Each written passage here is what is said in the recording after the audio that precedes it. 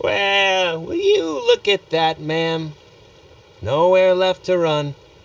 Don't worry, we're not bad guys. You give us some mora, we give you a little info. Everybody's a winner. Boss, I got a bad feeling about this. Look at her, the white hair, the energy she gives off. I'm telling you, there's something different about her. So what? She's loaded. How are we ever going to repay those gambling debts if we just let money walk away from us, huh? I've already told you, I don't need your information. If you still can't grasp that, I'm happy to repeat it in a way that won't be so easy to forget. Come on, ma'am. You seem like an intelligent lady. I shouldn't have to spell this out to you. It's not about whether you need the info or not, okay? It's about you taking out your money and handing it over and nobody getting hurt. I won't. No more excuses! I know you have money. I saw you. Yeah, I saw you. Strolling into Leo Lee Pavilion, ordering a table full of food, and only taking a few bites. Then Shinyu at kiosk, then Wanmin restaurant. Same story each time. You order all the signature dishes, take a few bites, then you're on your way again. How could you afford to be so wasteful if you weren't from a rich family? And since you're so rich, what's the loss to you in giving us a little spare change, huh? Master warned me not to lay a hand on anyone in Liyue Harbor. But here we are. Perhaps... yes. Let's call it fate. Boss, I'm telling you, something's not right. What are you afraid of? We're just selling information. It's not illegal. If she lays a finger on us, all the better. We'll sue her for everything she's worth.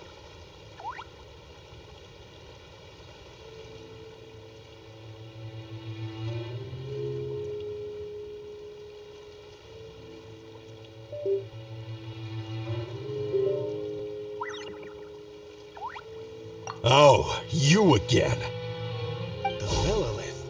What are the Millilith doing here? Did you do this? You ought to mind your own business, I swear! Silence! How dare you threaten innocent civilians? You're coming with us. No, don't be angry, sir. Please, let me explain.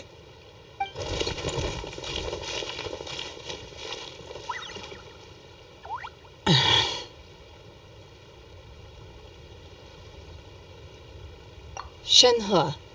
Shenhe? My name. Oh, so your name's Shenhe. Paimon's name is, well, Paimon. And this is Paimon's travel buddy. I've heard about you two before. Thank you for helping to defuse the situation. I could have dealt with it myself, though. I suspect smashing his head against the ground a handful of times is all it would have taken to get him to surrender. You can't do that. That's way too violent. This is Liyue Harbor. There are laws against that kind of stuff, you know. Laws? No, apparently not. Really? So how exactly have you...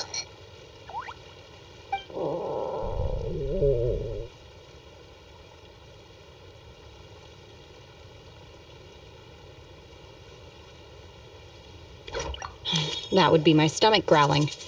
I haven't eaten enough. She's so honest. Wait, that's right.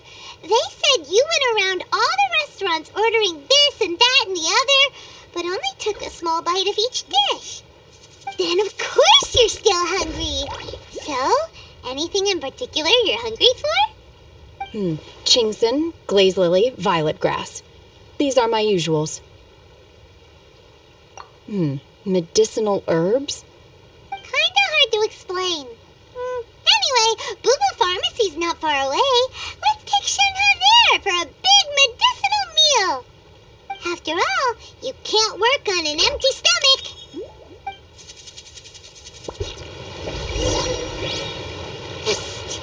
Do you think Shenhe might be an Adeptus? It seems like it's her first time in Liyue Harbor, and she doesn't seem to get how things work here. If she is an Adeptus, that would explain everything. Where does she fit in with the other Adepti, though? Paimon's super curious.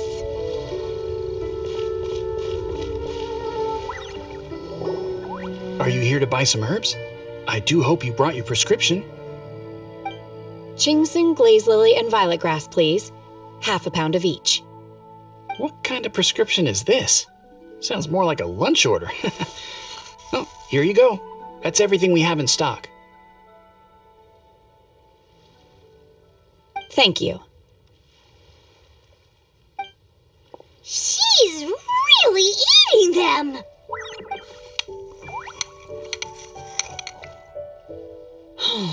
My hunger has now abated. Thank you.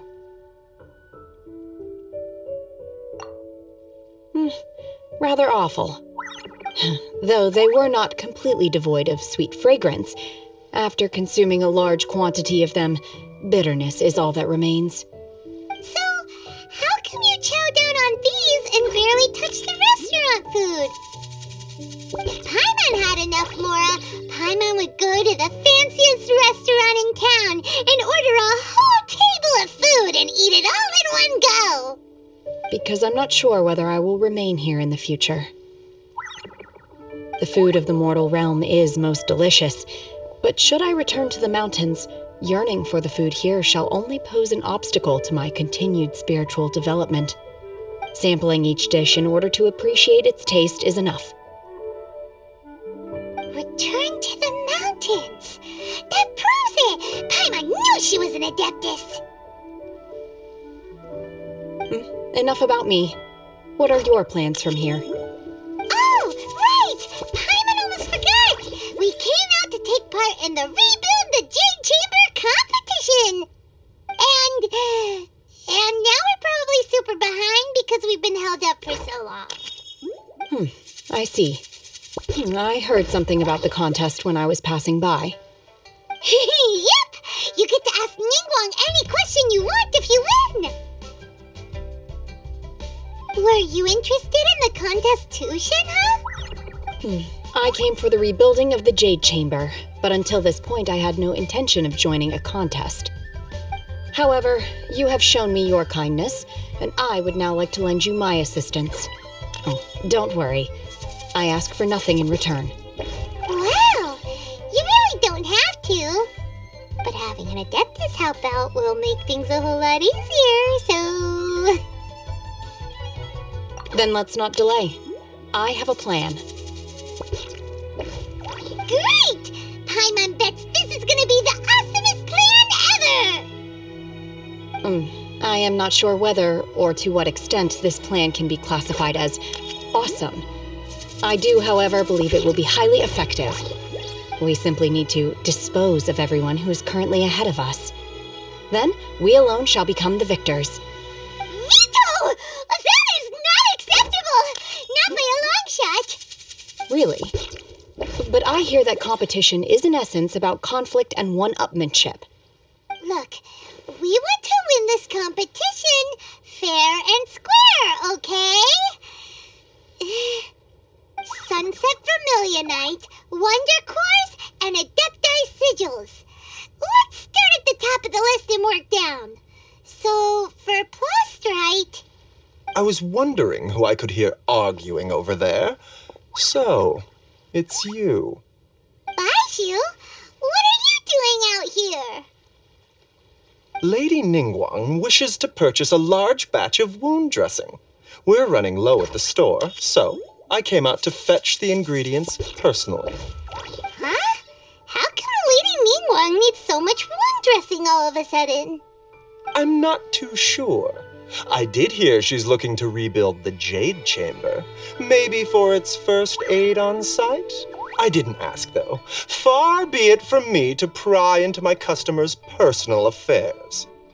Oh, and she also borrowed Chi-Chi. Meaning Boo Boo Pharmacy is very short-handed right now. I don't suppose any of you are looking for part-time work by any chance? No, we've got other stuff to do.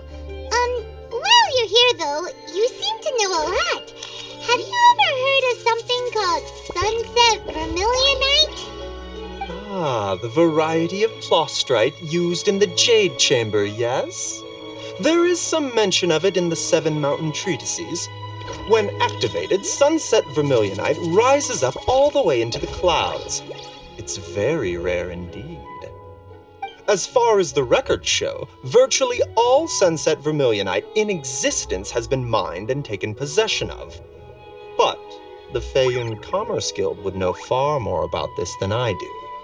Okay then, let's go ask at the Feiyun Commerce Guild.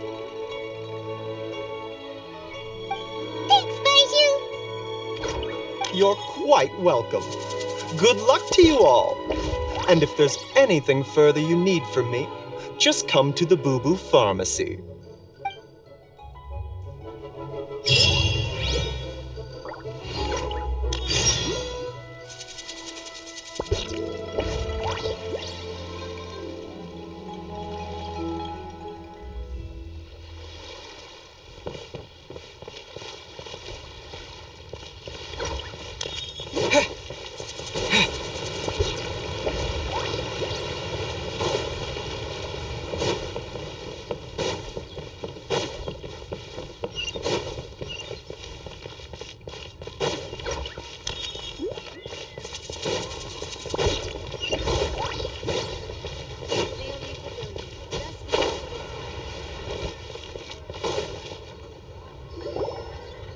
Master Xingqiu, thank goodness you're finally back.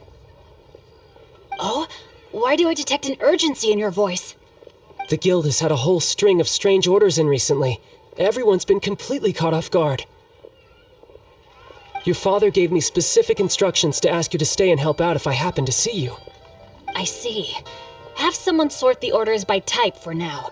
I'll deal with them myself shortly. Oh, how wonderful. Thank you, Master. With you on the job, I can breathe a sigh of relief. Hey, Xingqiu! Glad you're here. We want to ask you for some information. Traveler, Paimon, please wait a moment. Shu, I need to entertain some guests. Please continue with your work for the time being, and we'll discuss the matter of the guild's orders in more detail later on. Understood, Master Xingqiu. Then I will leave you in peace.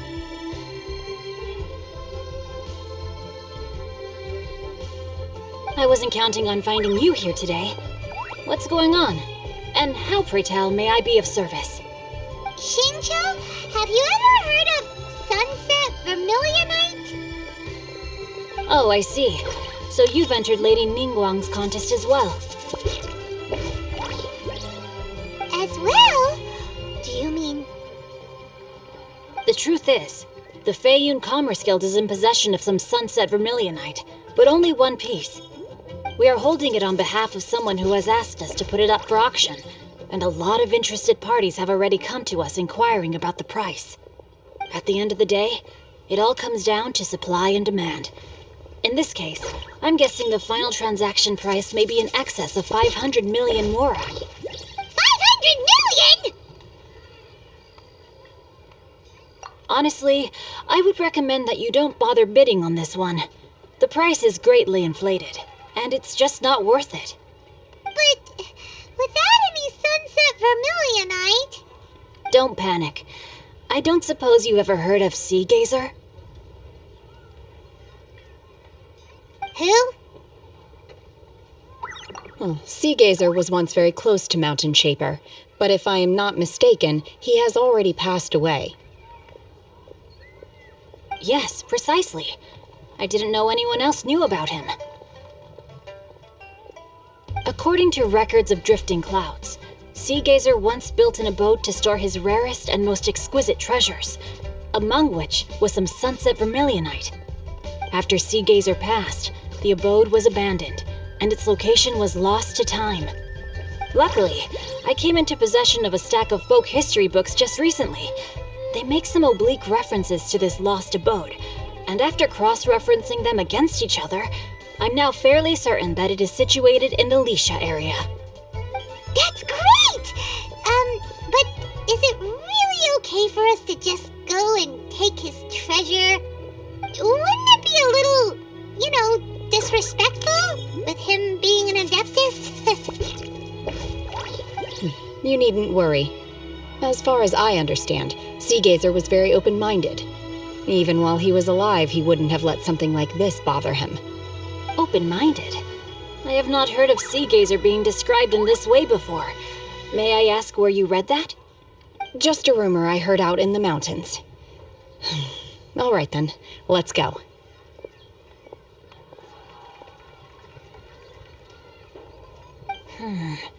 There's something about this young lady that reminds me of a good friend of mine. Oh, I almost forgot.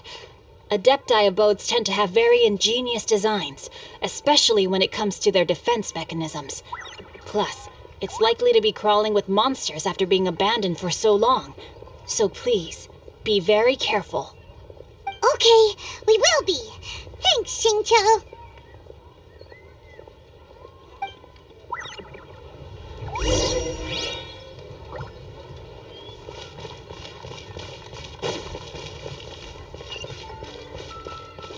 Auto reconfiguration is an essential.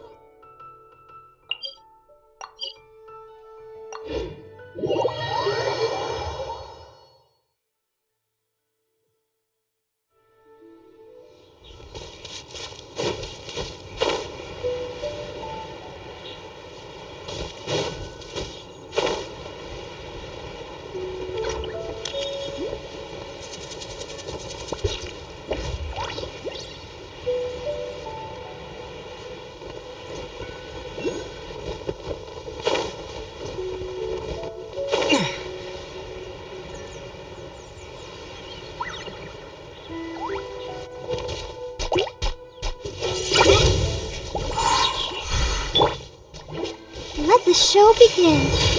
Hi. Huh. Hi. Ho. Huh. Huh. Hi. Huh. Huh. Yeah. Hi. Huh. Huh. Huh. Yeah. Yeah. Yeah.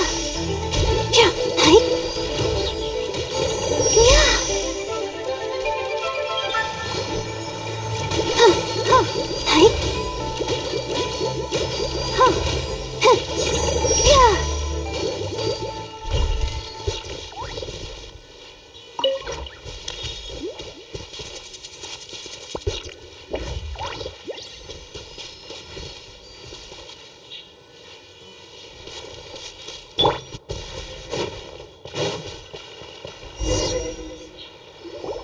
Let's see.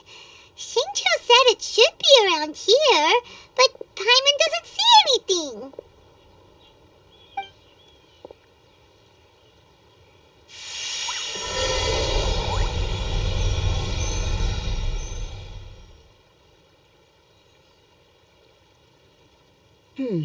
This place was hidden using a special Adepti art. But now that I have removed it, we can inspect the area more closely. Wow, that's amazing! Yep, let's take another look around. Hey, look! Is that a new Sealy over there?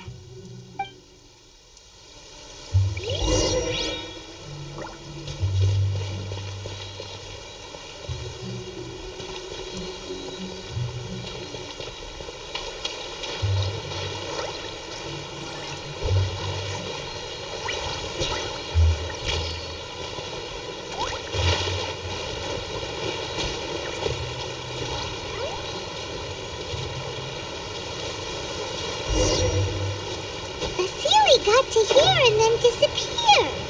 Should we go over and take a look?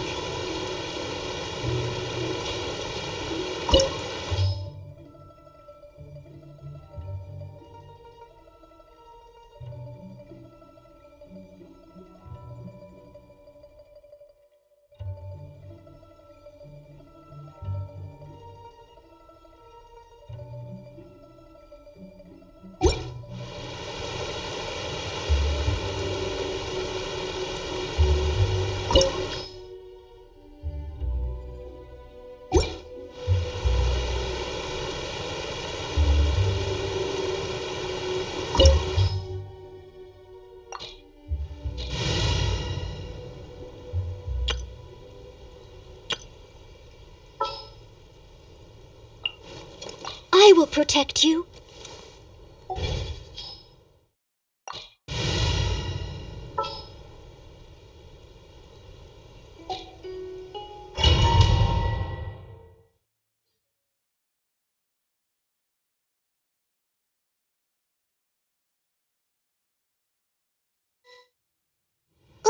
What? Weren't we at a waterfall just now? How did we suddenly end up here? Oh, so many clouds. It feels like we're high up in the sky. I believe this is the abode of that Adeptus. With any luck, the sunset vermilionite we're looking for should be in here. Really? Let Paimon see. Huh? Isn't that the Sealy from before? Look, it's gone and snuck beneath the clouds. And now that Paimon takes a closer look, the rocks and trees here don't seem complete. Oh, could there be something below the clouds? These are not real clouds. They are the product of an adeptite art used for spatial partitioning. If we want to go down, we must first destroy the mechanism that is maintaining the adeptite art. All right, then let's do it. I sense the presence of monsters in this place. I don't know where they are hiding, so we'd better be careful.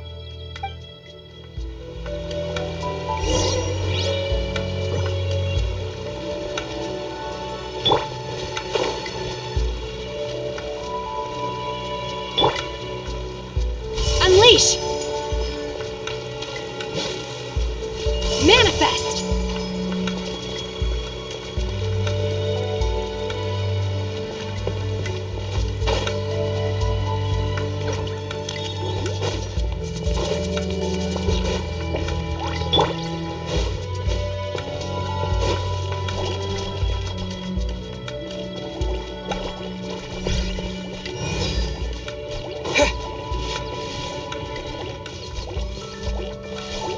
Windblade!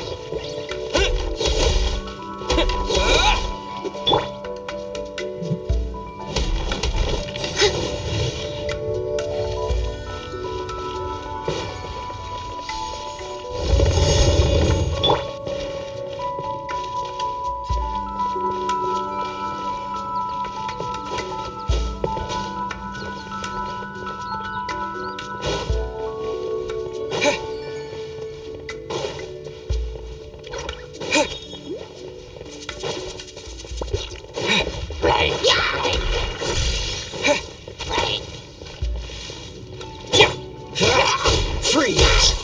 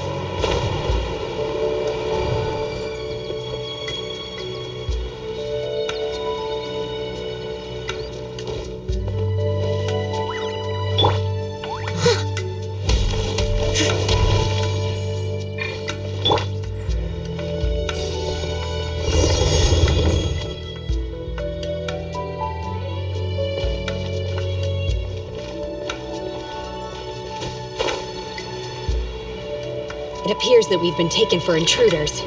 This time, why not allow me to take care of this? Unleash! Obey!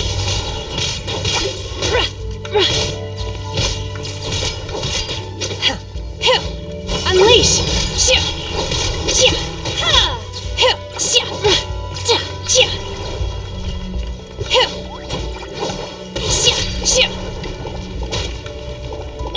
Dodge this!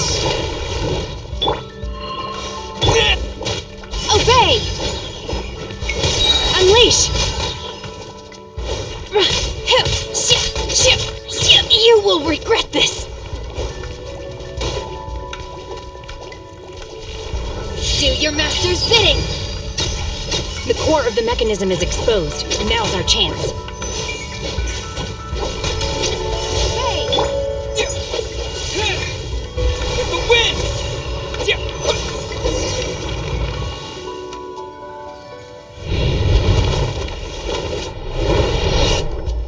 Whoa!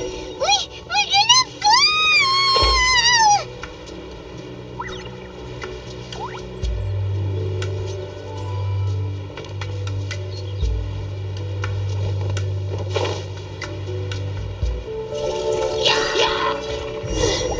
Is everyone okay? Look! The Celia's disappeared beneath the clouds again! It looks like we need to go further down. But before that, let's destroy the guard mechanisms on this level first.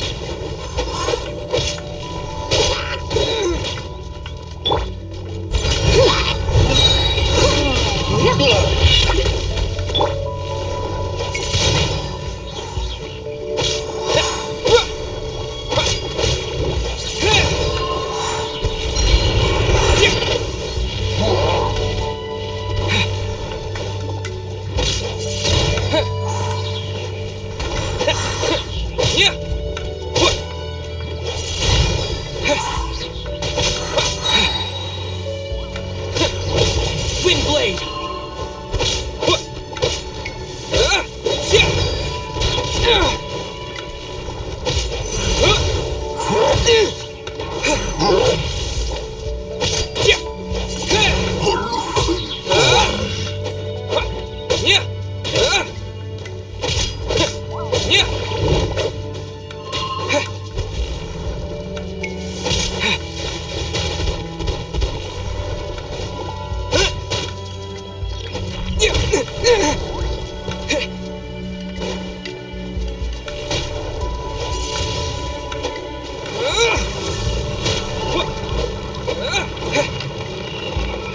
Wind blade!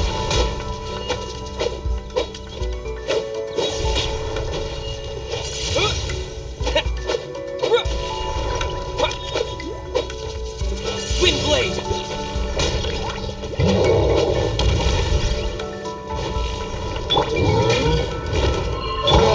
In your dreams!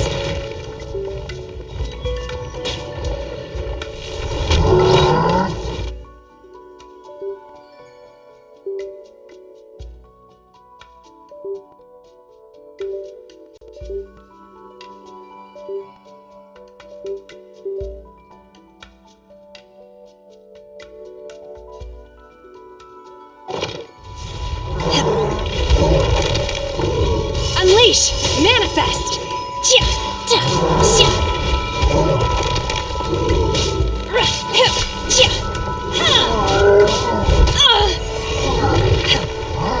Obey!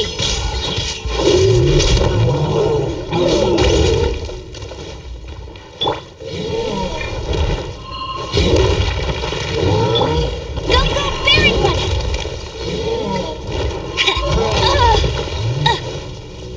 No escape! Cool it! Don't get frostbite!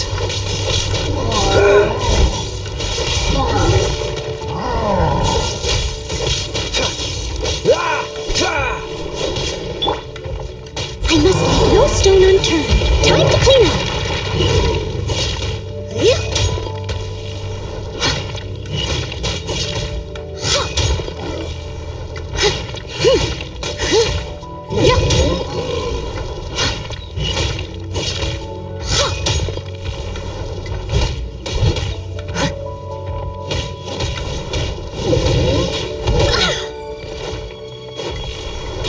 Leave it all to me.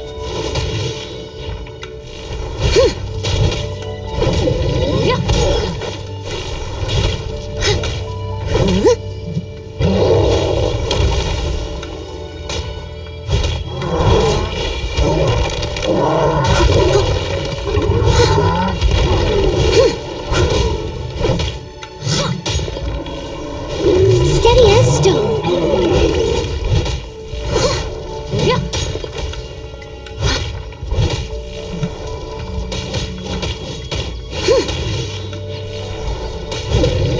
Someone needs assistance.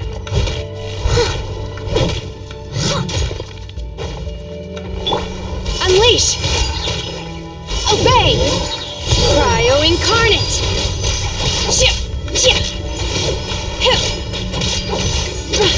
Manifest!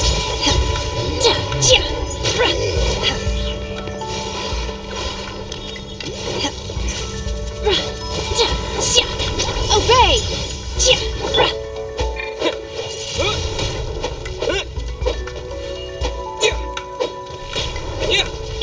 Unleash!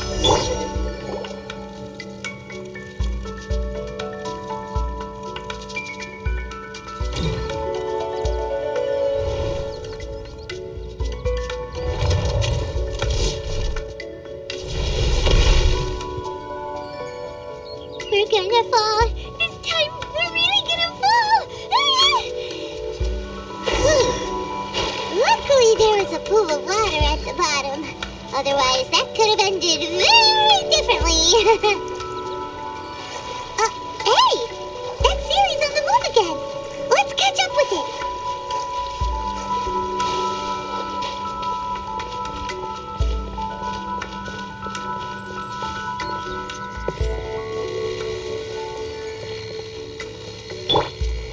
Dodge this!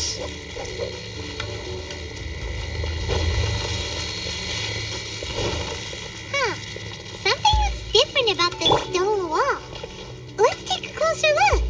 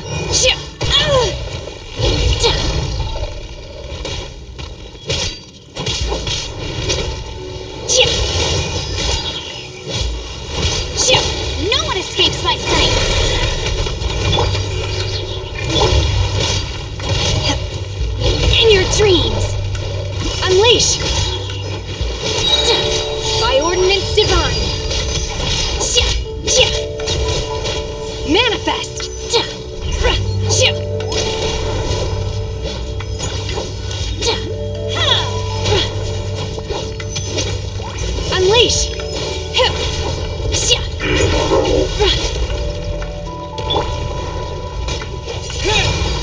Disappear!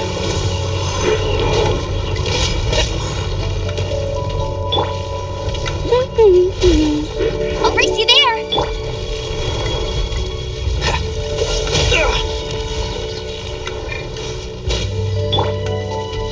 As a good knight should.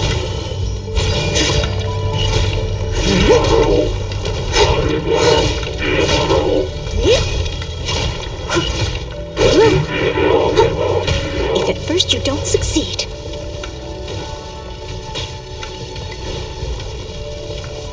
I'll catch up.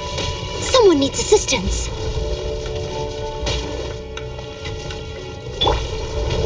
Cool it!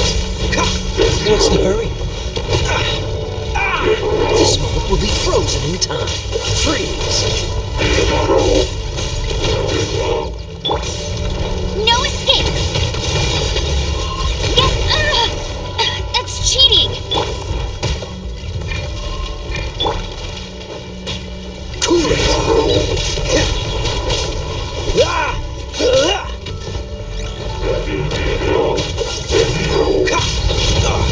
Don't push your luck.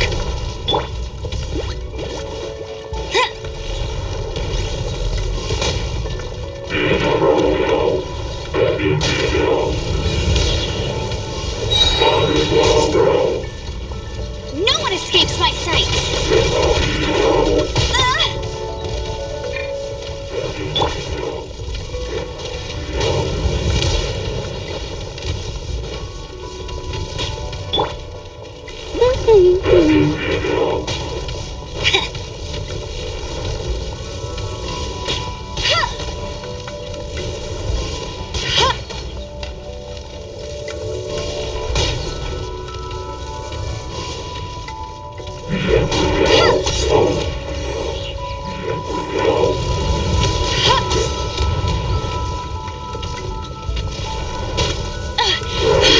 You'll pay for that!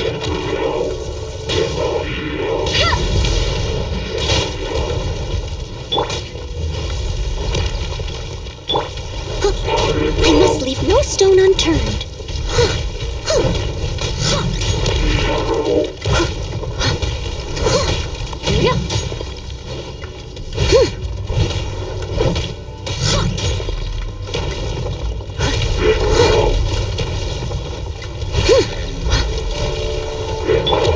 Go, go, Baron Bunny!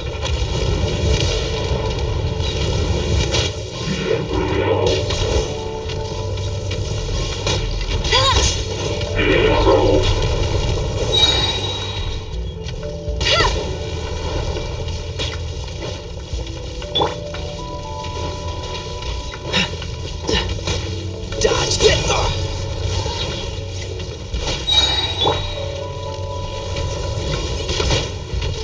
Let it rain!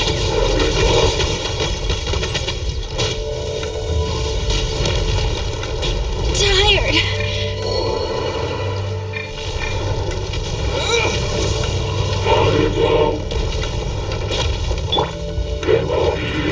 Cryo incarnate! Oh, my curse! To there.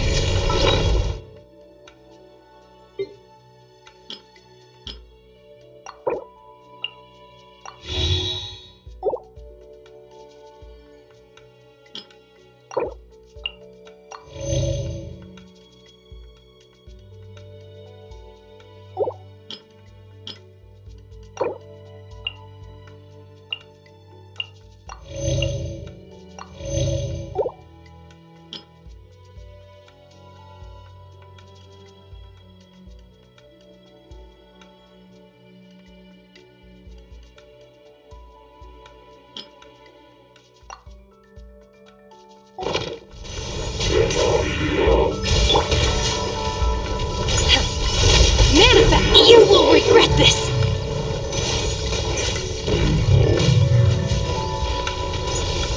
I will wipe them out! Leave it all to me.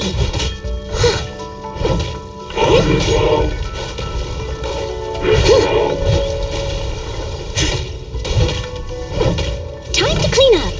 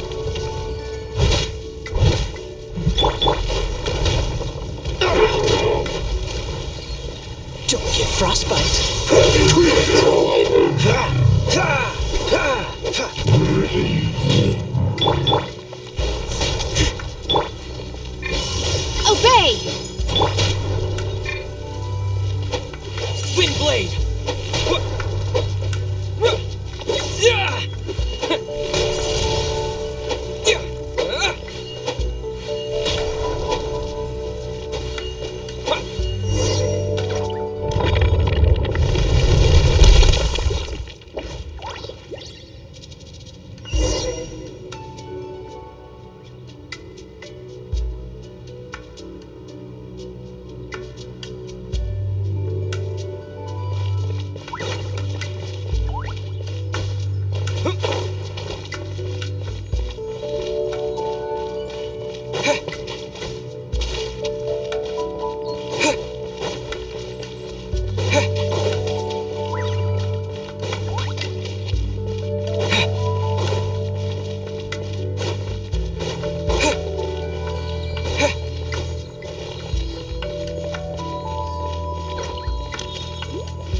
over there! Could that be the sunset vermilionite?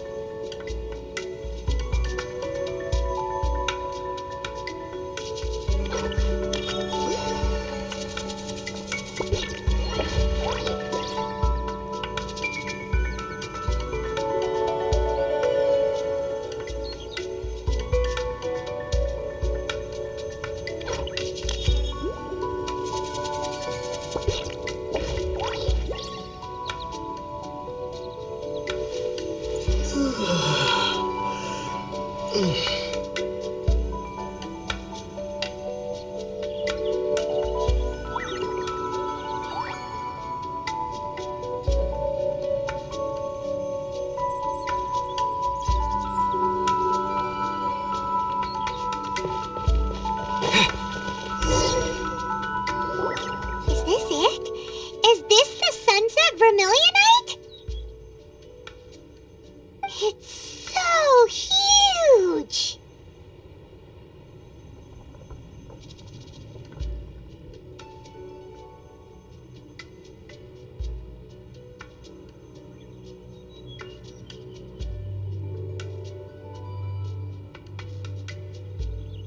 That's true, but then again, why isn't it floating? Prostrate doesn't float until it's activated. It may look different from most ordinary stones, but it weighs around the same amount. Only after being activated does Prostrate reveal its true nature, breaking free from the shackles of the mortal realm and ascending up into the heavens. Wow, Shenhe, you seem to know everything about this. Only because my master is fond of chatting about these things. The moment she has some time to spare, she'll come straight for me and start telling story after story. I don't care for her stories most of the time. I certainly didn't expect them to ever come in handy like this. Hold on a sec. Paimon just realized something. If we activate it here, there's no way we'll be able to get it back to the site, right? Heck, we'll be dragged up into the sky too! But if we don't activate it, how else are we gonna lift it? This rock must weigh well over 1,000 pounds, surely! Don't worry. I can handle the weight quite easily.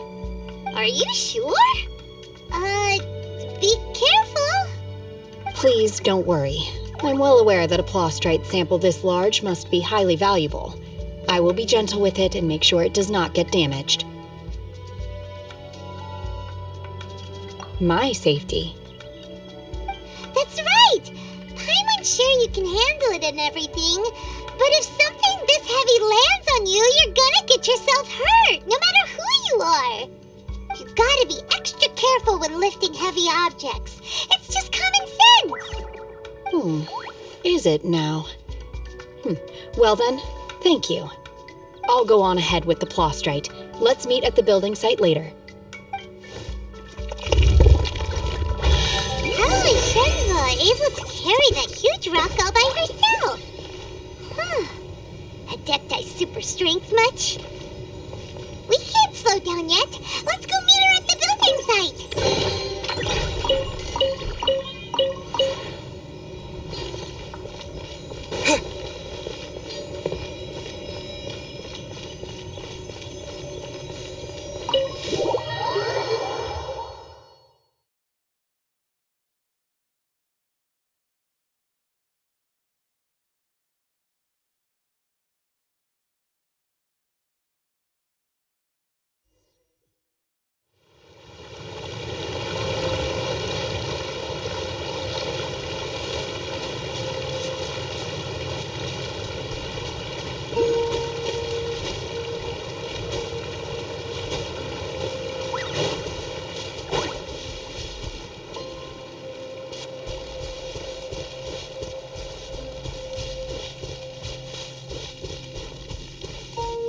Want a taste of my hammer?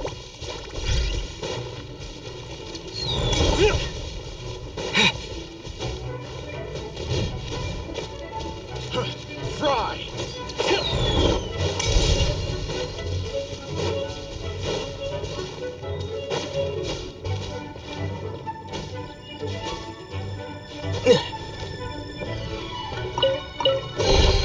A reward on the road.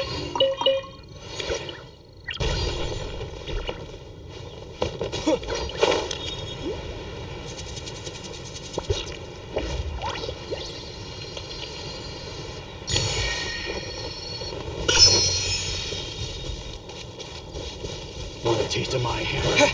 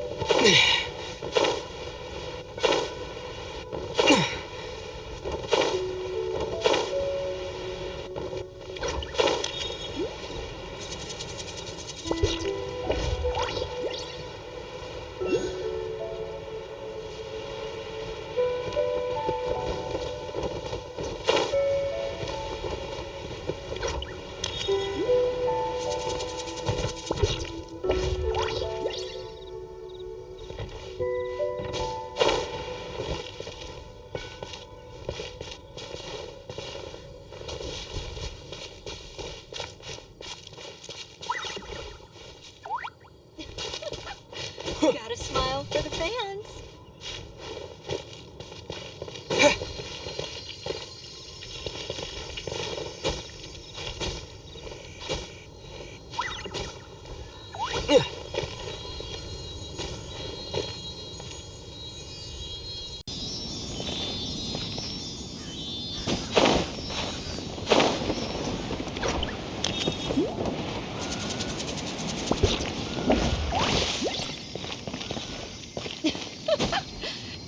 smile for the fans.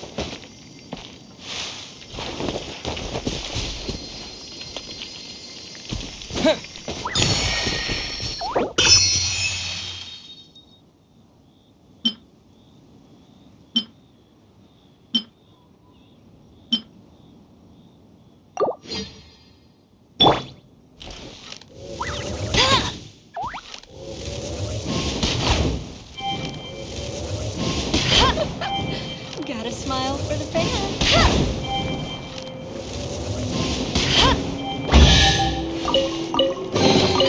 Another target tracked down by Outrider Amber.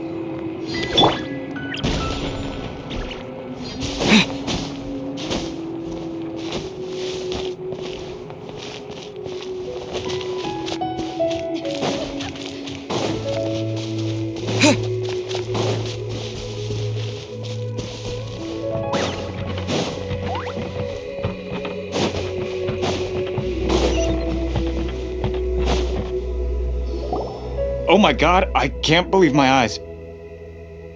How can she lift that massive rock all by herself? She's got to be one of those Adepti, surely. Oh, mighty Adeptus, please give me your blessing so that in the coming year I may reap a more bountiful salary. This is top tier in size and quality, and the condition it's in is quite simply immaculate. Congratulations, this item is approved for submission.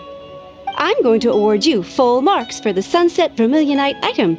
May I take your name? My name isn't important. I'm not even here to compete. I was just delivering this for some other people. They should be here any minute now. Shenhua and Ningguang's little helper. Ah, so you're the ones behind this. No wonder. The rarest talent turns in the rarest Plostrite specimen. But I have to correct you on one point. It's not helper, it's secretary. Okay then, Miss Secretary, what do you think of the rock we found? Pretty amazing, right? In truth, it is the finest piece of Plostrite we have received so far. If everything goes according to plan, we will use this piece in the foundation of the Jade Chamber, which will enable us to proceed to the next stage of construction. As a side note, Lady Ningguang has rented some dwellings in the nearby area to serve as accommodations for the contestants. If you need a place to rest, you are welcome to stay there. Now, please excuse me. As you can see, there is still a lot of work to do on the building site. Shenhua! Just now on the way over, pretty much everyone was singing your praises! Oh, really? What kind of reaction is that? So strange. Aren't you happy about it? Whenever Paimon gets praised, Paimon can't help but hold their head up high and break into a big smug smile. I've had similar compliments before. They call me an Adeptus, treat me with great deference and respect, as if I'm set apart from the common folk. Yeah, 'cause that's how Adepti are. At least the ones we've met are pretty unique and reclusive, too. Way different than normal people. But I am not... Shenhua? I'm fine. I've been exerting myself quite a lot ever since we set foot in that abode. I'm just a little fatigued. Well, Byron said that there are some makeshift hotels we can use, right?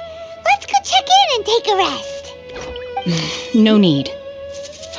I simply need to find myself a secluded place in the wilderness to sit and meditate in silence. You can't do that. It's dangerous out in the wild on your own. When you're hungry, you go eat something tasty. And when you're tired, you go lie down in a nice, comfy bed.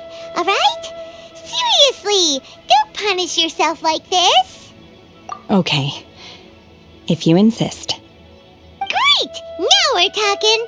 Let's head to our hotel.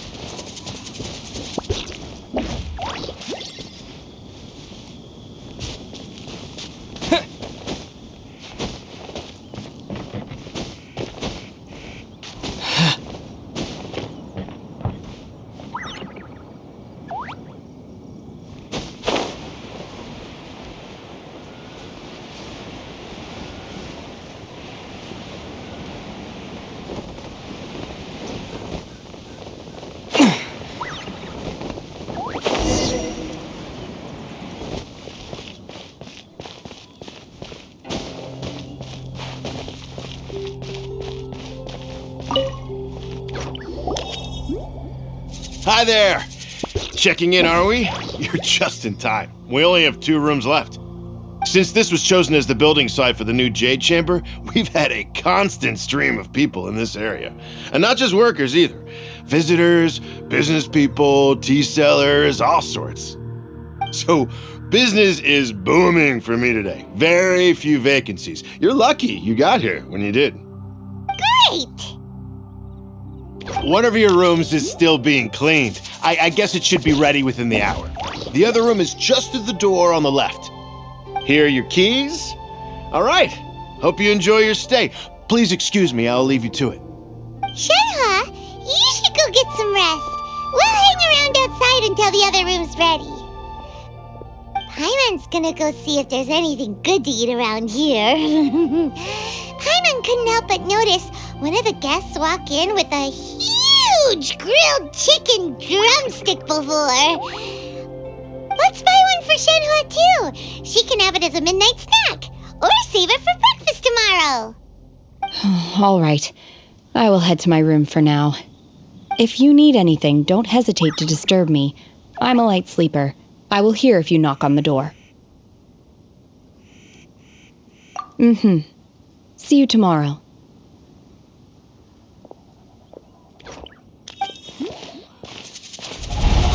Hey, isn't that Cloud Retainer? What's she doing here? Let's go and say hi.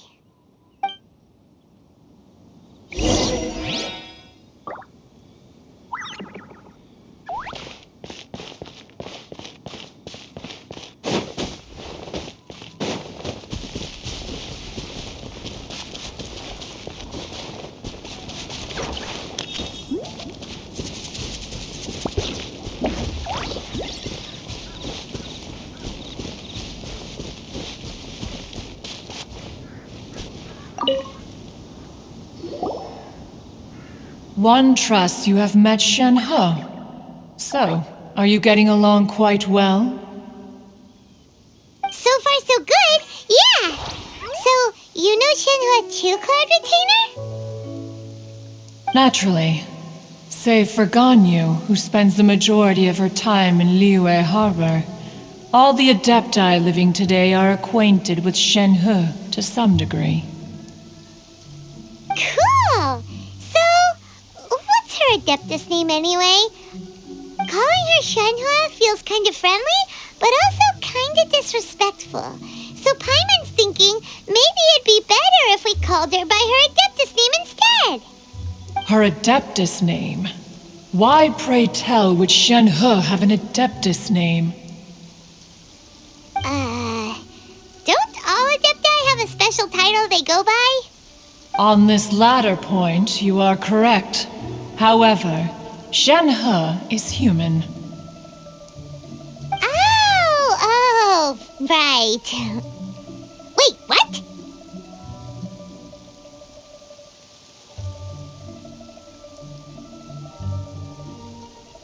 What? You knew already? So is Paimon the only one who didn't know? Do you mean to say that she presents differently from ordinary human beings? Well, to start with, her problem-solving methods are extremely direct. Ah, yes. She was like this all those years ago when one first met her. In this respect, she has not changed. One first found Shenhe by chance in a cave. One was passing by and sensed the presence of a god's remains. Being of an ever-vigilant disposition, one entered immediately to inspect the scene. Inside was Shenhe, then aged around 6 years old. In her hand, she held a dagger with which she was confronting a monster that was the god's remains incarnate. That sounds so dangerous. When one arrived, she had already been locked in confrontation with this monster for several days. Most mortal children are fragile, both physically and mentally, and are highly reliant on their parents for survival, but not so her. That she was able to endure such terrible danger was due not only to her strong willpower, but also to the bloodlust and homicidal instinct with which she was born. One dealt with the monster, yet she still refused to lower her guard. She even pointed her dagger in one's direction and remained ready to strike. Only after she was satisfied that one had no intention to cause her harm did she finally relent. She then passed out without uttering a single word.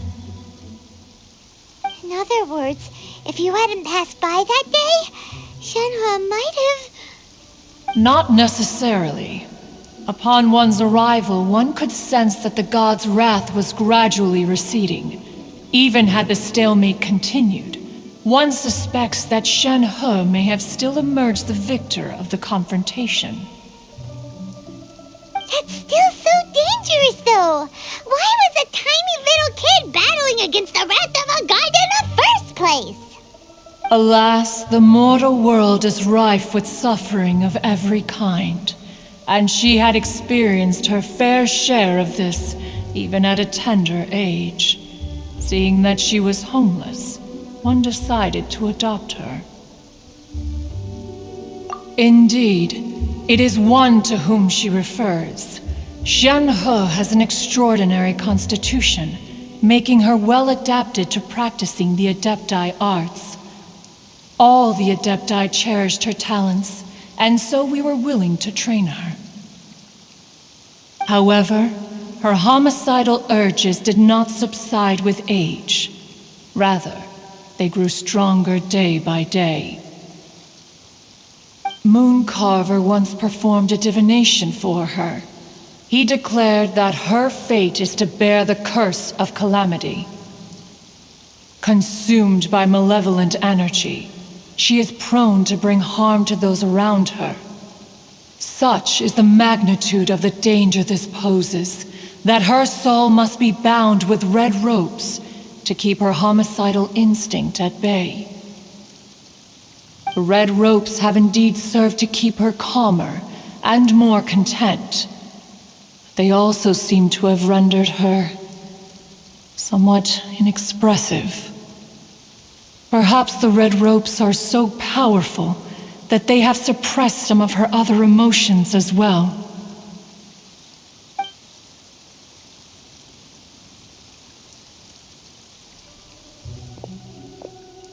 It is only by fate that people's paths may cross.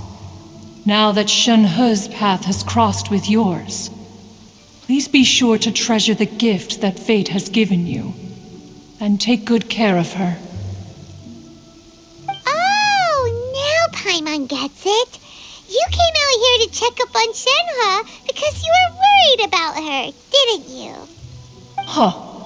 You dare draw such a facile conclusion on the nature of one's present excursion? Incorrect. The truth is that while Liyue Harbor may seem peaceful today, danger is always lurking in the shadows. Ningguang once made a bold assertion that this is to be the era of the contract between Liyue and the humans. Well, one is most curious to observe how she will respond to the coming storm. If she handles it admirably, One is willing to be a witness to her achievements. But if she does not, the Adepti shall not hesitate to seize control. Let us conclude our conversation here for today. One has occupied enough of your time, and night is approaching. Be sure to get ample rest.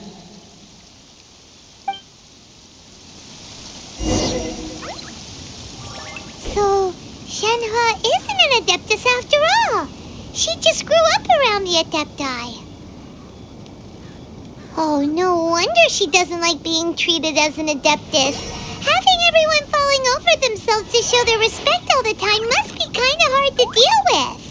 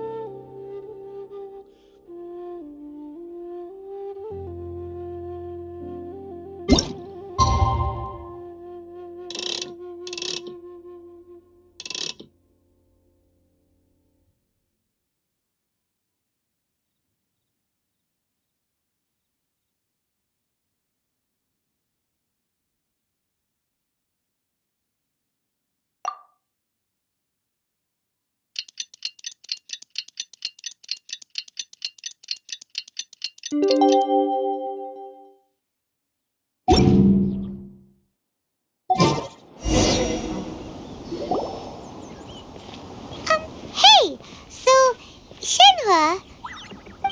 Master has relayed my situation to you, I take it. Oh? How did you know? I'd intended to wait until you came back before going to sleep, but I didn't hear you come in. I was worried that something may have happened to you, so I went outside to check and caught sight of my master.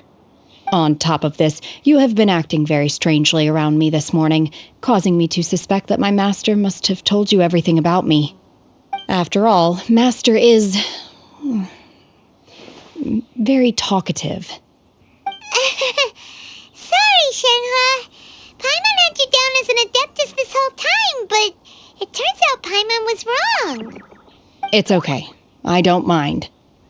The fault is mine for not explaining everything to you sooner, because in my experience, trying to explain is a futile pursuit. Still, though you mistook me for an Adeptus, you never treated me as distant and unapproachable. Instead, you treated me as you would a friend. For this, I am very grateful indeed. To be fair, we've met our fair share of real Adepti, too. Anyway, now it's settled. From now on, you're our friend. Whether you're an Adeptus or a human isn't the important thing. First and foremost, we're just plain old friends. Got it. Although I don't know quite what it entails in terms of what I have to do, I must say I like the title friend very much indeed. Great! Well, now that we're all rested up, we should start searching for the other 2 items on the list. But before we do that, let's go to the building site and ask Ningguang's little helper how the progress is going. After all, Sunset Vermilionite is so rare. Paimon doubts many competitors will really be able to find any. If it turns out some of them have given up already, we'll be able to take things a little more slowly. Oh, and another thing. We bought some grilled chicken drumsticks on the way back last night. There was a place just outside. Here's one for you, Shenhua. Try it. They're so good. I concur.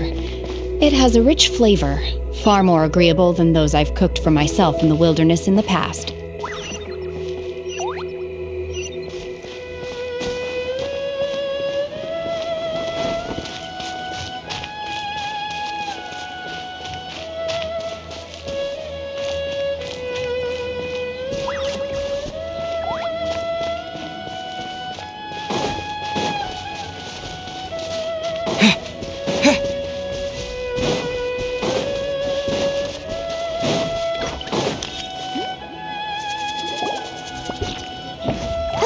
Look!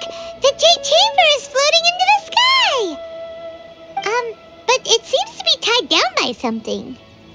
That's because it's not finished. Hey, Byron! And hey! People Paimon doesn't know?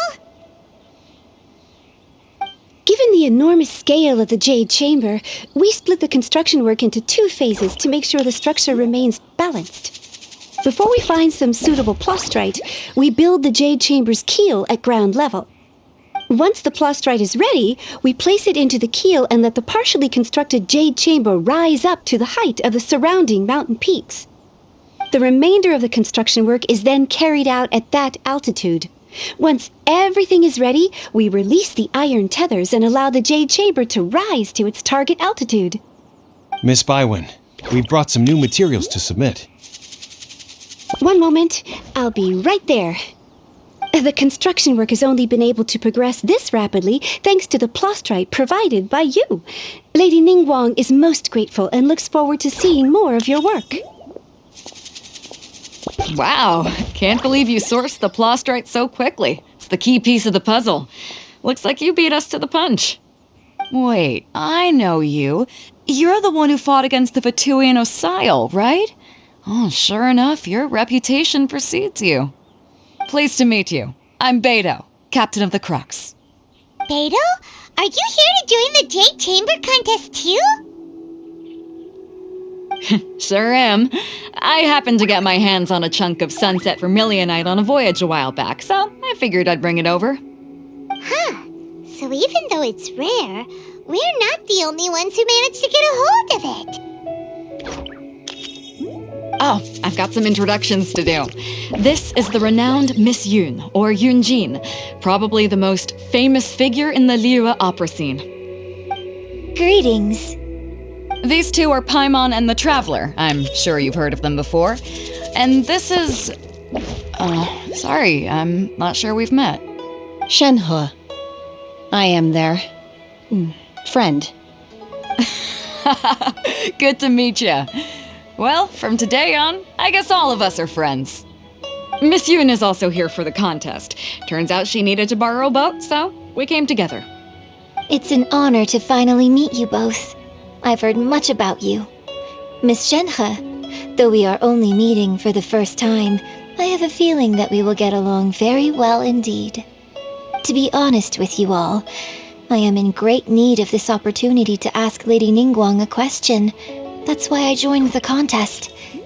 Thanks to my father's connections, I was able to acquire a specimen of the plastrite required. Fortunately, it was approved for submission, despite being a little on the diminutive side. Wow. So it looks like the 3 of us are competitors now. Excuse me for prying, Miss Shenhe, but are you competing as well? No, I don't have any questions for Ningguang. I just wanted to help him win. In that case, I have a proposal to make. Lady Ningguang said that the first 3 contestants to procure all 3 materials will be awarded the chance to ask a question. Well, there are 3 teams here. We can split the prize between us. Instead of competing against each other, we could work together to secure the top 3 places between us. What do you think? Sounds great, but how does that change things exactly? I think I see where you're going with this, Miss Yun. The plastrite was the most difficult item to source by a long shot. Luckily, all 3 of us managed to get our hands on it. The 2 remaining items aren't quite so rare, so as long as one of us finds a way to source it, the other 2 can hop on the bandwagon. How'd I do? Is that what you had in mind? Precisely. Huh. Interesting approach. Okay then. All right, I'll go first. I have some leads on these wonder cores. From what I've heard, the core itself is really not that difficult to make. The hard part is getting hold of the ore used as raw materials. I'm gonna head back to the ship and ask Suling if he's heard of them. You guys... We will head into town and seek advice from Master Zhang of Hanfeng's Ironmongers. Thoughts?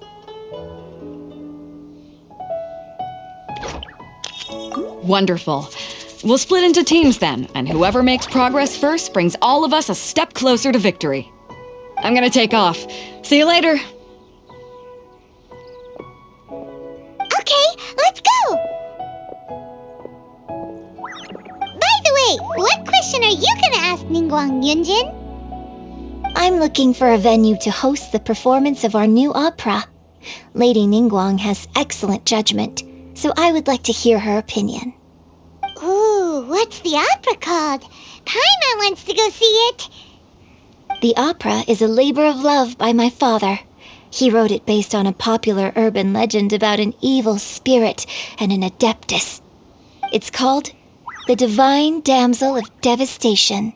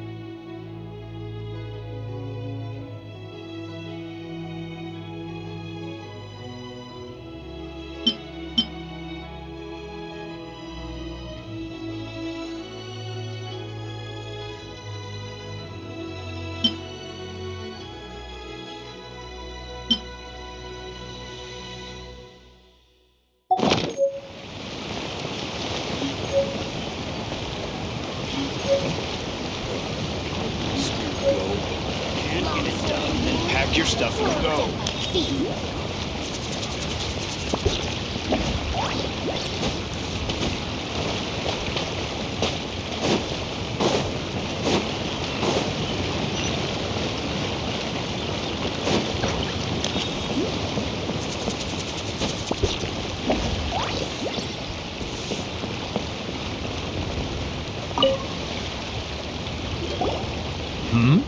Ah, hello. Are you here for something off the shelf, or do you need something forged? Excuse me, Master Zhang. We were wondering if you'd heard of something called a Wonder Core. Of course I have. Sorry, who's asking? My name is Yunjin. Perhaps you don't know me, but I believe that you forged some weaponry for my father in the past, for stage use. Yunjin? Stage use? Oh, so you must be Miss Yoon. Sorry, my brain's finally caught up. It's not used to doing much beyond bashing a hammer all day. Everyone's heard of you, Miss Yoon, even folks who don't make it to the opera all that often. Like myself. So, you're here to ask about Wonder Cores, huh? As it happens, I do know how to make them. Matter of fact, I made some for Lady Ningguang back when she was building the original Jade Chamber. The types of ore needed to make Wonder Cores are a little hard to come by. Lady Ningguang supplied them herself last time. I don't suppose you've brought any yourselves? No, we were gonna ask you what kinds of ore we need. Sure. Well, you'll need two kinds. Star Splinter Iron and Subrosium. If I remember correctly, Lady Ningguang sourced her Star Splinter Iron from the Mount Tianheng area. They say it resonates with visions. It could take some work, but if you stick with it, you'll find some eventually. As for the Subrosium, though, that's trickier. It's all but unheard of on the market. I'm really not sure. Sorry. What I've heard is that the people around Mount Tianheng have some sort of magic trick that can pinpoint the location of the stuff. Of course, it's probably just hearsay. If you want my advice, start by looking for Star Splinter Iron around Mount Tianheng. And if you run into any locals, ask them a few questions about Subrosium. Mount Tianheng. Interestingly enough, the story of the divine damsel of devastation also takes place on that mountain. I hear the view there is quite spectacular, a favorite destination of the Adepti, in fact. Perhaps it can give me some inspiration. Let's not delay. We should head straight there.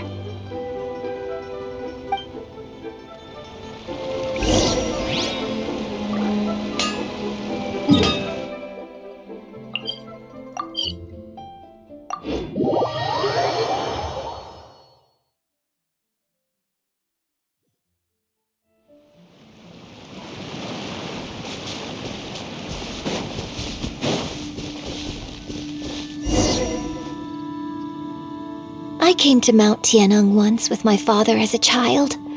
I remember it being such a long climb that I could barely feel my legs by the time we reached the top. This is quite a trip down memory lane for me. Look at these majestic towering peaks and the gently flowing streams. It's like setting foot in paradise. No wonder the legend of the divine damsel of devastation is said to have taken place here. Adepti wander oft where mortals seldom stride. Indeed, this looks like a place that one might expect to be frequented by Adepti. The Divine Damsel of Devastation is your upcoming opera, right? And the story takes place in Mount Tianheng. Huh. Seems like you have a real connection with this place. What's the story about, though? It's the story of a girl becoming a hero. Cool! A hero story? They're Paimon's favorite! The legend first arose in this area. It is said that there used to be a prosperous village on the mountain. In that village, there was a loving couple who were completely devoted to one another. One day, a terrifying monster appeared.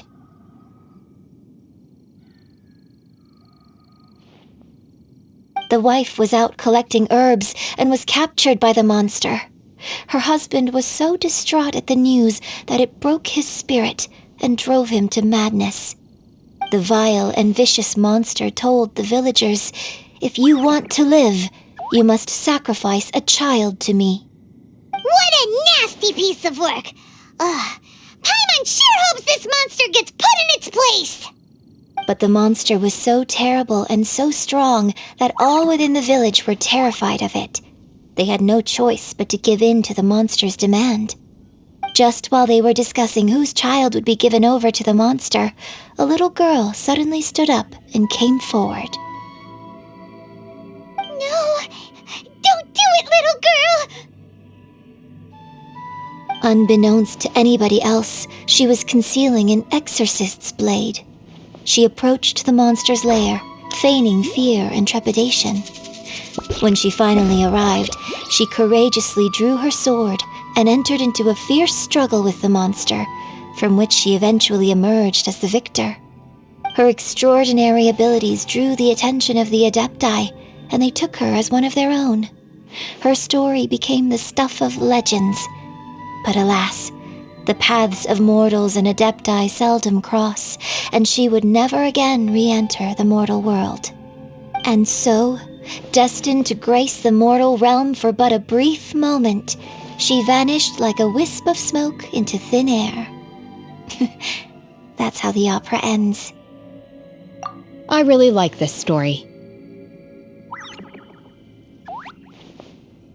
But I personally think that perhaps the little girl was not as brave as the opera makes her out to be. I'm not sure she deserves all the praise she is given. I've never considered that before. Opera is always an interpretation of the events it purports to portray. A certain degree of deviation from the truth is always inevitable.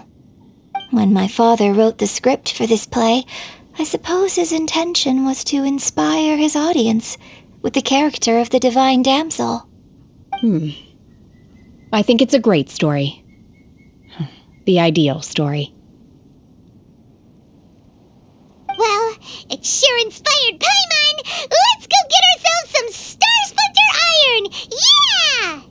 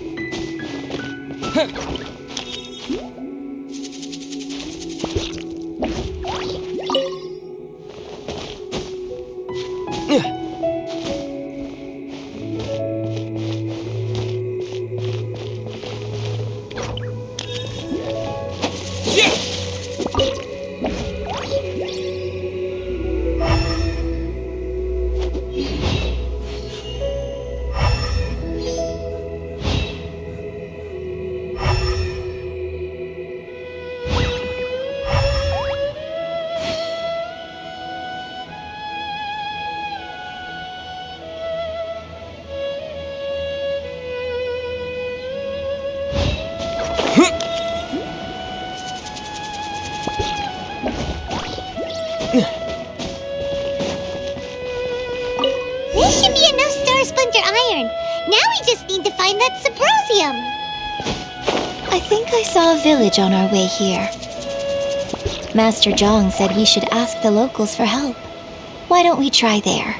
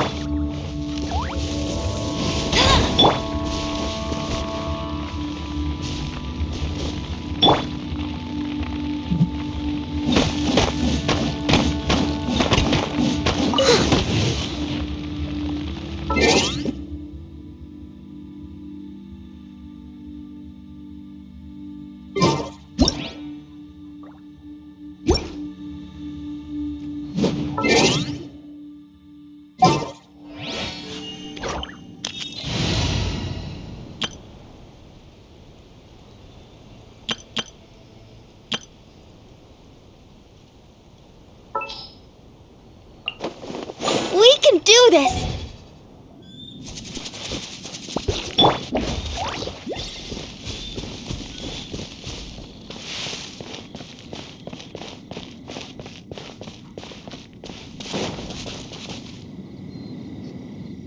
Hey, there really is someone here. Yunjin, looks like you were right. Excuse us, sir. Can we ask you something? Huh. He didn't seem to catch that. Hello, sir. We were just passing by and wanted to ask if you happen to know anything about Subrosium.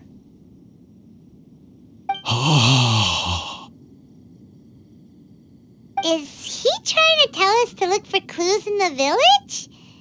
Well, whatever. Guess we're on our own here.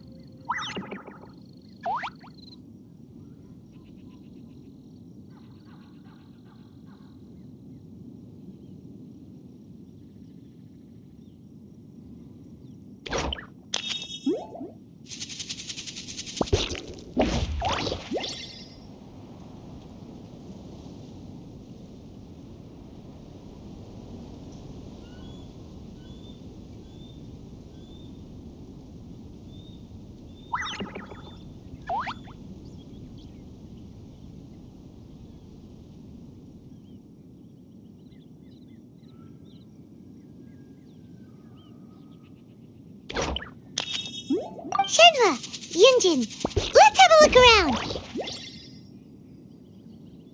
Sorry, you can go ahead without me. I'd like to have a word with this gentleman. If that's okay with you, Uncle Mingjin. It's... Shenhe. Shenhe. You're alive. The rumors were true. So, all these years? I'm sorry, I don't know how to find Subrosium, but I think you can find some information in the village. This place is deserted now. No one ever comes here, so you can rummage around all you want. Huh? You know this guy, Shenhua? Thank you, kind sir. We'll go and take a look around. Don't worry. Mingjin has no ill intention towards Miss Shenhe. She'll be quite safe. Okay, then let's see what we can find in this village.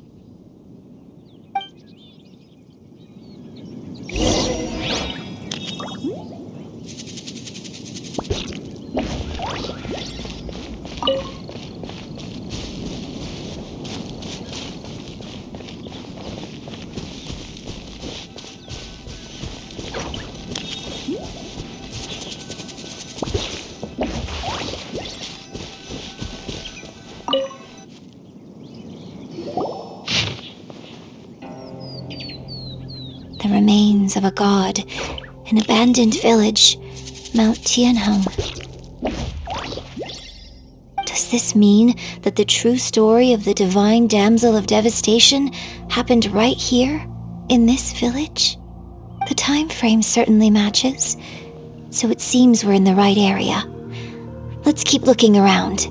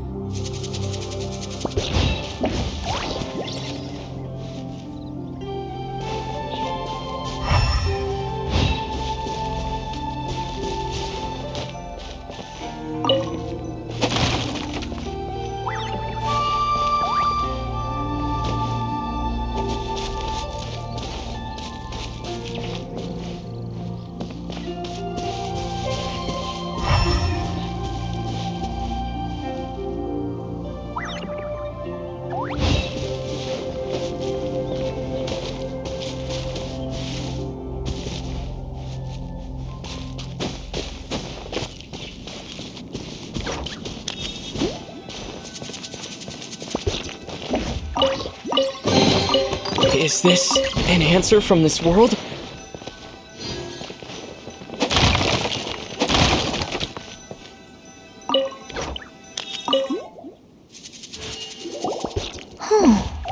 What's this?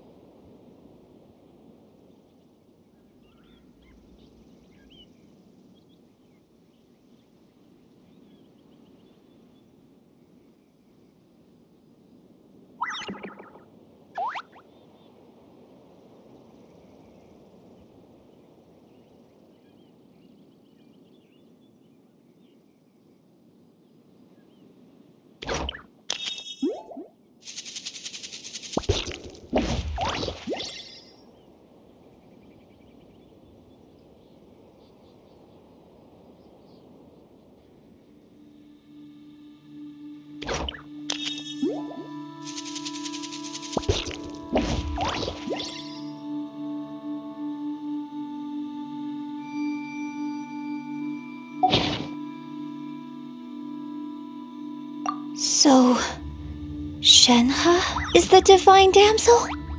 Now that I think about it, she does behave rather like an adeptus, and she is about the right age. So that's why I've been getting the strangest feeling whenever I chat with her. I should have noticed it earlier. According to this text, the divine damsel from the opera was actually the daughter of the loving couple. And she didn't volunteer.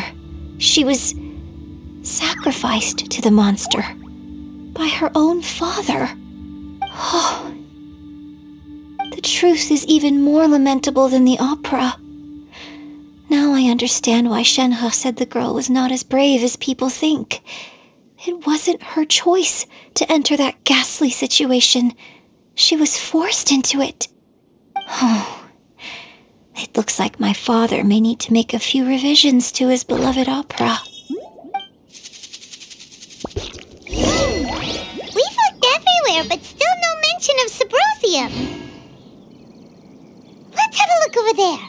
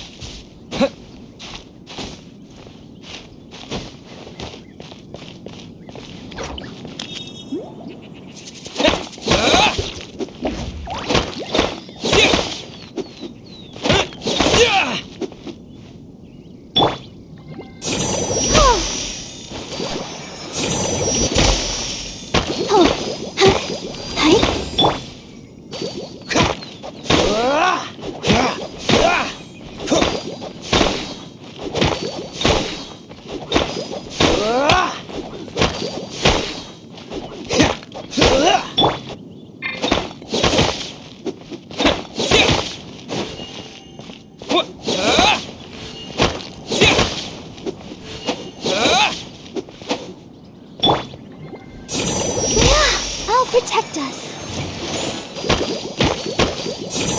Oh. Yeah.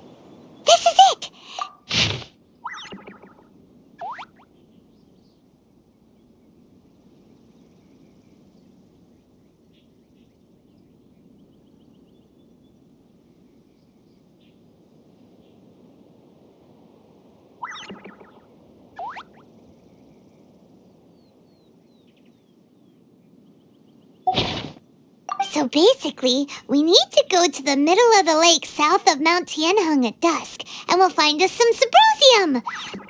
Let's go back and tell Shenhua the news!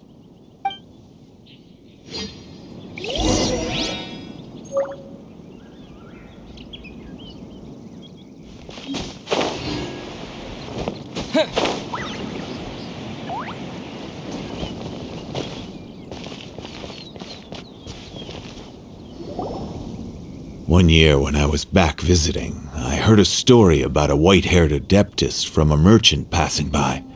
I never imagined it was you. I was a very close friend of your father's. I could have stopped him from performing the summoning ritual. I had plenty of chances, but I couldn't bring myself to stand up to him. I just let things happen, let it all escalate. And, well, we all know how that story ended. I bring flowers back here every year. And each time I wish I had a chance to apologize to you.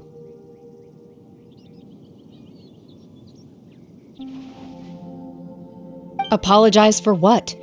If you'd stopped him, he'd only have found another way.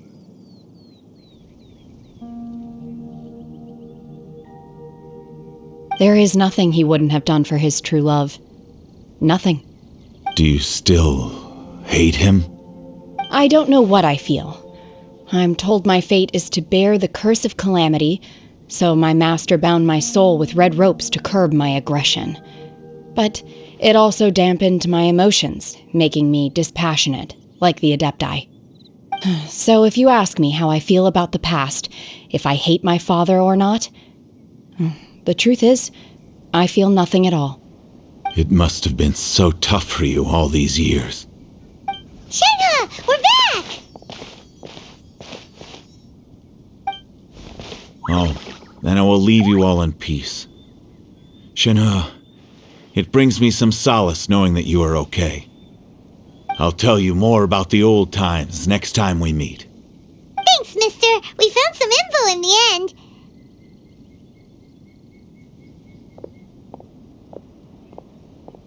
Shenhua, look! This tells us how to find Symposium. All we gotta do is go to the middle of that lake! Let's go then.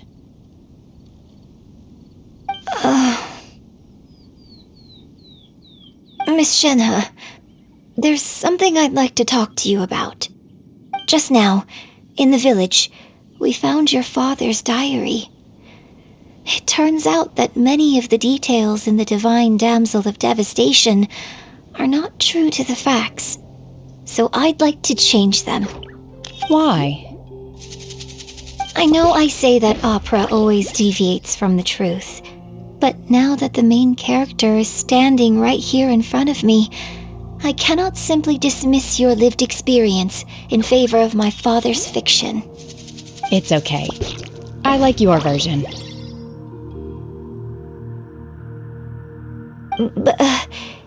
Huh? My master once said that the day I learn how to use my strength for the good of others is the day that I can truly become part of human society. So, I hope that one day I might be brave enough to stand up and protect others, just like the girl in the opera. But I've never thought this way before, and I wonder whether I will continue to think in this way. Don't worry. I believe you will. In fact, I think maybe you've already started to become the person you aspire to be. You just haven't had the opportunity to see it for yourself yet. Shenhe! Yunjin! Cut the chit-chat! Let's go!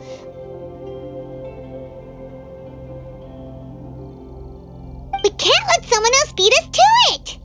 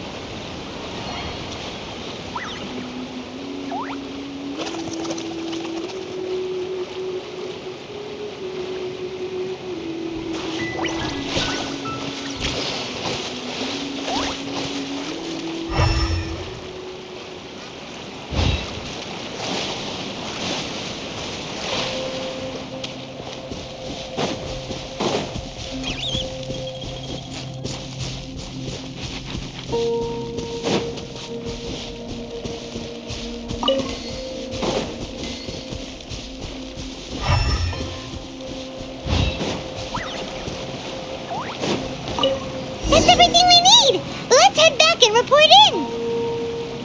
Paimon's character...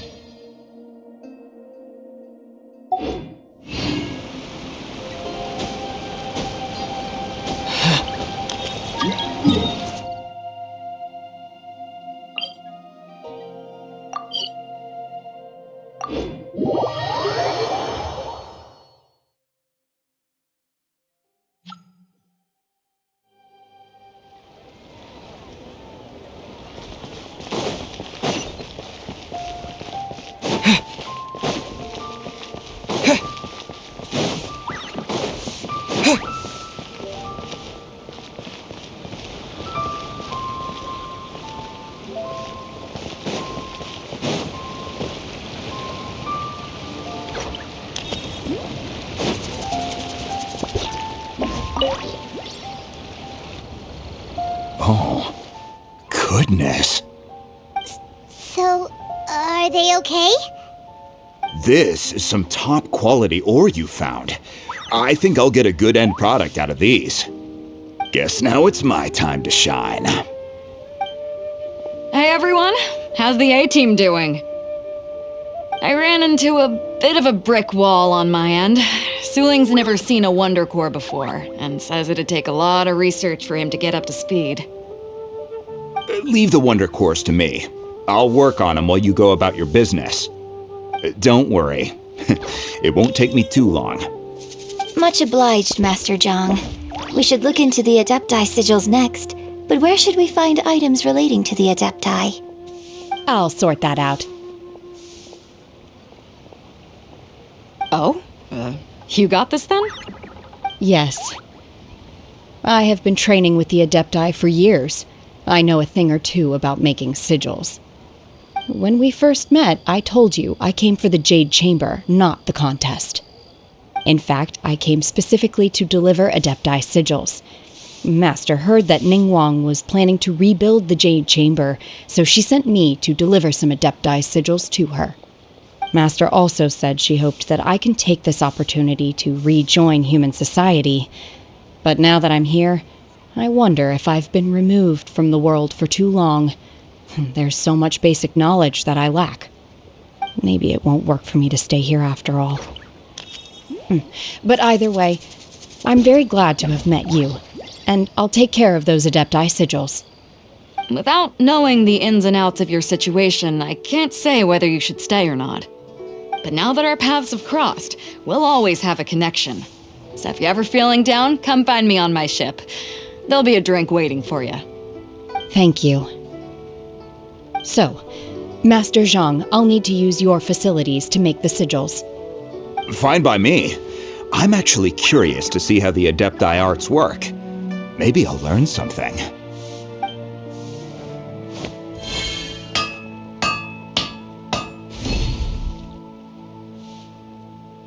Whew. The sigils are ready.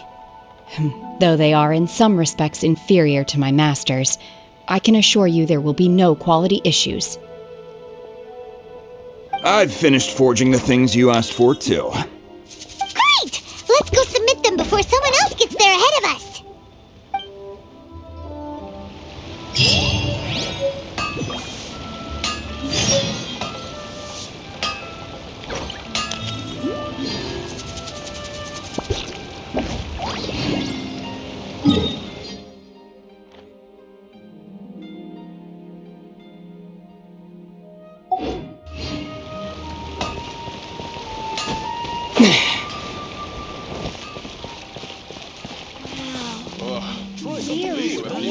Great job, Suey!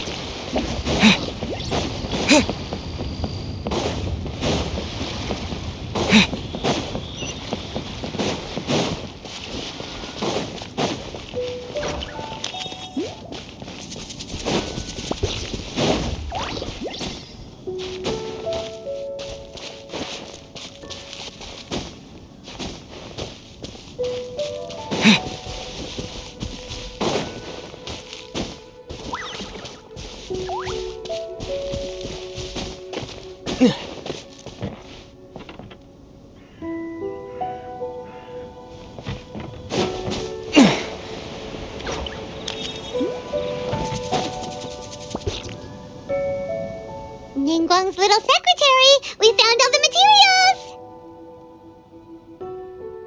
Oh, already? All three of you found them together. Okay, I see. The Wonderclaws and Adepti sigils look good. It seems that we found our winners.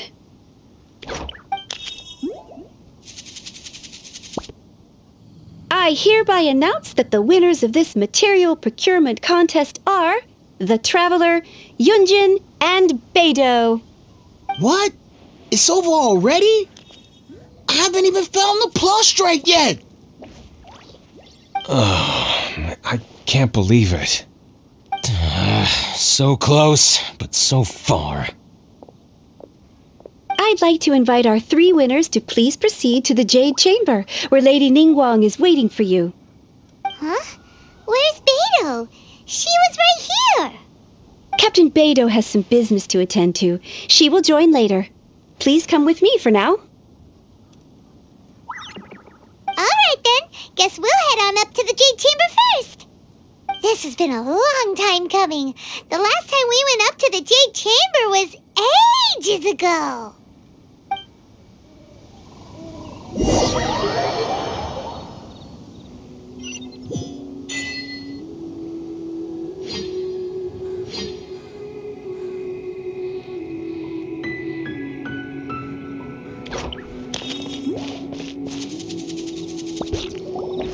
Combine the Adepti sigils with the Wonder Cores and insert them into the Jade Chamber's control compartment. The construction of the new Jade Chamber is now officially complete. Once the tethers are released, it will soar into the sky. Thank you all for your work. Now it is time for me to fulfill my promise. Yeah! Miss Yun, I've already heard something about the reason for your involvement. You are looking for a venue for your new opera, aren't you? That's right. Lady Ningguang, I would like to hear your opinion. The unveiling of Miss Yun's grand new opera surely requires a venue of equal grandeur.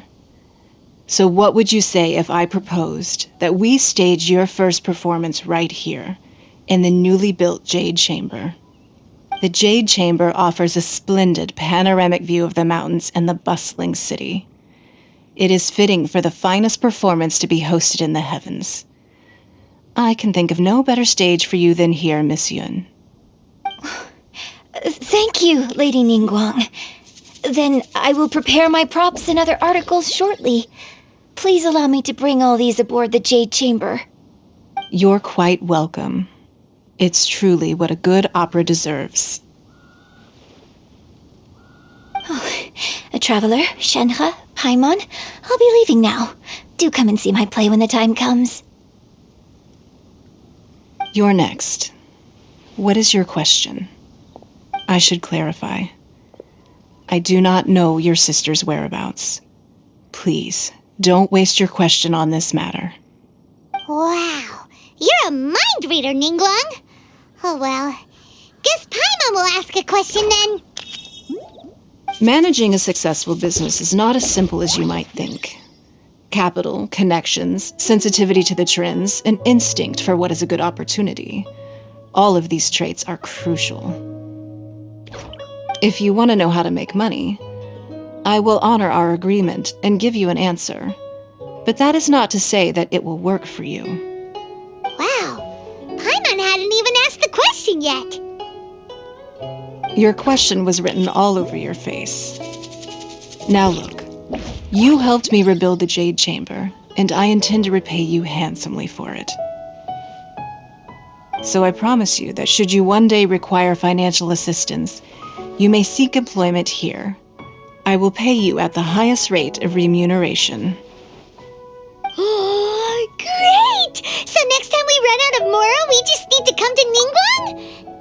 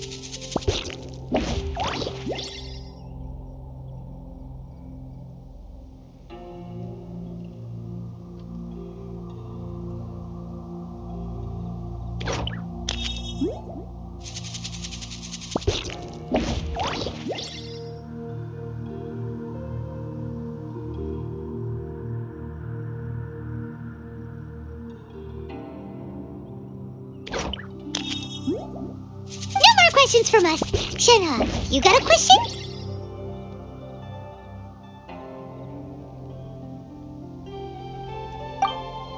Me? Yes, this is a group effort. Thank you, but I don't have anything to ask. Are you sure? This is a once-in-a-lifetime opportunity. I'd urge you not to squander it. Yeah, just don't waste it. Hold on a second. Paimon can probably think of another one. Lady Ningguang, do you think I can ever fit in Liyue Harbor? Now that is an interesting question. Liyue Harbor is very inclusive. As long as you respect the rules here, you will not be turned away. So, the key is whether or not you yourself can develop a sense of belonging in Liyue Harbor. Huh. A sense of belonging? Yes. To become fond of a place, to feel part of it, it always requires a reason. Perhaps someone you've met, or something you've experienced here. Or perhaps you enjoy the atmosphere of Liyue, and you will become accustomed to it.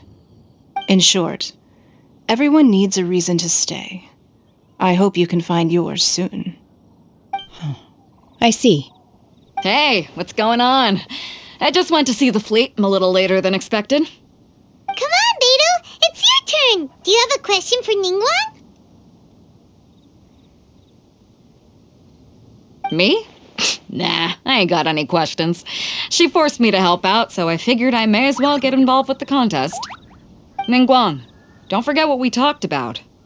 It's not going to be easy to deal with. I don't think my fleet can take it on their own. Don't worry. I have made preparations. The wound dressings are ready, and the Millelith have set up an ambush. Glad to hear it. Watch your back. Stay alert. Beidou, Ningguang you talking about? You'll see when the Jade Chamber ascends. However, it's not the most pleasant topic of conversation. Maybe it's better that you don't know.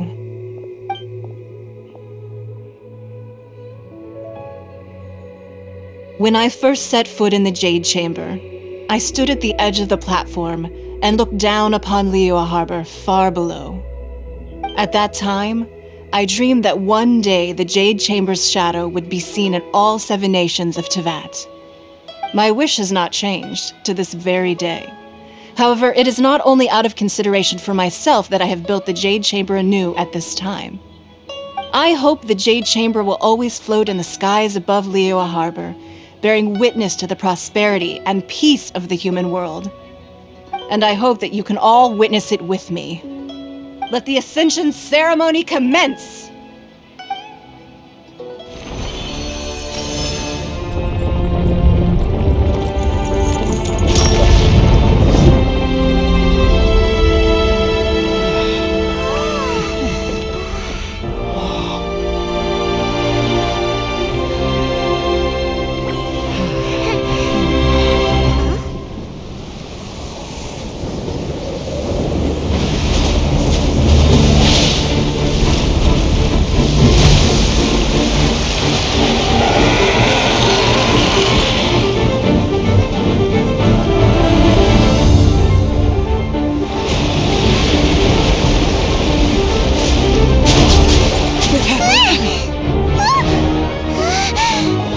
Right on cue. The Avenger of the Vortex, Beisht. Who is that? Osial's wife. Final follower of the Overlord of the Vortex. Sounds like you knew this was coming. Beidou sensed something was stirring in the deep. She warned me months ago. Knowing she harbors hatred toward the Jade Chamber, I chose to rebuild it now as a way of drawing her out. Got it. Well, let's go fetch the Adepti. No. Huh? In this human age, the people of Liyue must find a way to overcome this crisis on our strength alone!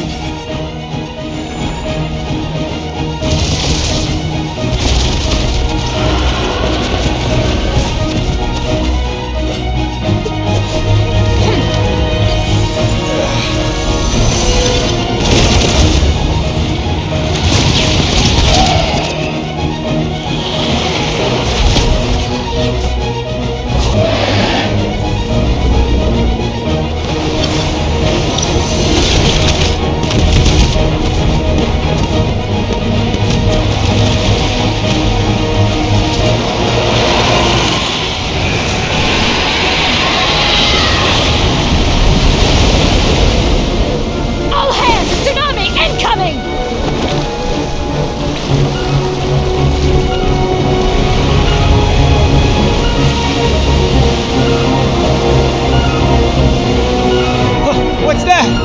Wait! A giant wave!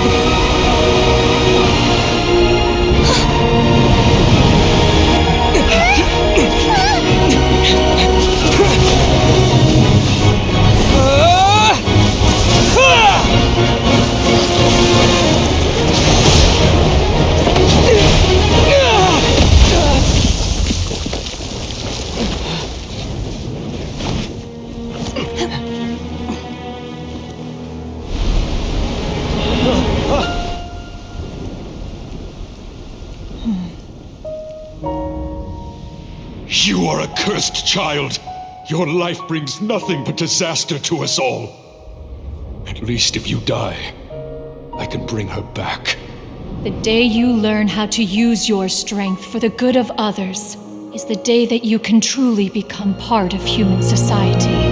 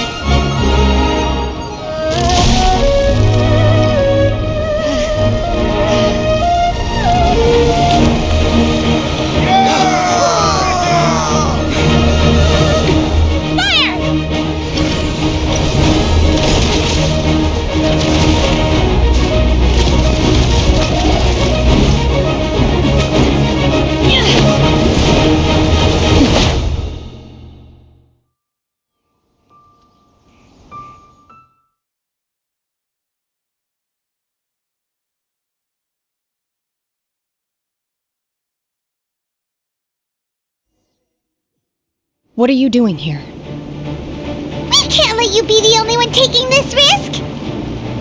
I hardly see this as a great risk. The people of Liyue Harbor are well prepared, and she is already badly injured. Only sheer willpower is keeping her alive. I may be nearing the end of my stamina, but in a fight to the death, I think I have the upper hand. We'll help too!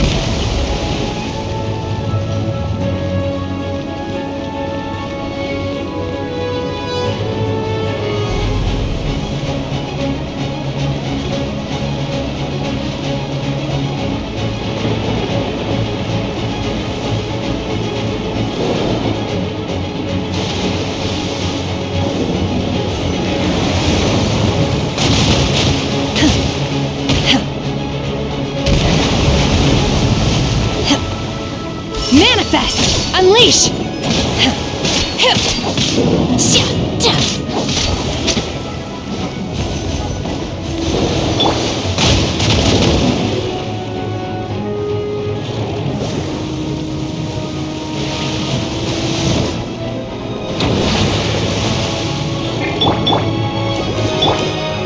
Obey! Unleash!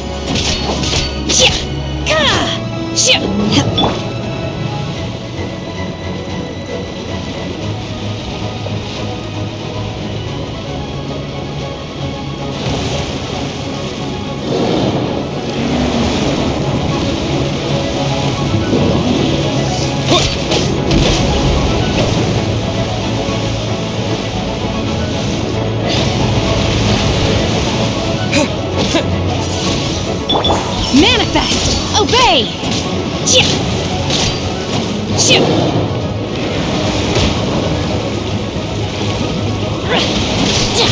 Unleash!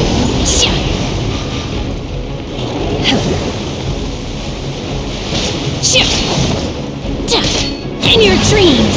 Obey! By ordinance divine!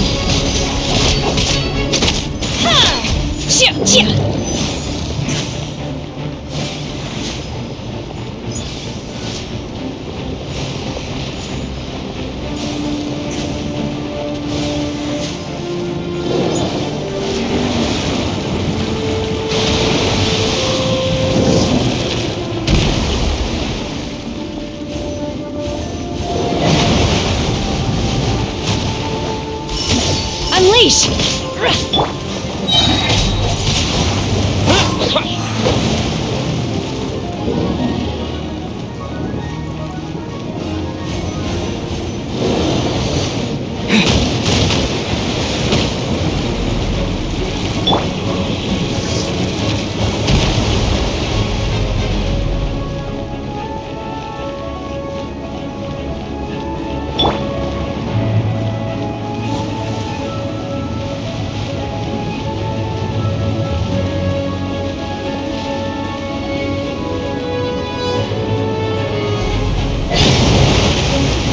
With the wind!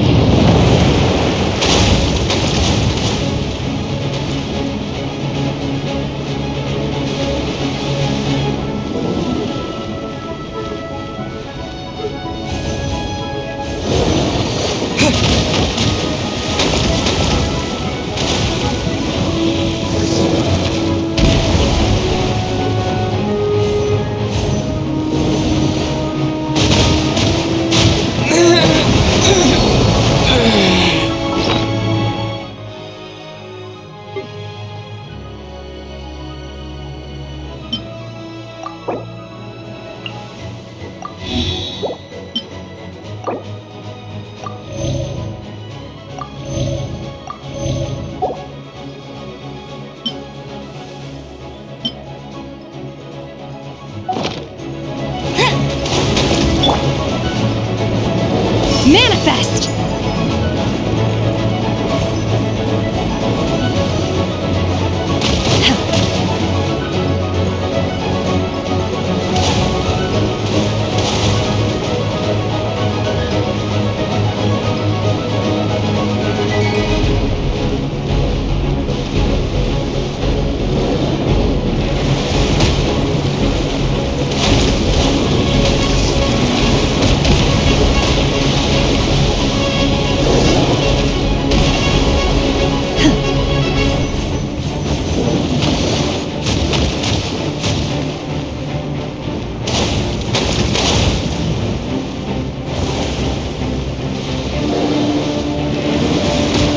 You'll regret that!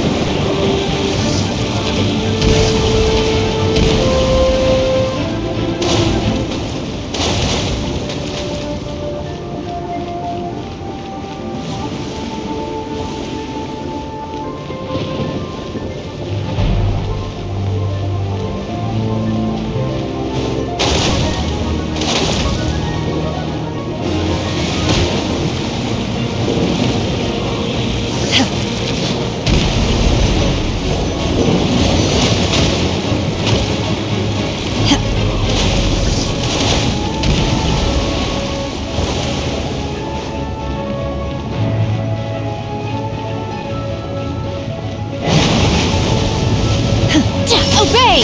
Unleash!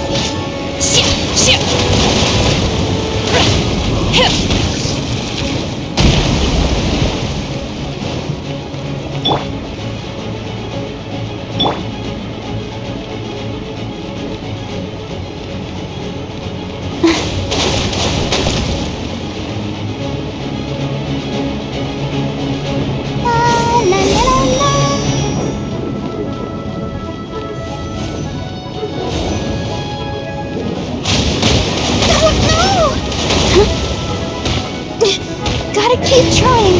I feel a little weak. Unleash! She's getting away! Shouldn't we go after her? This place is unstable. It is too risky to continue pursuing her. If the place collapsed, the consequences would be disastrous. Let's head back.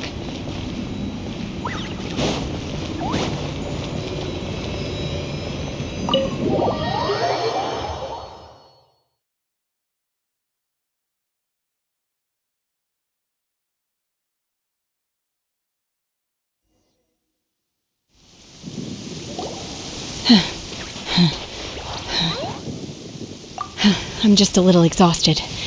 Otherwise, fine. I wanted to deal with it myself. I didn't expect you to follow me. Don't worry. She's not coming back anytime soon.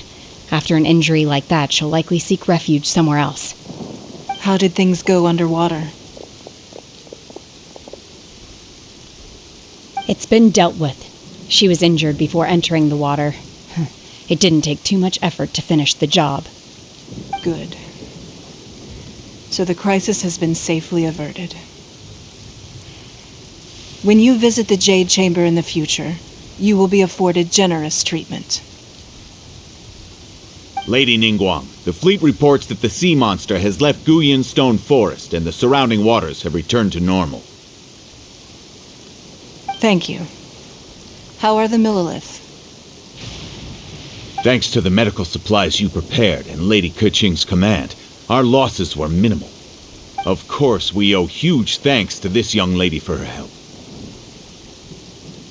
On behalf of the entire Millilith, thank you for your service.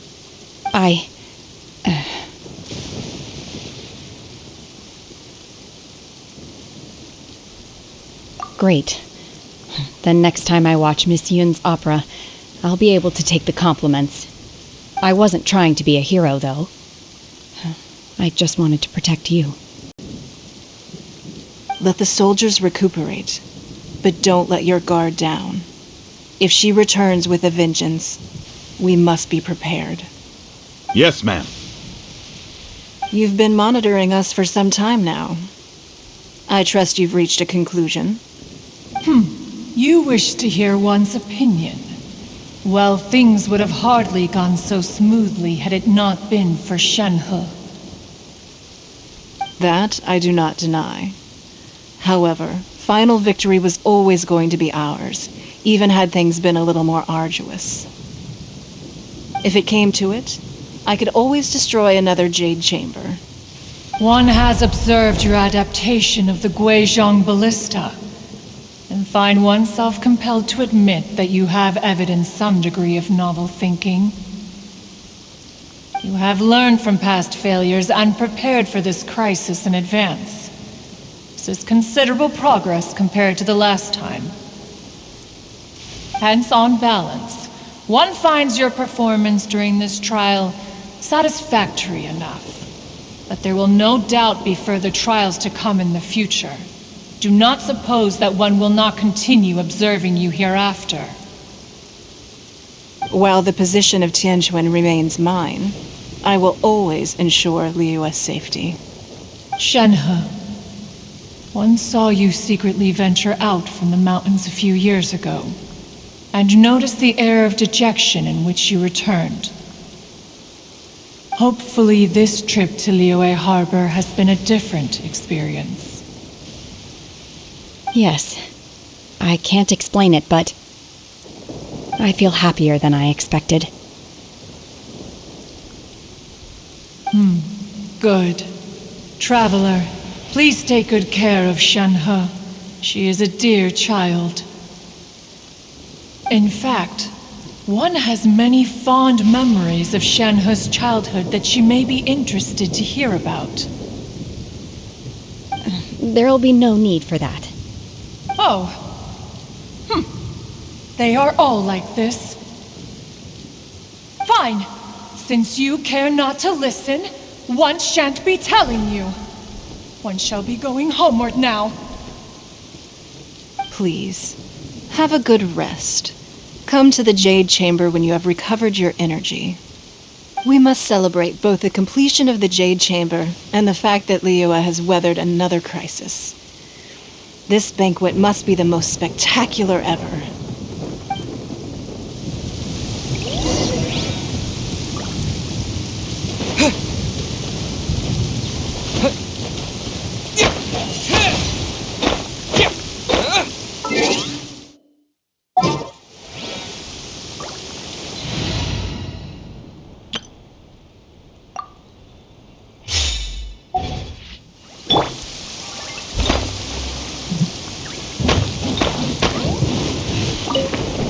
Someone needs assistance.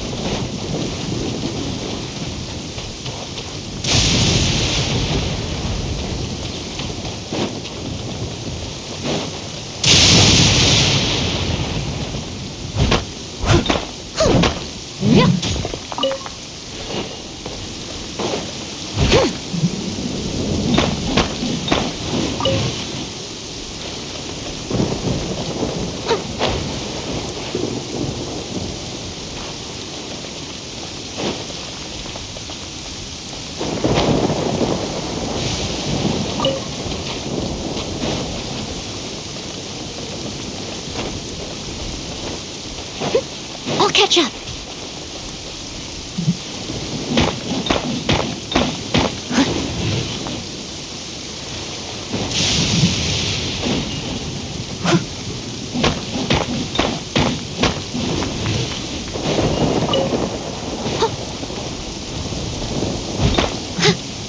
I'll catch up.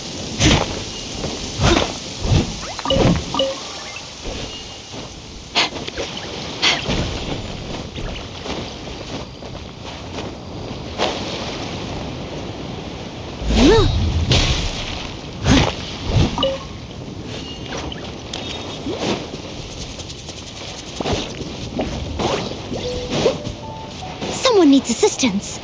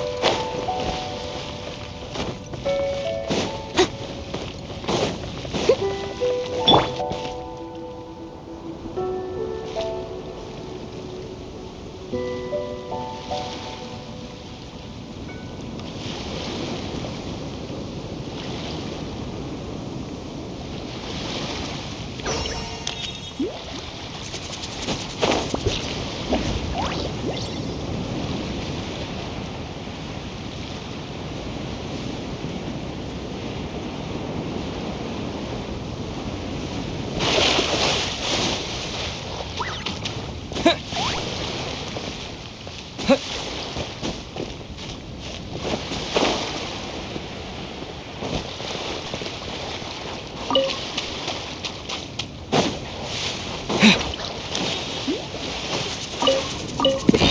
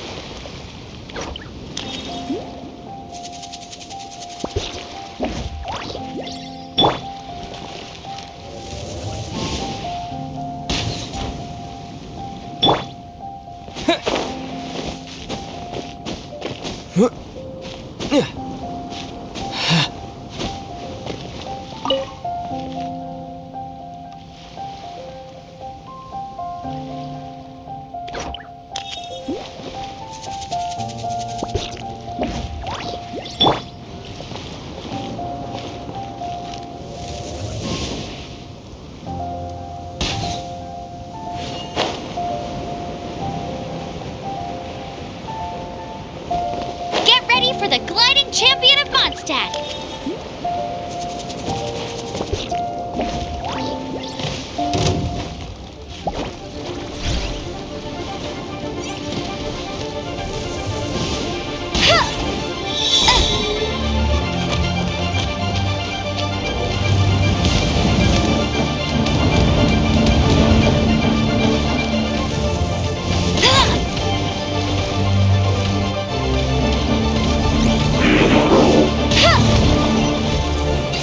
Bet you can't keep up with me!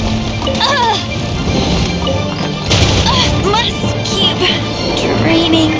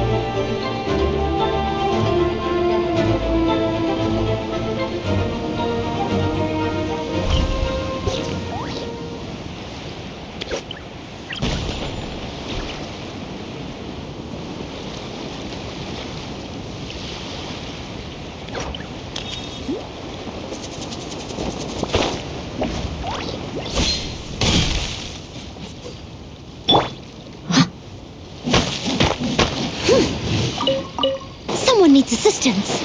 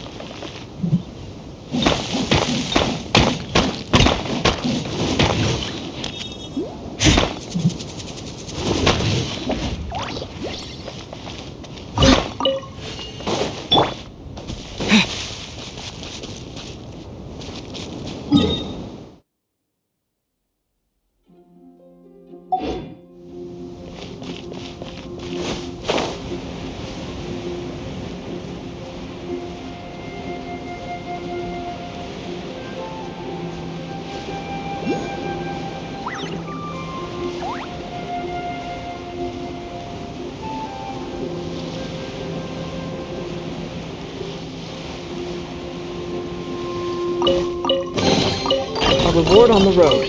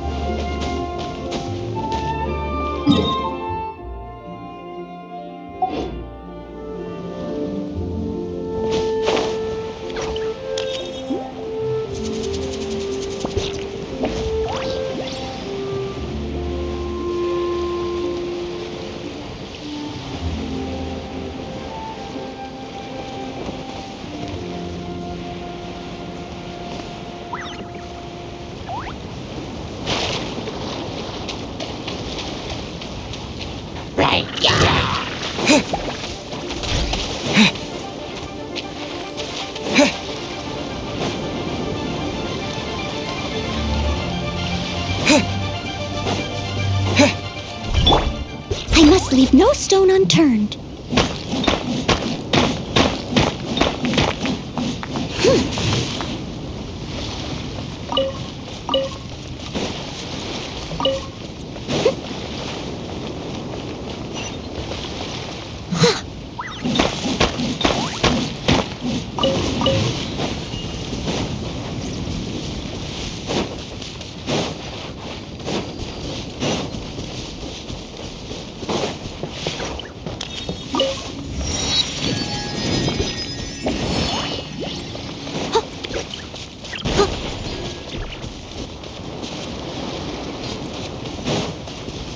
catch up.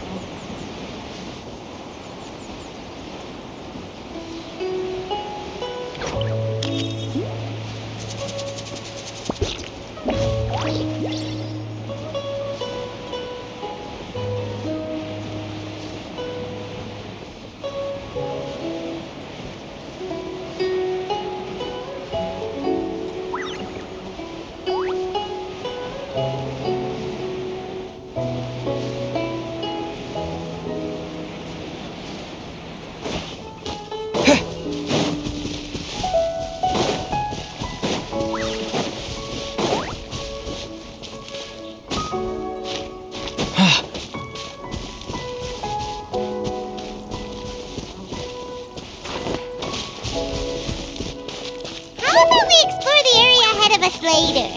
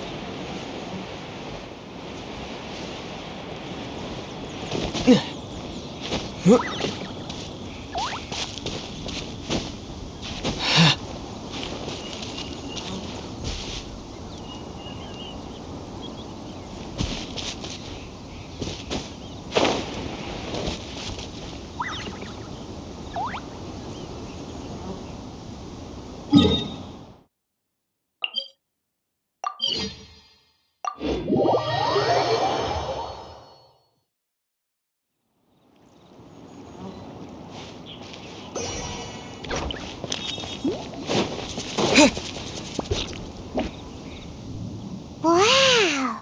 Everyone's already seated! It's Paimon's first time attending a banquet in the Jade Chamber. The food here looks amazing. All of you here are my distinguished guests. I am determined that each of you thoroughly enjoys yourself.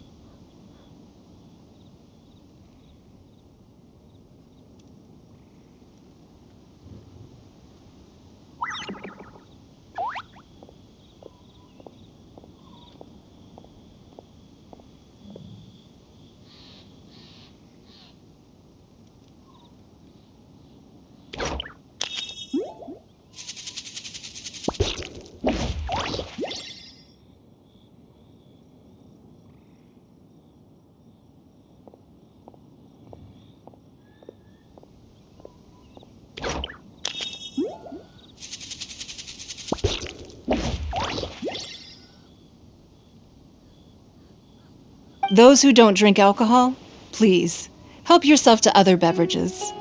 Fine wine is a delight to the senses, but it is far from the only one. I trust you will find the marvelous view from the Jade Chamber to be an equally gratifying indulgence.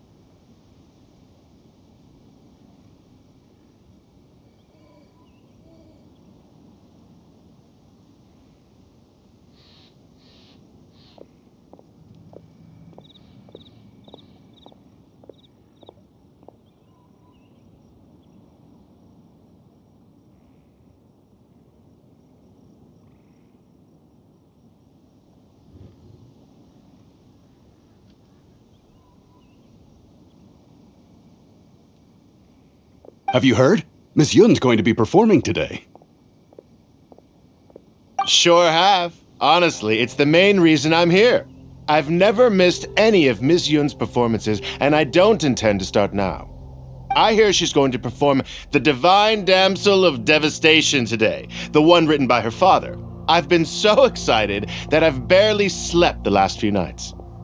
Hey, look! Miss Yun is going on stage!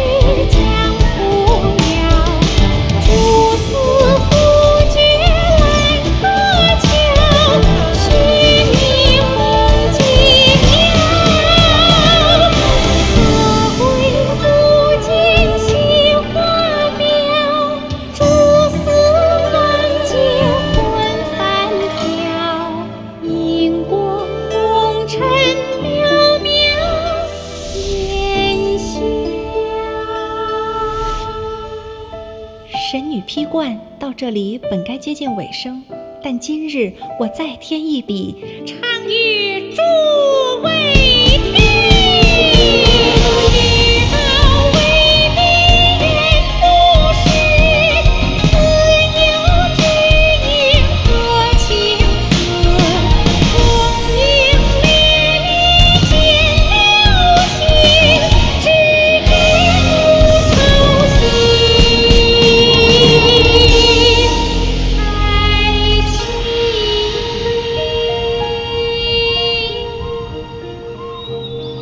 彼时鹤归，茫茫天地无依靠，孤身离去。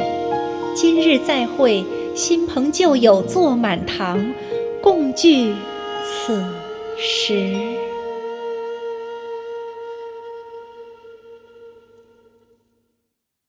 What did you think? Personally, I thought I sang rather well. It was beautiful. Paimon wants to learn too. It was wonderful. Also, thank you. You're welcome. Thanks to you, the Divine Damsel of Devastation is a more nuanced tale than ever. The play has an ending, but life goes on. I believe you will find a way to fit in Liyue Harbor. Thank you. I think I've found the opportunity I needed to change. Ms. Yun, here you are. Great to see you. Huh? Hey, this young lady with the white hair looks like some kind of VIP. Yeah, that's it, like an Adeptus. Wait, you're the girl from the opera, aren't you? The Divine Damsel herself. And look who else we have here, the illustrious traveler. Well, I'll be. This was definitely worth showing up for. Let me pull up a chair, all right. We'll all have a friendly chat, get better acquainted. Alternatively, you could leave us alone. That is, if you'd prefer to finish your drink via the orifice of your own choice. Uh-oh, this feels all too familiar. Shenhe's back to her old self again. Hey, what are you doing? Calm down, Shenhe. Calm down.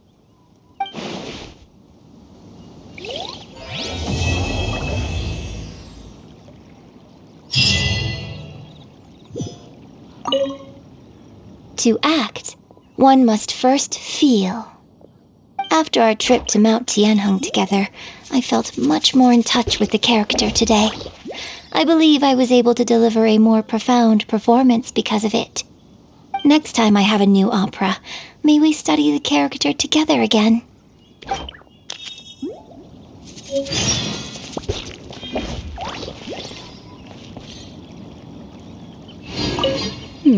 Now that I think about it, I'm glad Master sent me here to deliver the sigils.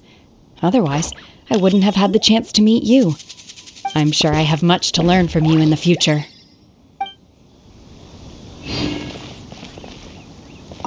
You've made an exceptional contribution toward the building of the new Jade Chamber. I will not forget this. I shall be sure to repay your kindness at an appropriate juncture.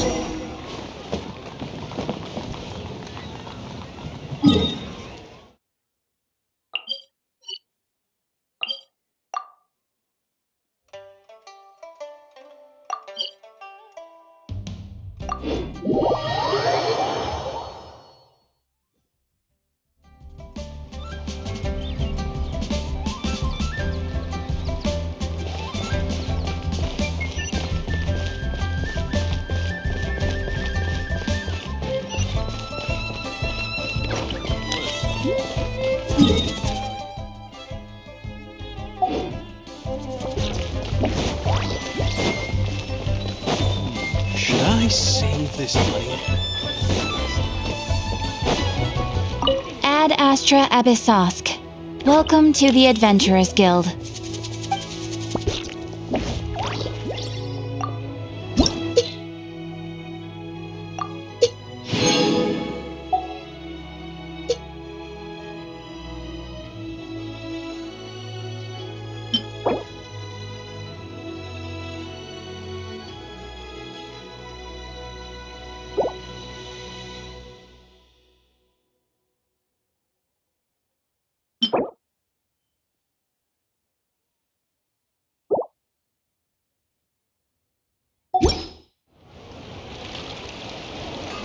Ad Astra Abyssosk.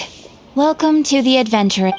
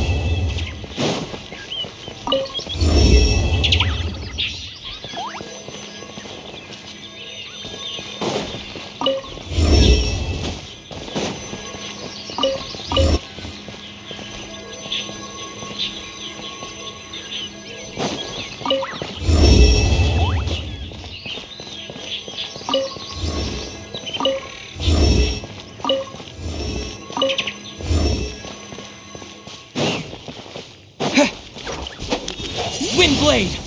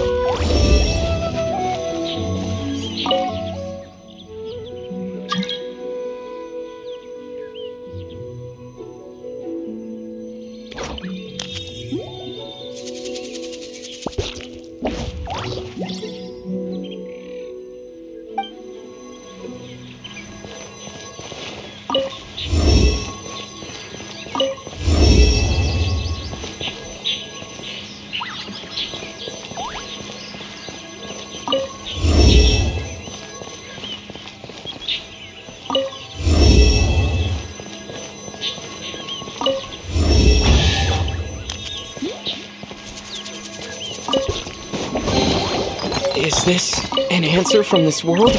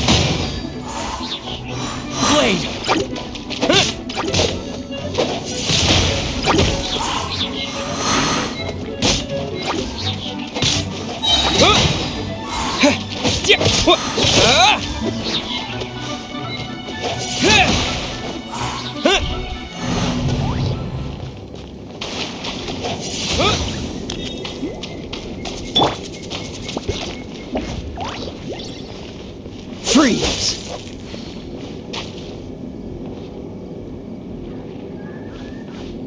Cool it!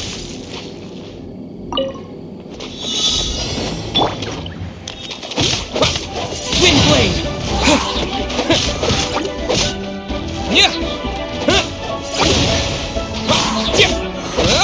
Disappear!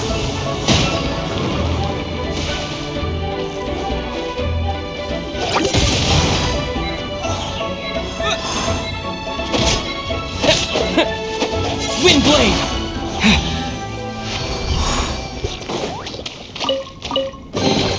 I'll keep this close.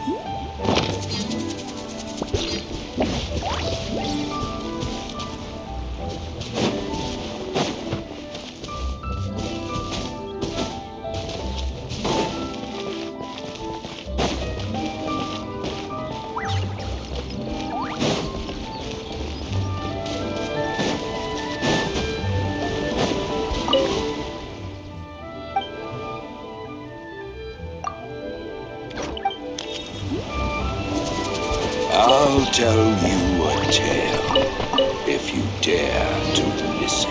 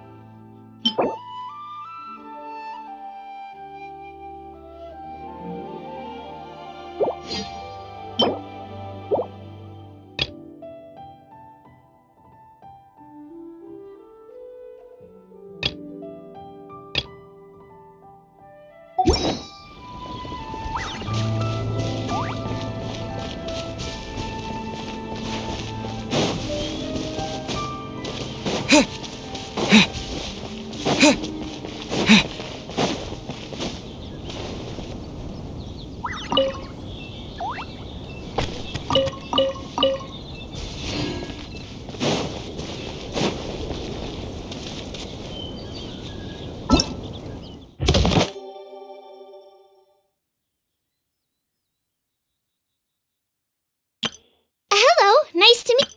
Everything's ready. Let's go. Whoa! I can join the team?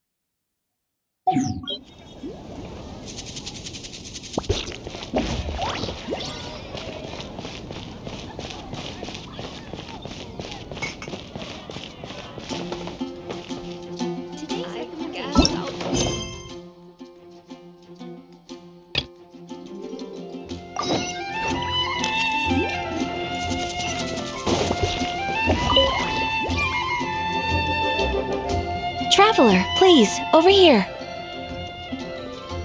It has been a while since you joined the Adventurers Guild. Are your adventures going smoothly?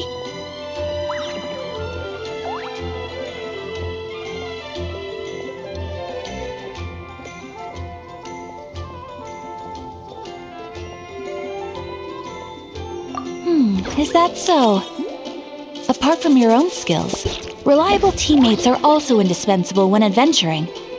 Another person to count on is always good after all. But recruiting such dependable companions is no easy matter, is it? Yep, and it's even harder to get a guide as good as Paimon. Ah, yes. I do have some information that may be of help to you. Let me consult our records. Ah, there it is. There's been a certain blonde stranger who arrived in Mondstadt lately, dressed in most unusual clothes. Blonde. Dresses all funny. It feels like Paimon's heard this one before. Wait! Do you mean... Does that stranger's face look anything like his? Like the honorary knights? No, they couldn't look more different. This stranger is a very tall man, and even has an eye patch.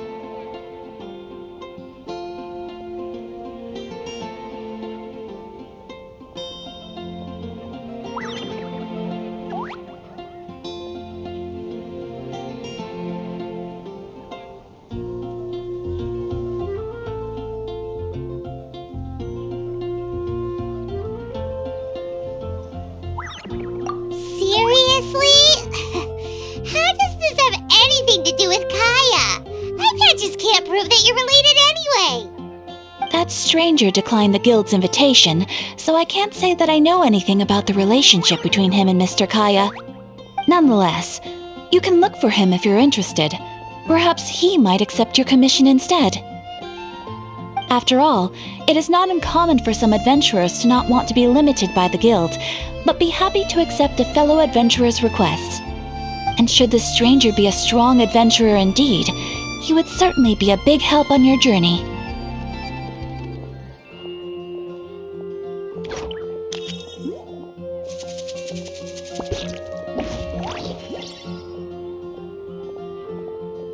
Please don't talk down on yourself like that. You are the honorary knight of the Knights of Favonius, after all. Your deeds are the stuff of song for all the bards in the city, even now. Well, as to further news about him, you may want to ask Mr. Lawrence. He stands guard at the city gate, so he may know something about that stranger. I wish you every success, adventurer.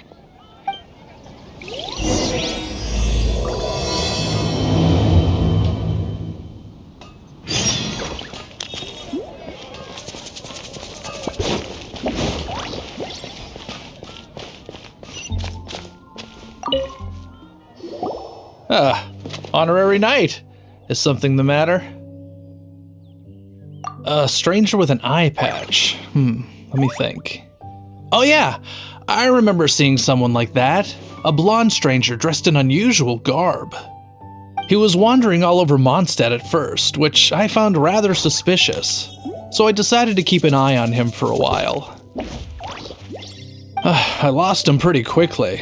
Still, I didn't think that this was such a huge matter that we needed our outrider to pursue him by air.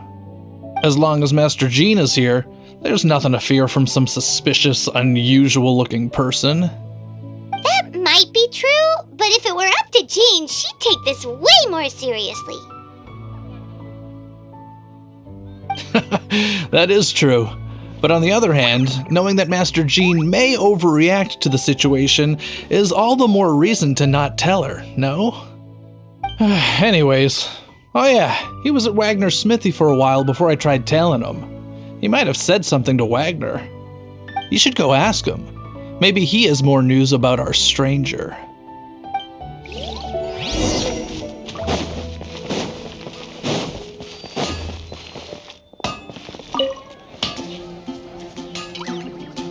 Why? You need something? Here, I remember him. He showed up a few days ago asking to buy a bunch of forging materials. Can't say I've heard of any of the materials he mentioned, though. He then had a look at the weapons in my shop before leaving. I've heard that he can be found drinking at the Angel's Share. If the Knights of the Guild want to get hold of him, that's the only place to be. The Angel's Share? Well, Master Diluc probably has his eye on that stranger too, then. Anyway, let's go to the Angel's Share and have a look.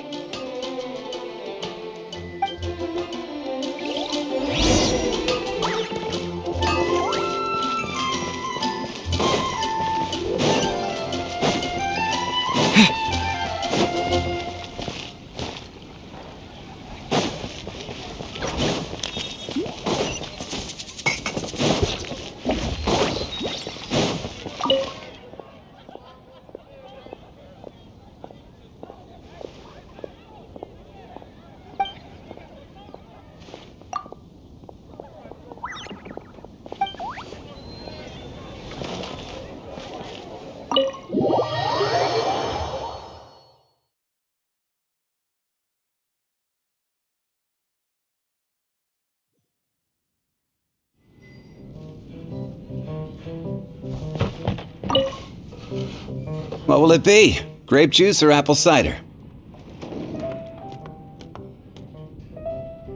Hey, Charles! Have you seen a blonde stranger who wears an eye patch around here by any chance? That I have. He comes here every night. Just to drink, though. Doesn't order anything else. He even sometimes mixes his own drinks after he orders them. I don't know anything else about him, but from his selections and mixes, I'd say that he's quite the connoisseur. And what's Master Diluc's opinion? Why, I just gave it to you.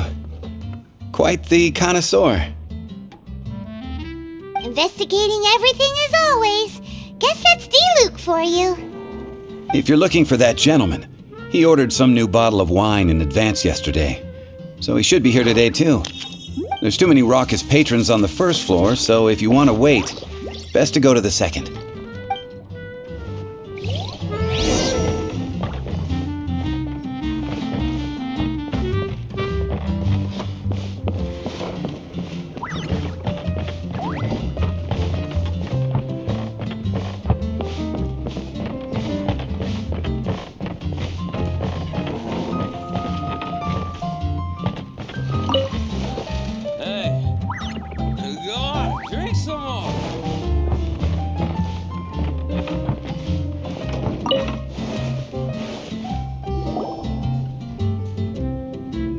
Ah, welcome, sir.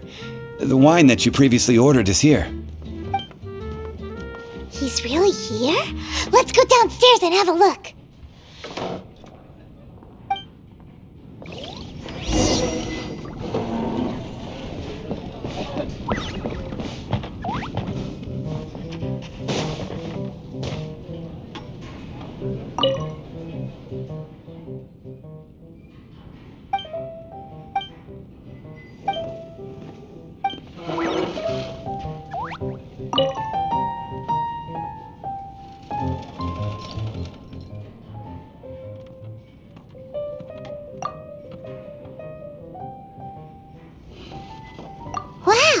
He's got no intention of paying us any mind, huh?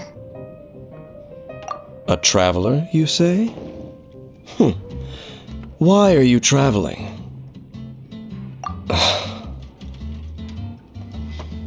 Well, that's as good a reason as any. Sit down over there, then. So, guess we've broken the ice. What a weird guy.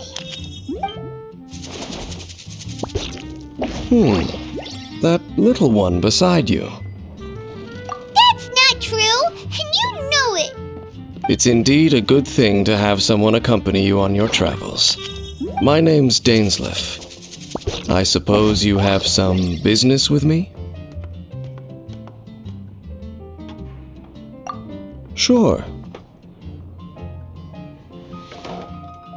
And he was so cold just a moment before. Paimon's got a bad feeling about this.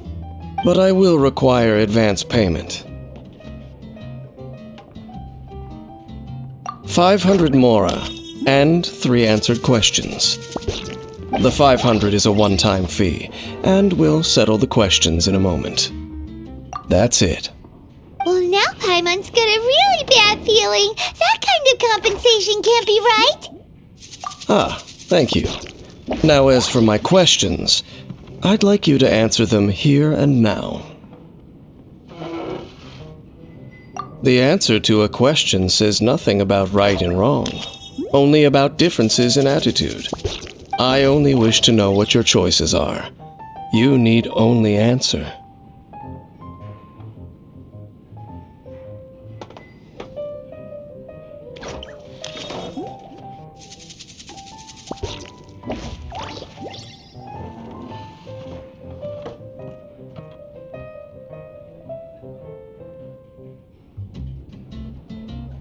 Question 1. The crisis Mondstadt faced was resolved by an alliance between yourself and that Animo Archon who calls himself Venti.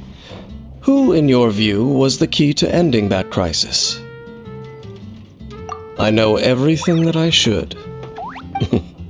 Well, answer the question.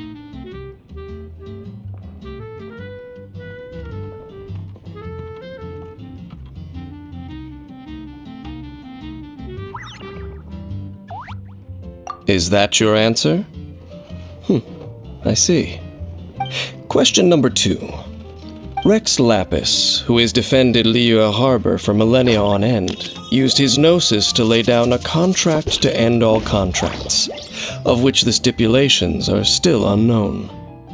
Who do you think will defend Liyue Harbor in the future, now that they've lost their deity? So that's your answer? I see. Now for my final question. This world has people who gained visions, and those who did not. Which of the two do you think hold more importance in the eyes of the gods?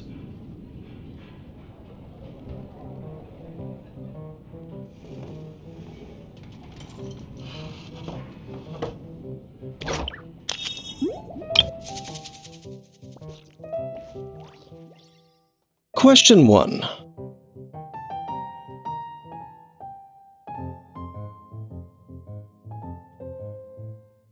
Which of the two do you think hold more importance in the eyes of the gods?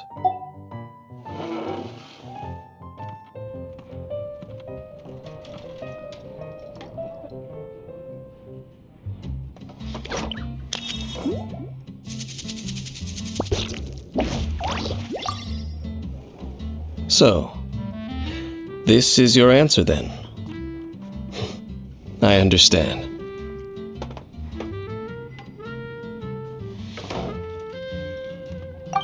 As I thought, you really are similar to her. I'll take that 500 mora. And now I also understand your views on this world. As we agreed, you may now commission me. That said, I only take commissions related to the Abyss Order. Like you, I am currently on a journey. You intend to find your sibling, while I wish to oppose the Abyss. Ugh. Those creatures that serve the Abyss are the fangs and claws by which the Order spreads chaos in this world. I have come to Mondstadt this time while on the trail of an Abyss Herald. An Abyss Herald? An even more twisted abyssal being, one that commands the Abyss Mages.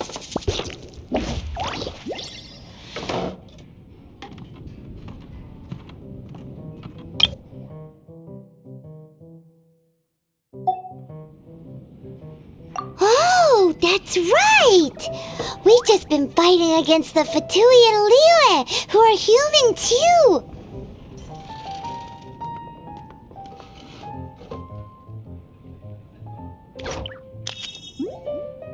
We haven't encountered the non-human Abyss Order at all!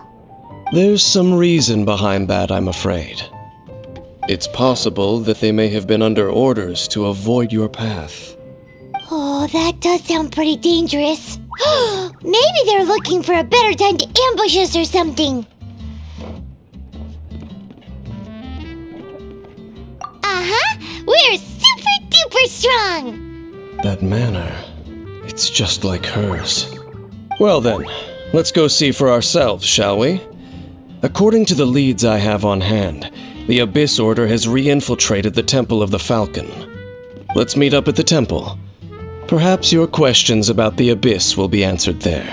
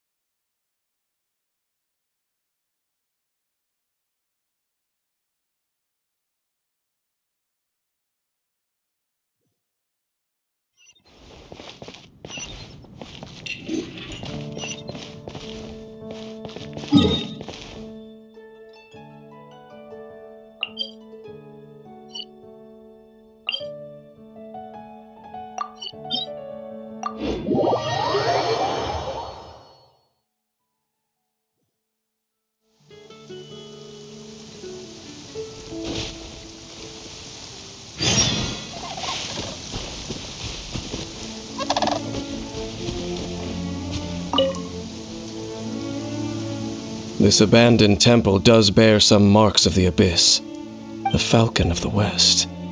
Though it can soar in the wind, it ultimately does naught but hover under the light of the gods.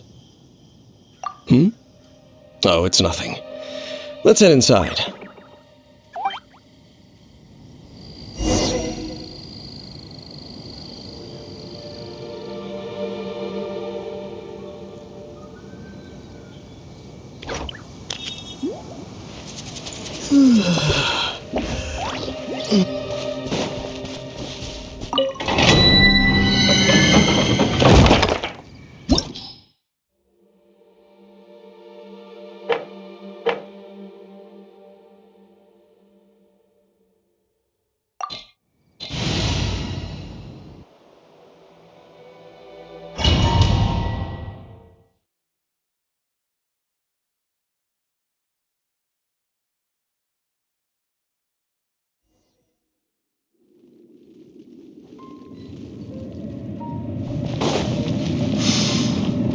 The scent of the Abyss is getting stronger.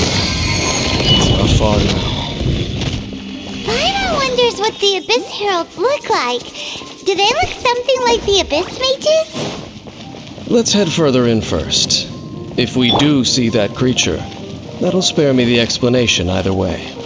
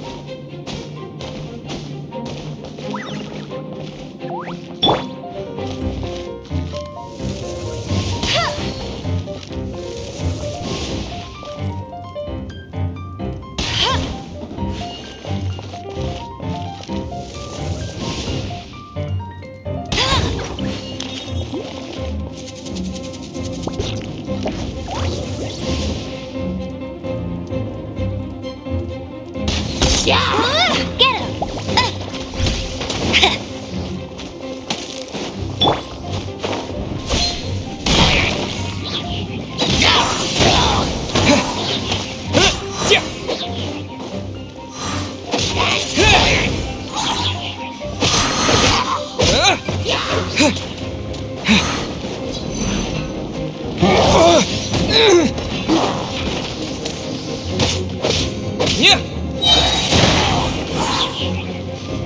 With the wind!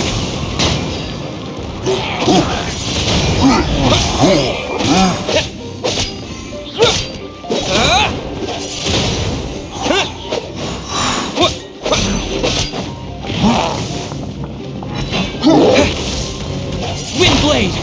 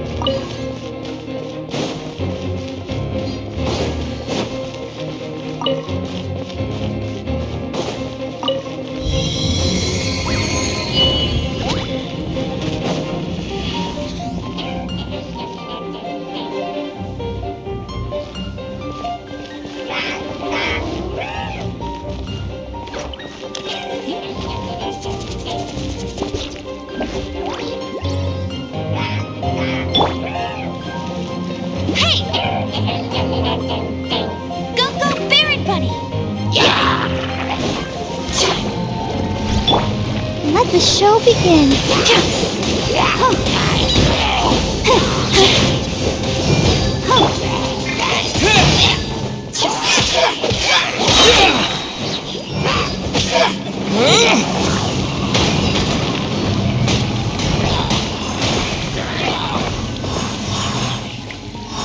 Wind blade!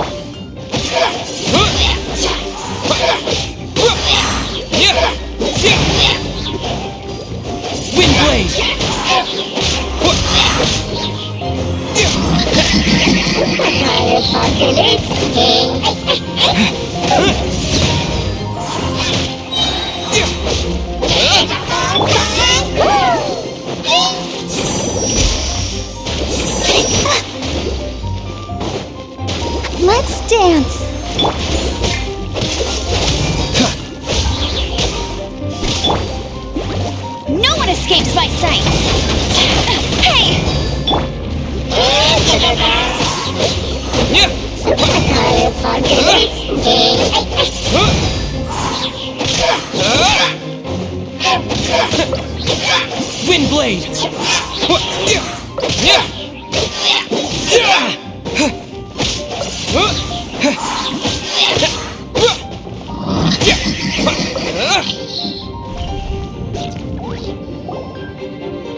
Just a few Abyss mages? Seems like that herald might have already left. The Abyss. It is chaos, and it is also destruction. It is a morass of inconceivable madness that encroaches upon this world's very foundations.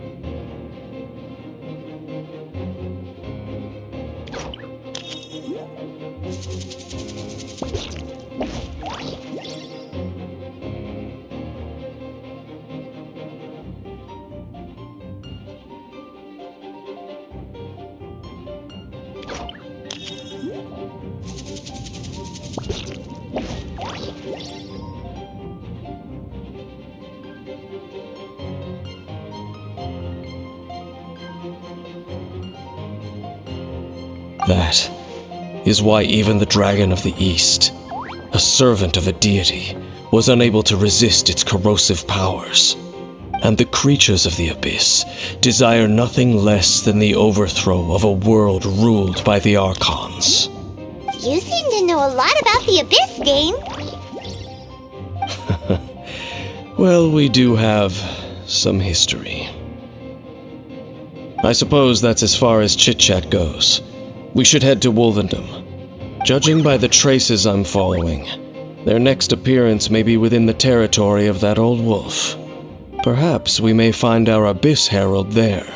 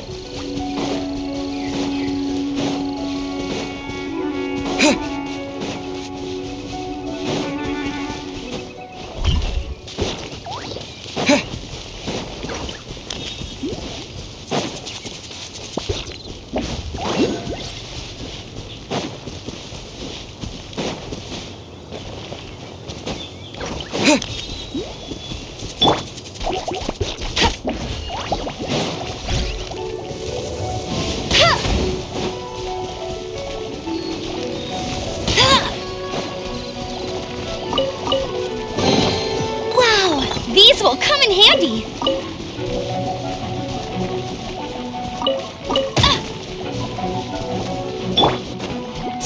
Yeah, let the show begin.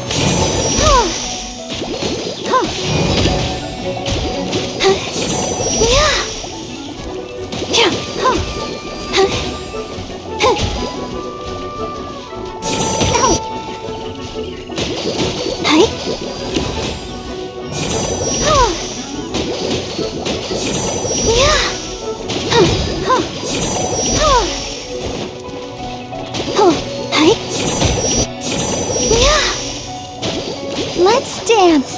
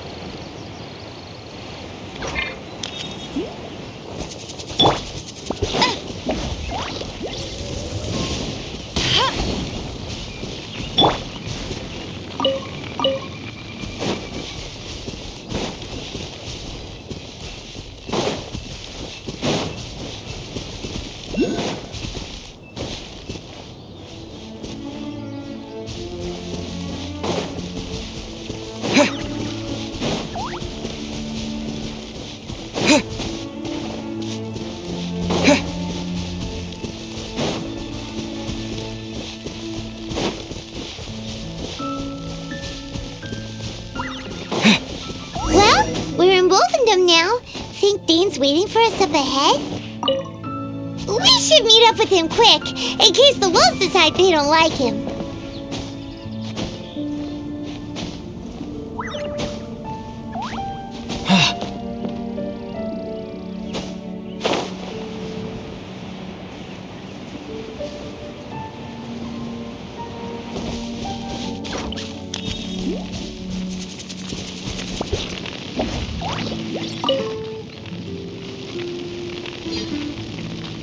Lord of Wolvendom, great Wolf King of the North, sharp of fang and keen of claw, and yet dwelling here only.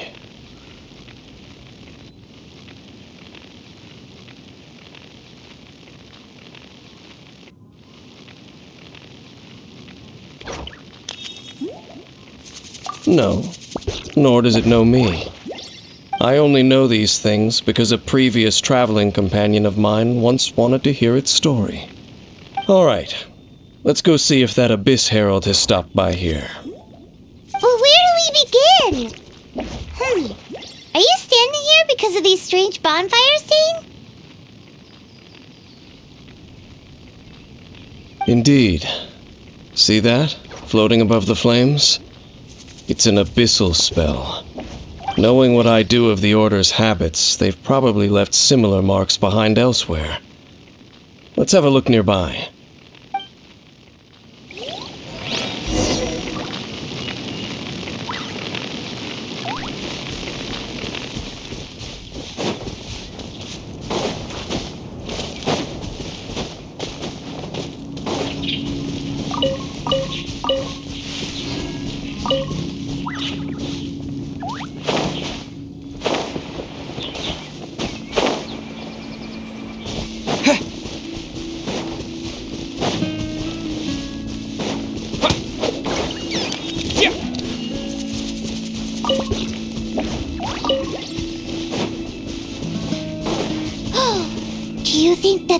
monsters by the bonfire are under the Abyss Order's control? Looks kinda scary.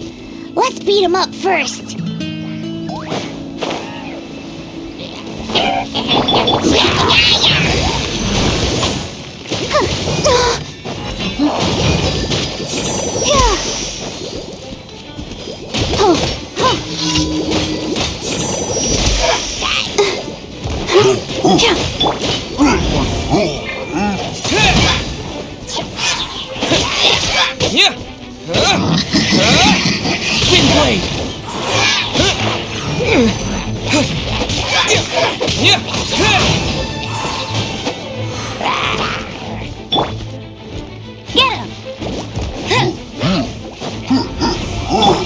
Dodge this!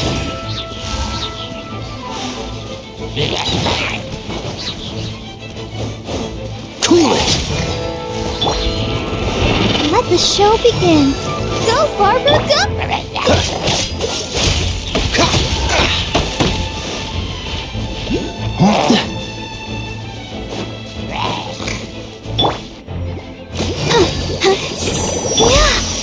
Dodge this!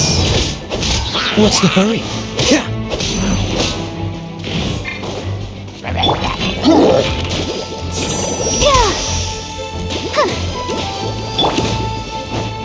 Cool it!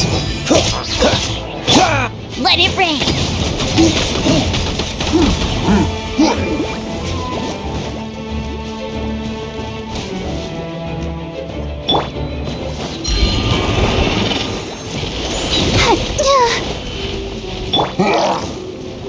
Freeze! Go, Baron Bunny!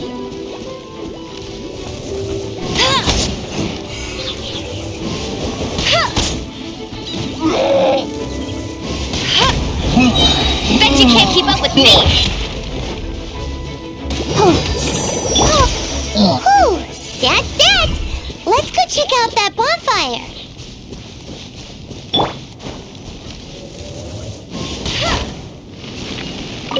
Looks like this bonfire's also got something to do with the Abyss.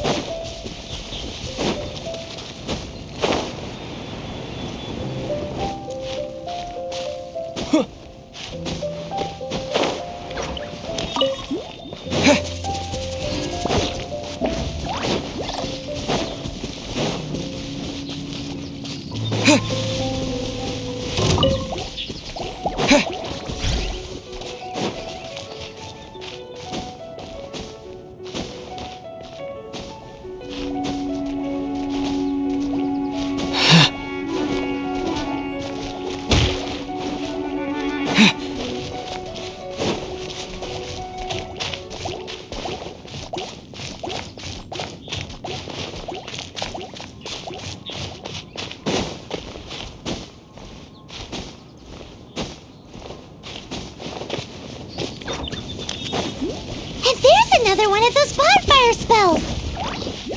Looks like the Abyss really has been around here.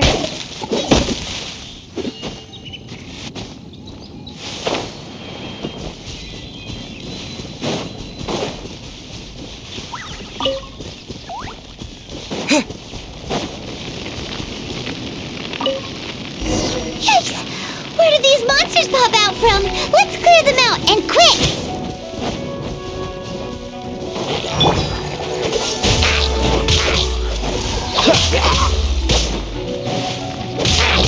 What's the hurry?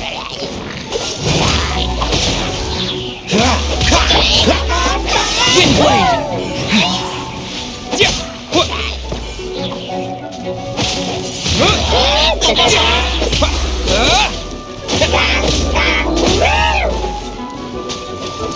Wind blade!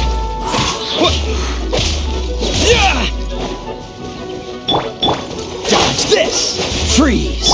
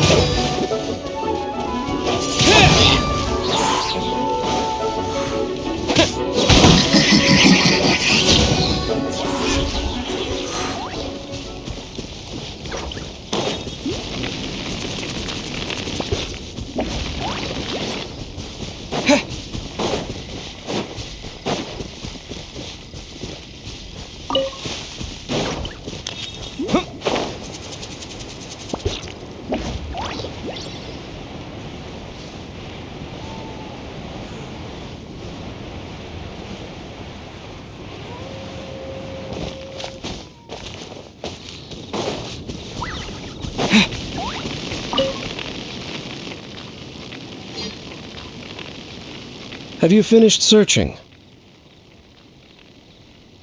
I searched around these parts and found some signs myself, but they were left behind by abyss mages, and there was no deeper abyssal power to them. It seems that even an abyss herald would not wish to make trouble with the Wolf King of the North. We should leave as well.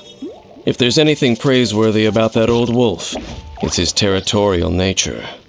But now we're out of leads. Are we going to have to give up? No. There is one more place we can go. Let's get a move on then. I'll wait for you at Storm Terror's lair.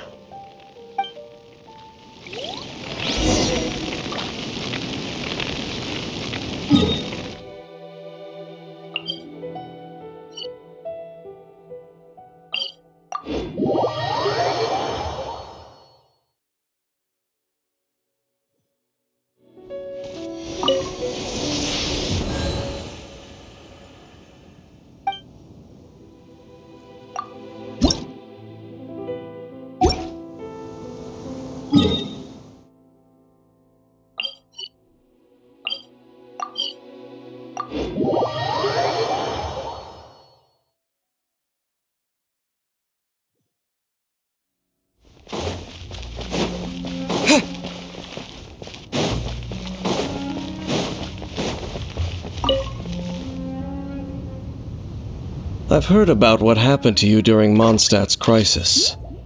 When you came, this place was known as Storm Terror's lair. But I suppose that this place is more lair than Storm Terror at this point. In fact, if my memory serves, this ruin has had largely nothing to do with that dragon for a long time. The first time I laid eyes upon the ruins of old Mondstadt, the dragon of the East had yet to fall, much less come to nest in this place. Huh? But Paimon remembers that Dvalin first got in trouble hundreds of years ago. Don't think too much about it. Do you remember the light actuators that once sealed this ruin? If the Abyss Order is interested in this location, then they will not neglect those mechanisms. Let's go see what the situation is at those light actuators.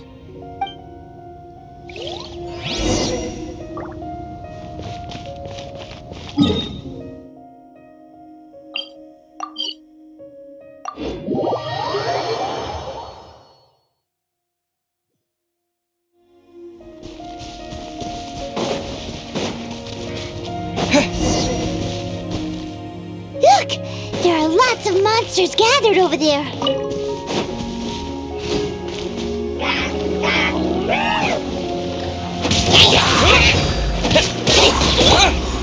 Bet you can't.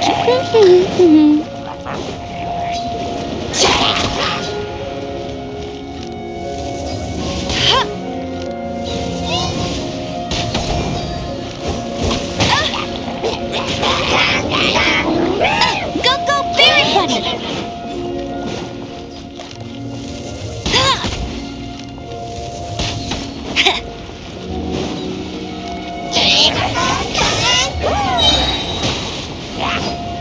No escape!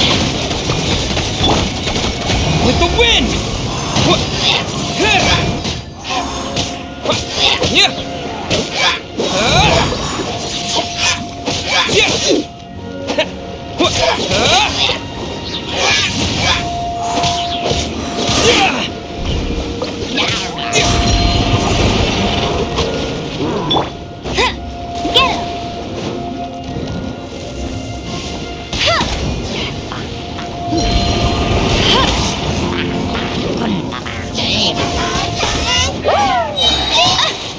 Let it rain!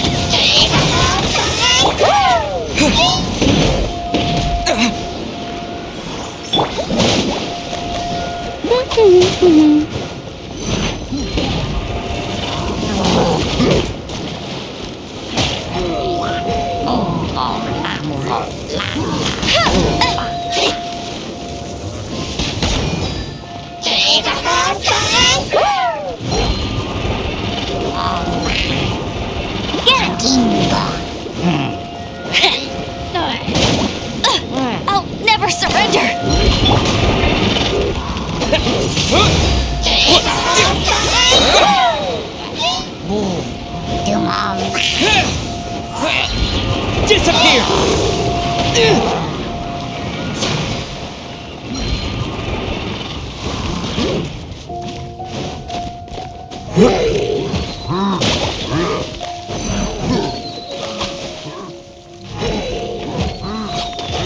blade! Go, Ferret Butt! Tired.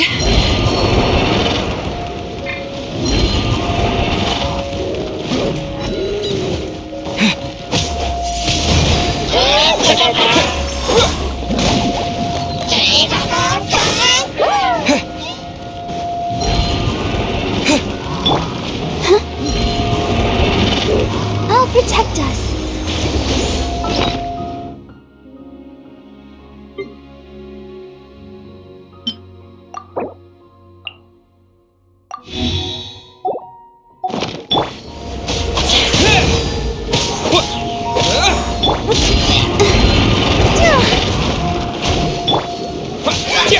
Wind blade!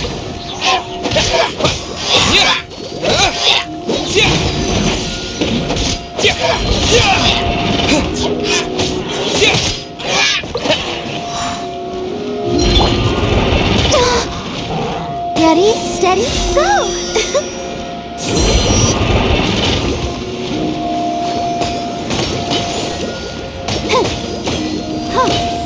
Go, Barbara, go! Get him!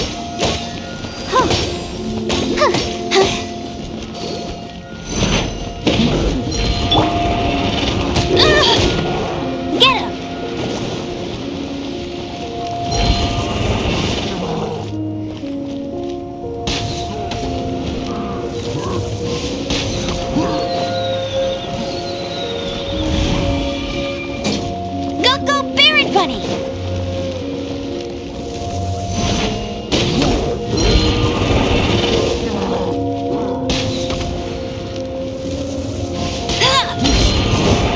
I'll race you there!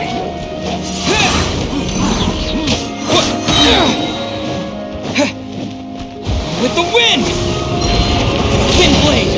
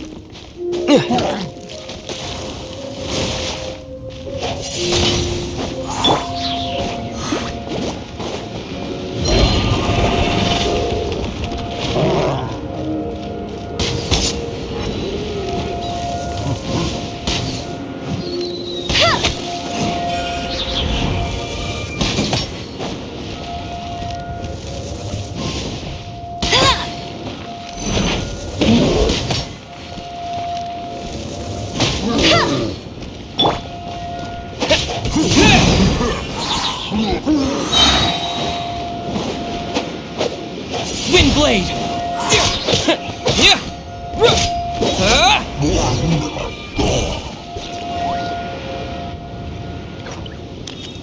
Oh, so in the end, we still couldn't find that Abyss Herald.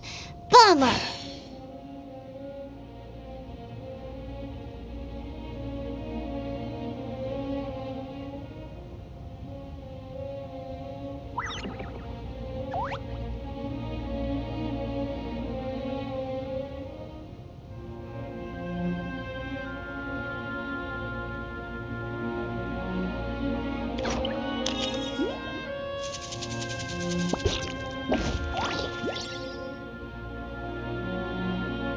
I wouldn't call not having to gaze upon such a creature a shame exactly. Still, I do believe that you will come across one eventually. No, you're right. If it's a really powerful monster, it would be best to go around it. How good it would be if all perils one encounters in their journeys could simply be solved by going around them.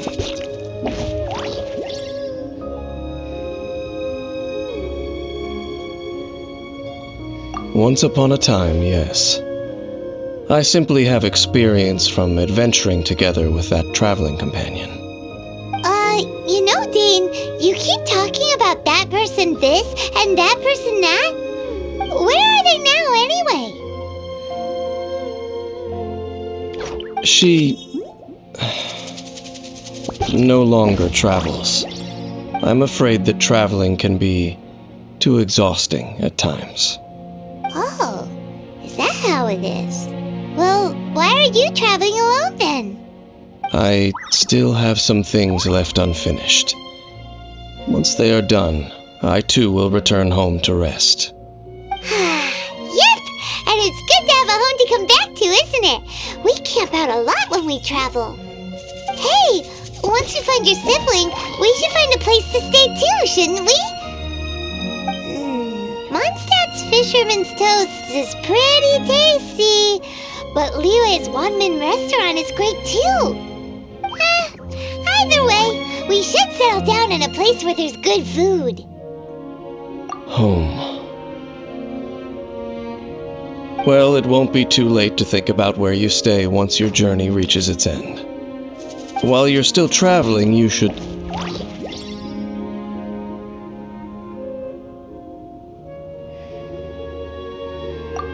Huh? What's familiar? A familiar feeling, you say? It could be someone you know well, or perhaps a monster. Whichever it is, we should see it for ourselves, and thus see clearly. We can reach the top of that cliff from over there. Let's go. Whoa, Dane moves really fast, doesn't he? Let's use that wind current nearby to catch up.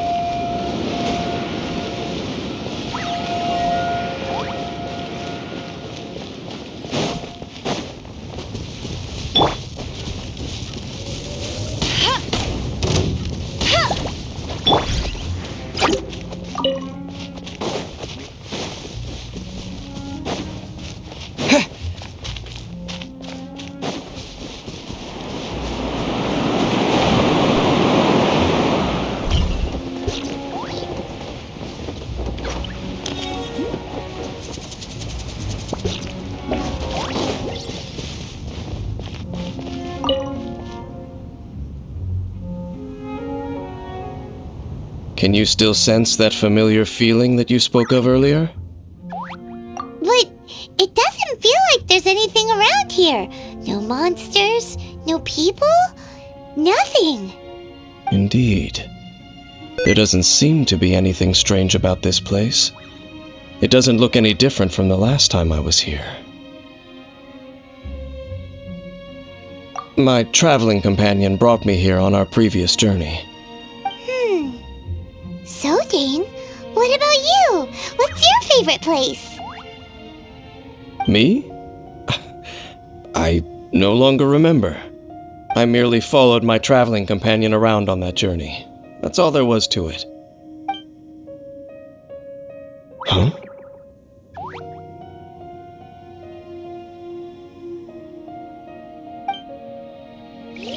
A ruin guard's footprint.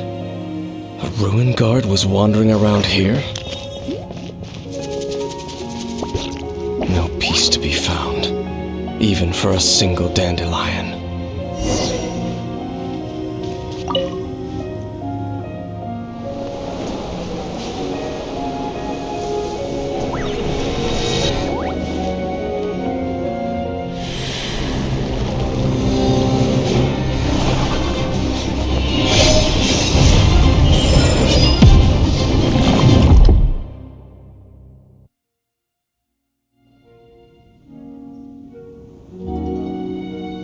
What's gotten into you?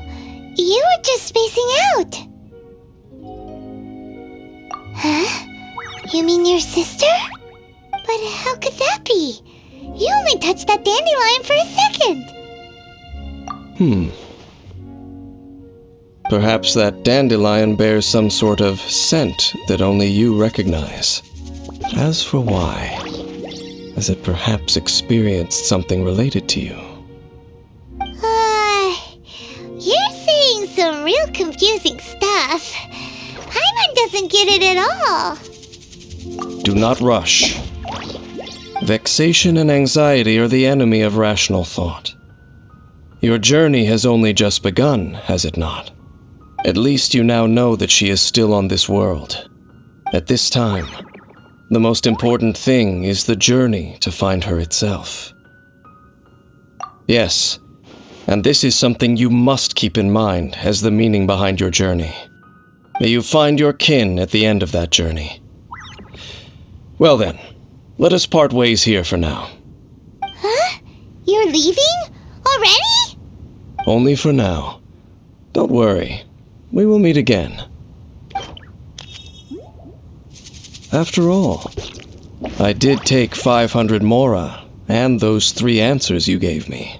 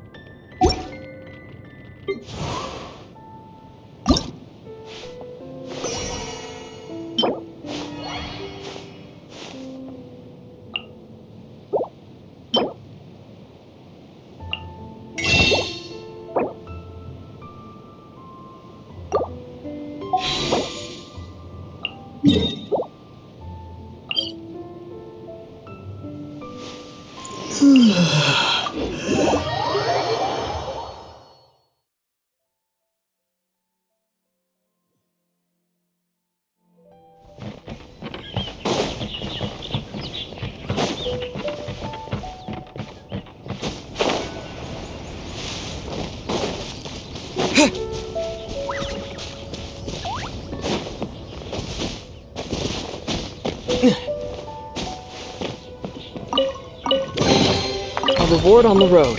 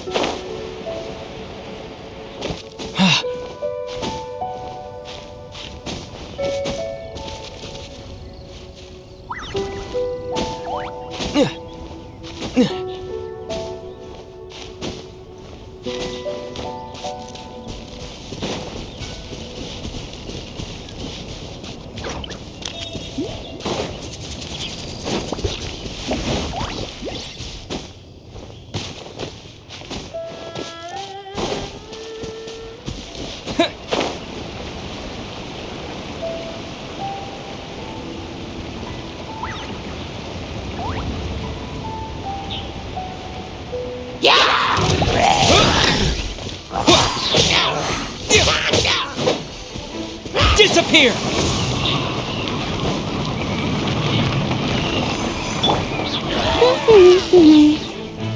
No one escapes my sight!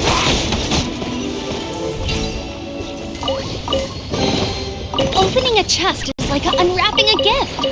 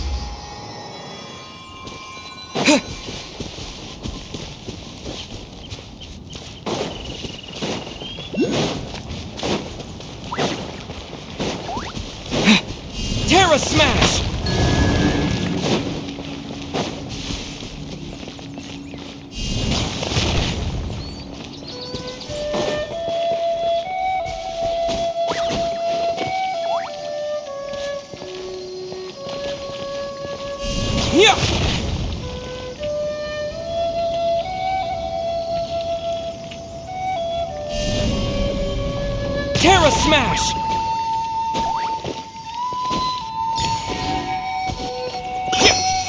Yeah!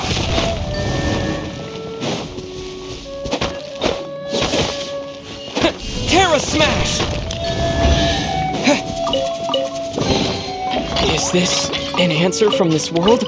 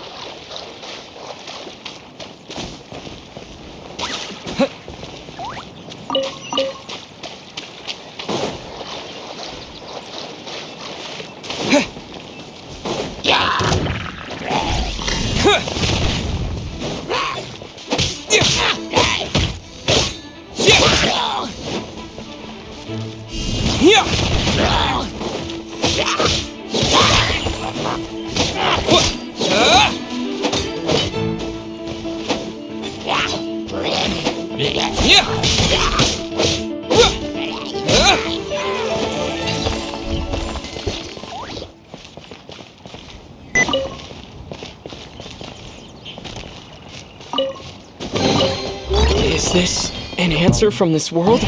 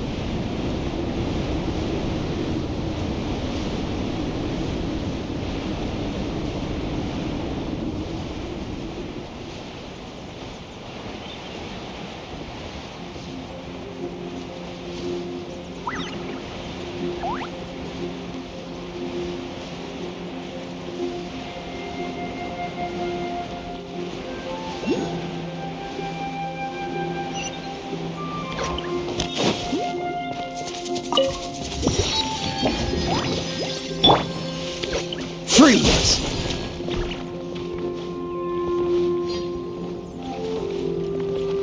Dodge this!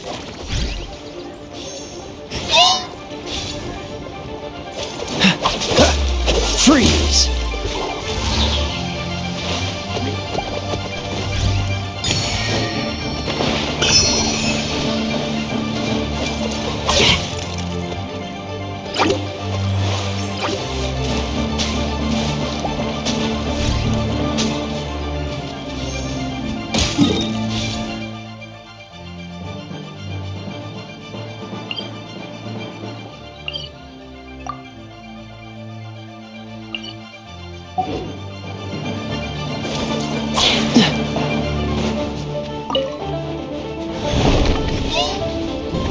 What's the hurry?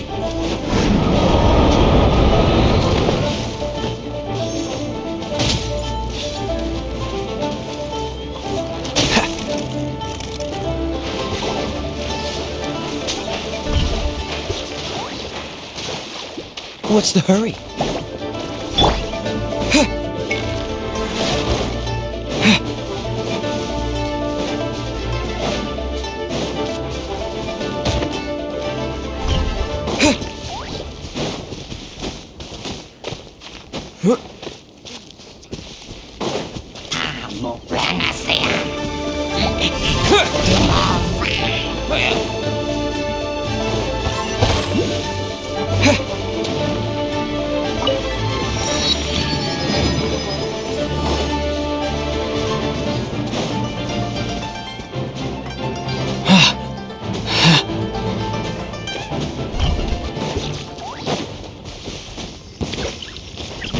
Pay your dues.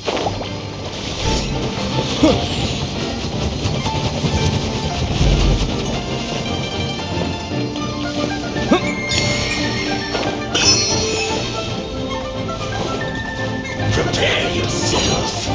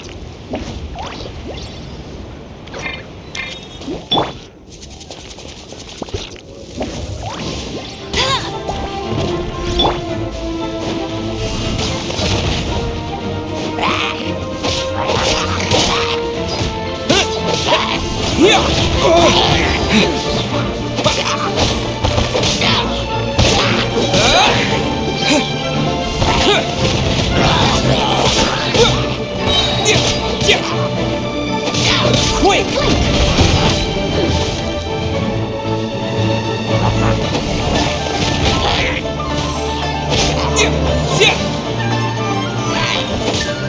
Over here! Oh, now you've got me worked up. Cool it! This moment will be frozen in time. Dodge this! Go, Barrett! Let me amuse myself a little.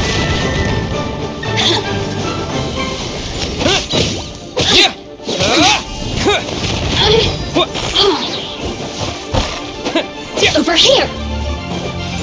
The more, Terra Smash! the merrier! Blink!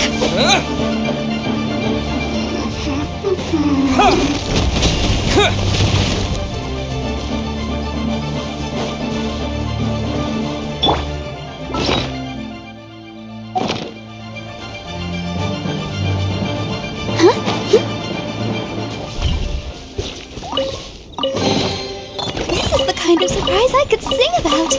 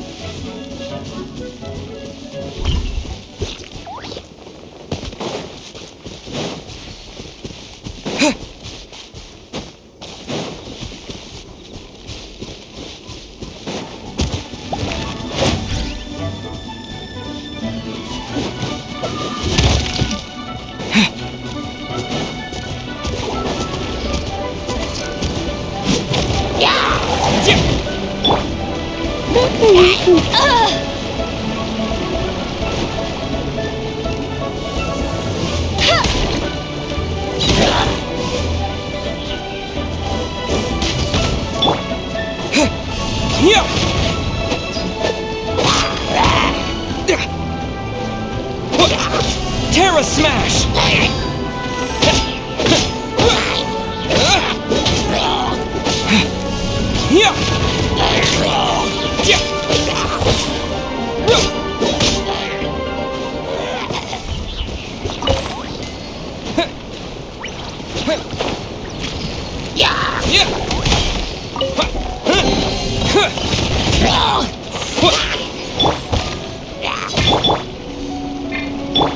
No one escapes my sight!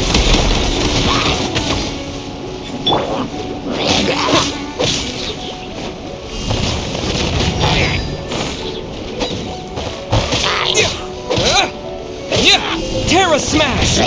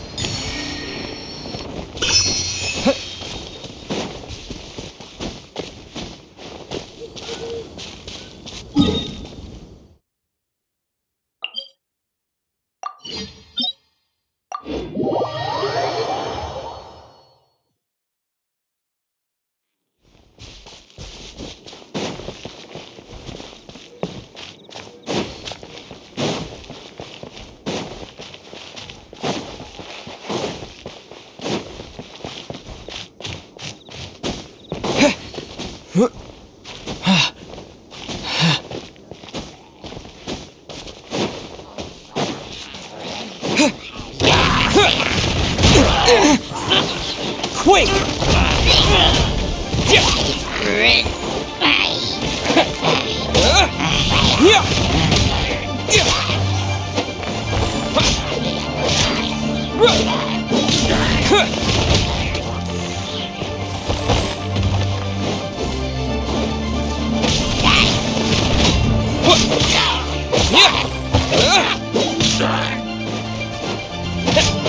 Terra Smash!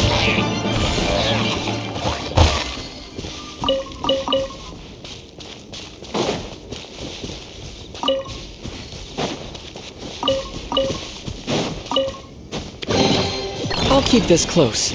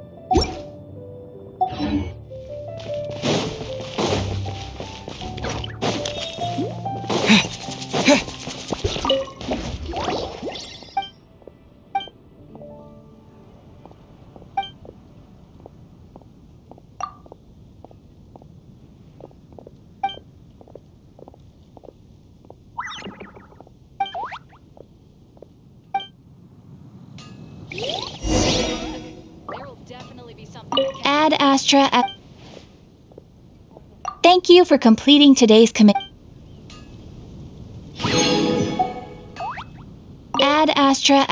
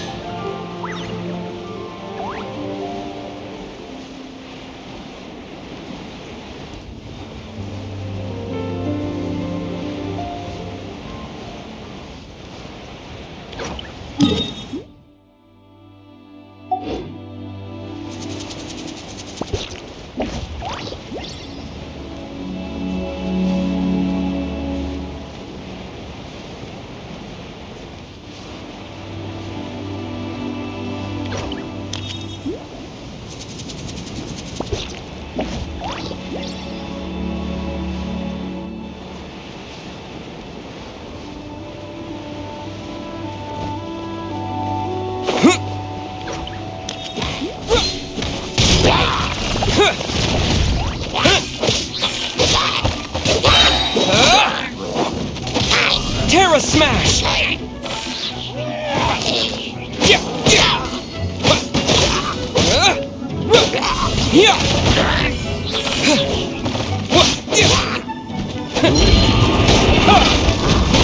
Terra Smash!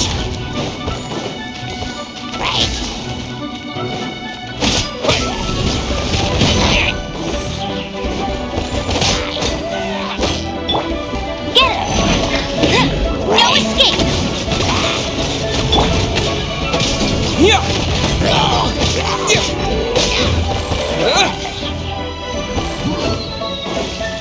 Terra Smash!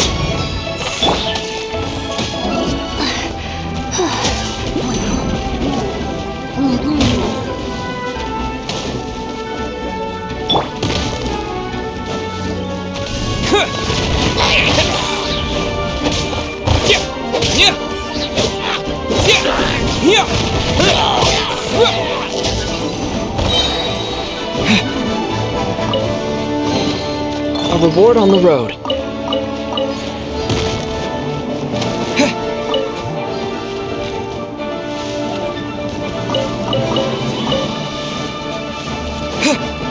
Terra Smash!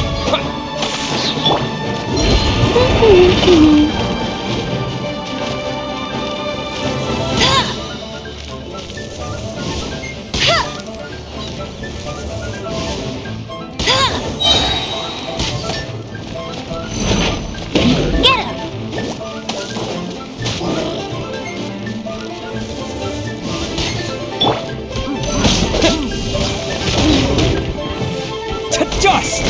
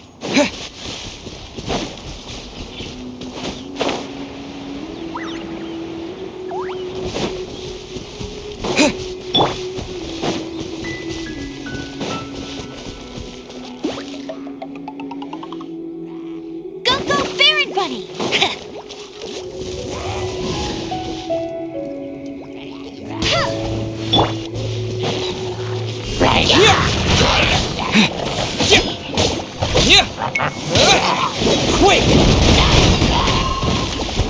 Terra Smash!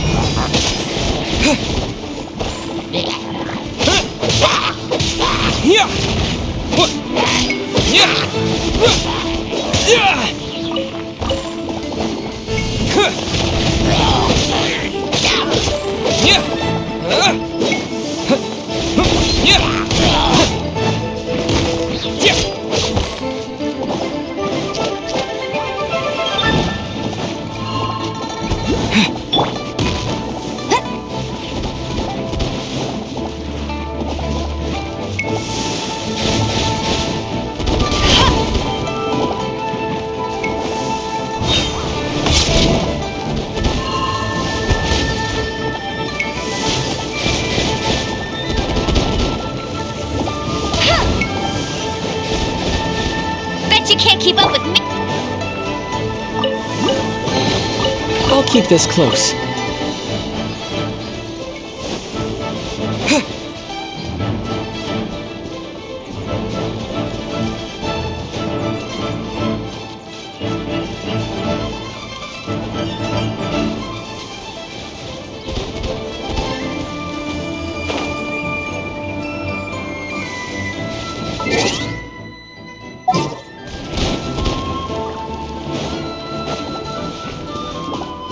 Terra Smash!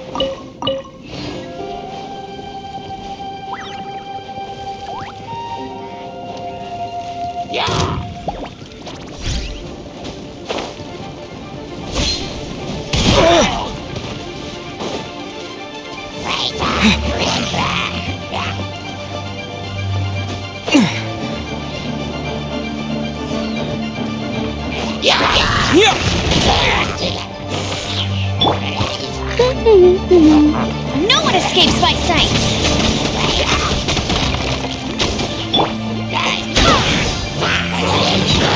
Wind, hear me!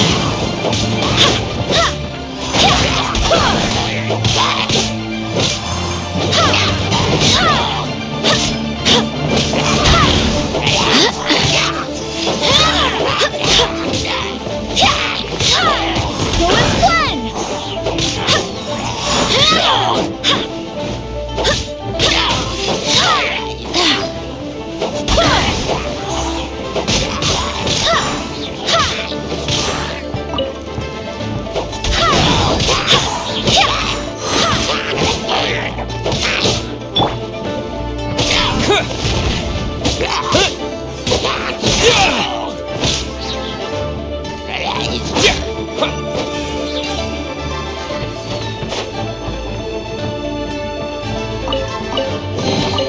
I'll keep this close.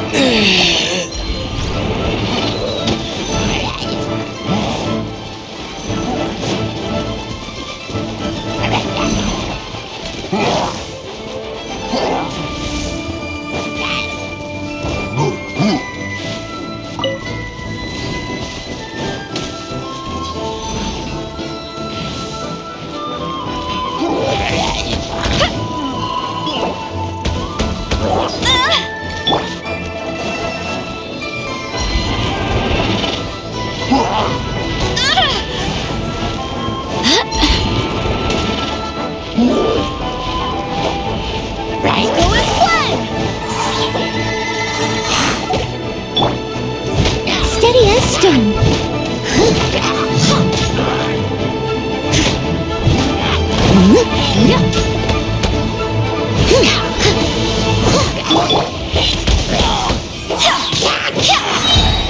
I swear by my sword!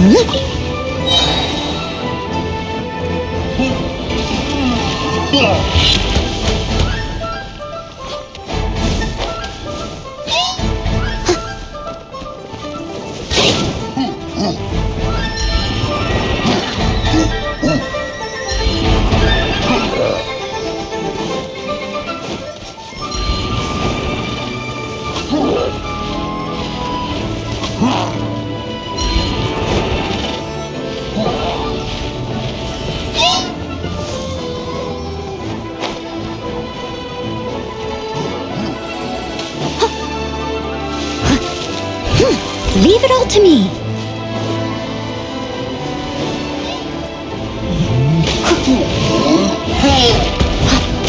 But they still need me. I'll race you there.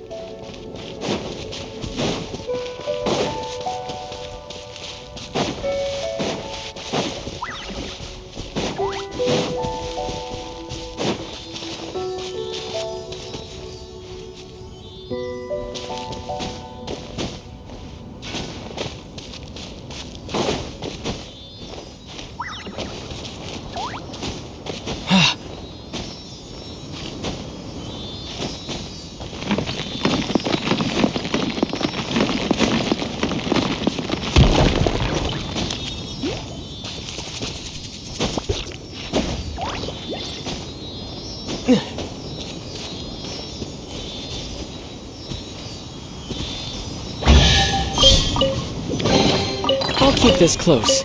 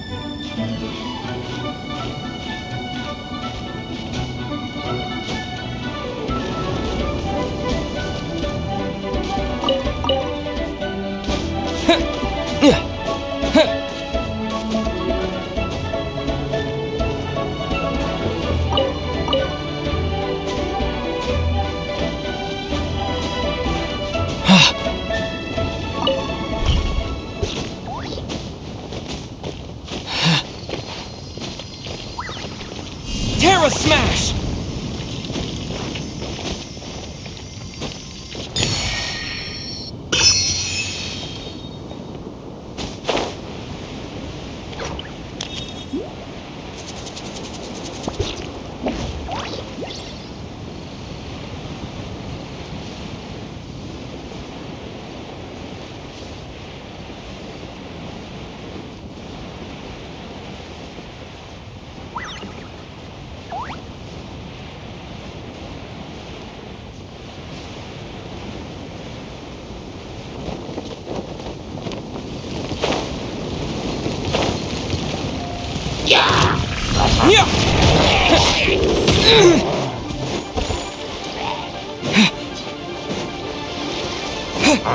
Terra Smash!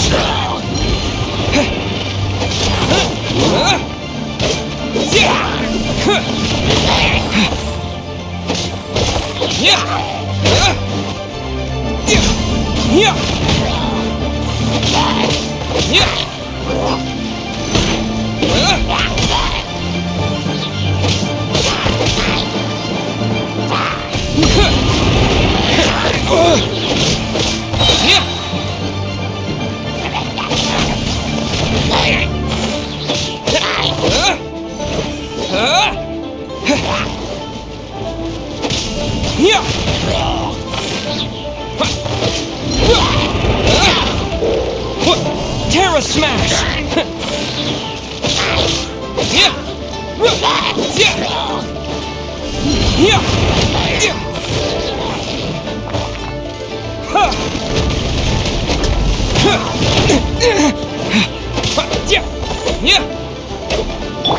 Let it rain. Freeze! Oh, so sorry.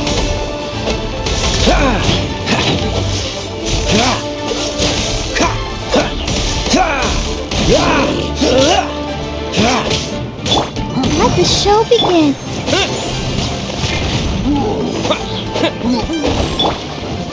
Go, Baron Bunny!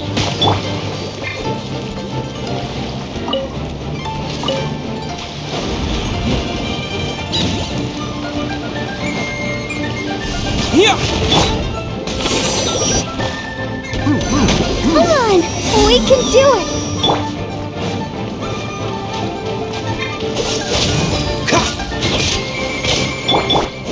Get him!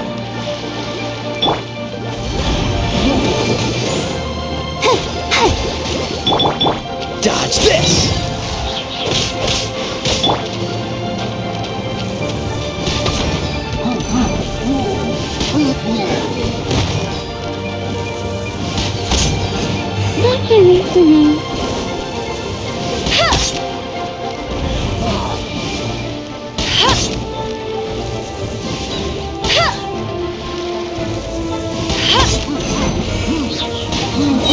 That's cheap! No one escapes my sight!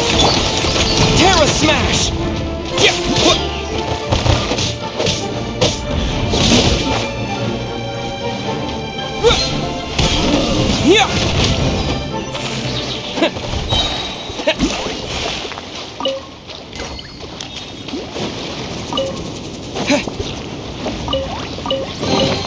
I'll keep this close.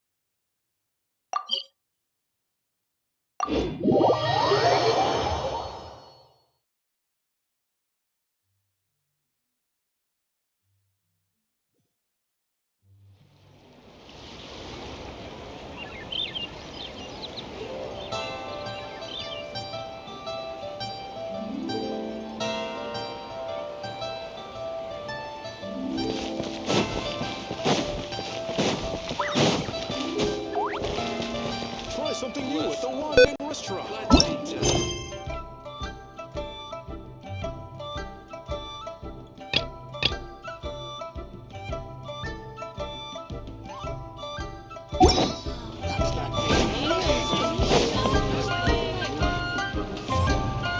Oh, yes! Yes! They have the audacity to go after anything! The 7 dragons, gods. No ancient artifact that relates can escape their greedy ambitions. Still, this time is different.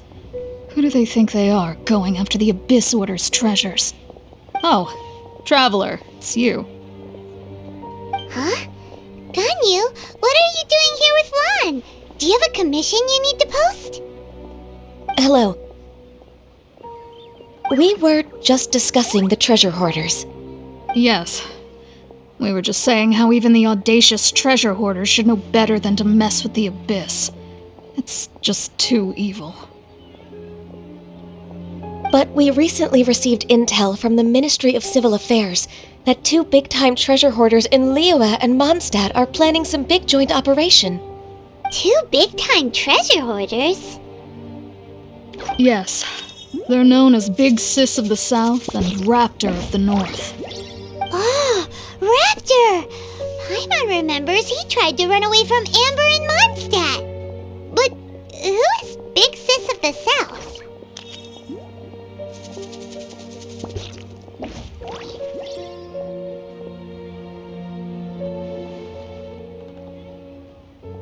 You already know something then.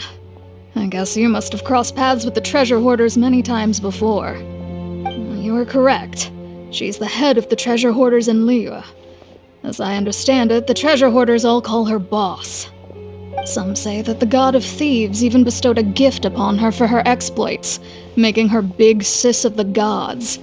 But that's probably just a wild rumor. Anyway, the treasure hoarders discovered some previously unexplored ruins that the Abyss Order has been secretly guarding in the shadows. Despite how dangerous that makes it, all the treasure hoarders can think about is what kinds of treasure could be inside. They have already devised a plan. They will send out a decoy to divert the Abyss Order's forces away from the ruins, then send an expert thief inside to steal the treasure. To this end, Big Sis and Raptor have reportedly recruited a certain Grand Thief from Fontaine. Grand Thief? That's quite an impressive sounding title. Oh, indeed. He is an extraordinary individual. The Grand Thief is highly respected in the treasure hoarders, in the same way that we adventurers look up to great adventurers. Ah, so you're familiar with the author of the Tevat Travel Guide, then? Correct. The Grand Thief is someone as renowned as her. So, despite being relative big-timers in Liyue and Mondstadt, Big Sis and Raptor had to put in a lot of work to convince a thief of his status to come and personally oversee this operation. With the major changes in Liyue recently, the Ministry of Civil Affairs and the Millelith already have their hands full. They don't have any time to investigate rumors about treasure hoarder activity. But anything related to the Abyss makes me feel like there is some unknown danger lurking beneath the surface. So I decided to come to the Adventurers Guild to post a commission. Leave this commission to us! Oh, thank you so much. Good to see this in the hands of a reliable guild member. Well then, good luck. The guild will take care of the details of this commission.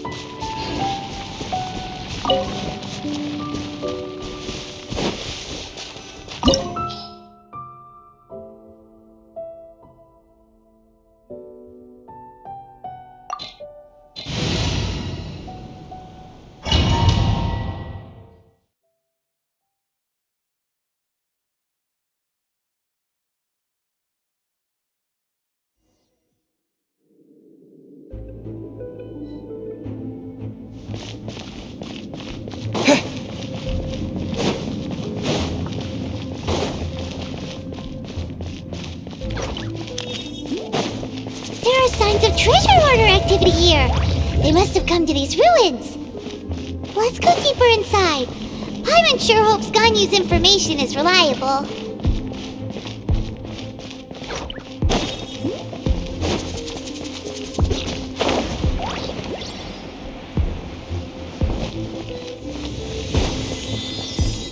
There aren't many guards here. Looks like their plan to draw away the Abyss Order's forces really worked.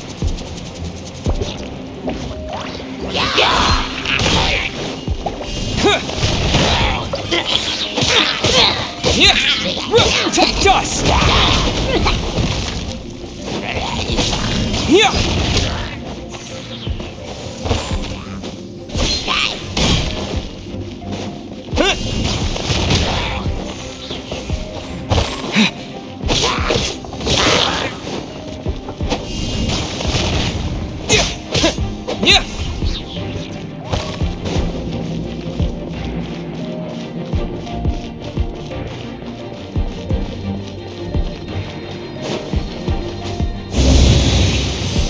More signs that a treasure hoarder was here.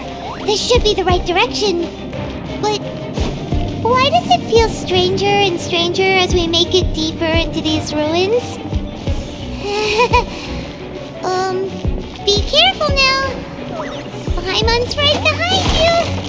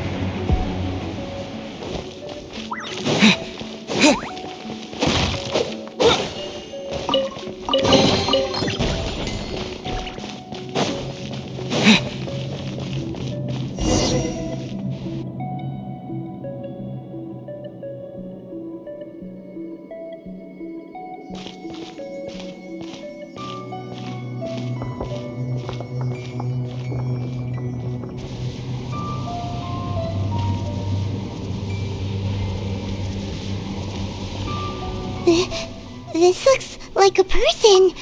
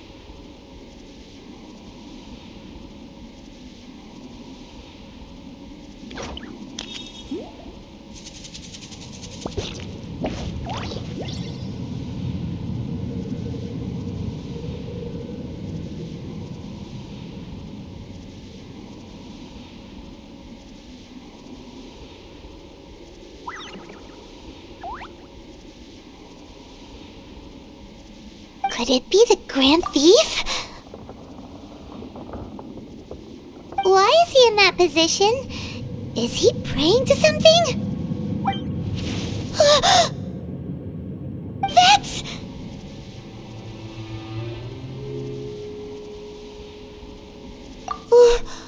Why is the statue of the Seven hanging upside down? And the statue's hands... Paimon remembers they're normally holding an orb, right? But this statue is holding... What is that? Paimon has a really bad feeling about this. And the Grand Thief hasn't moved an inch. Do you think he's... Hello? Are you okay, mister?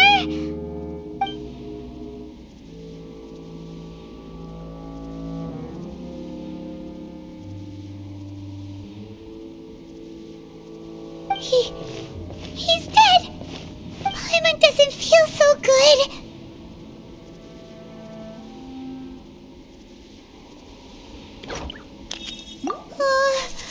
Let's get out of here, and fast! We should report back to Ganyu and Lon. Now what? We can't stay here! Quick, run!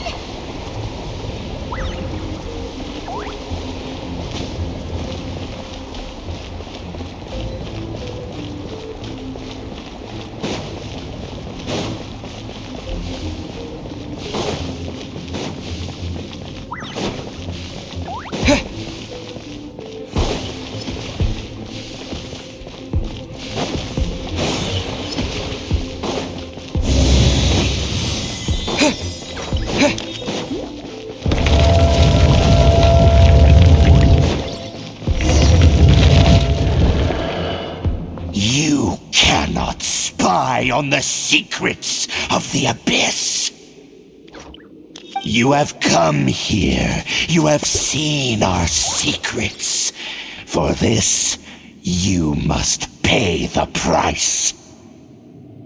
As a herald, I will mete out your punishment. An Abyss Herald?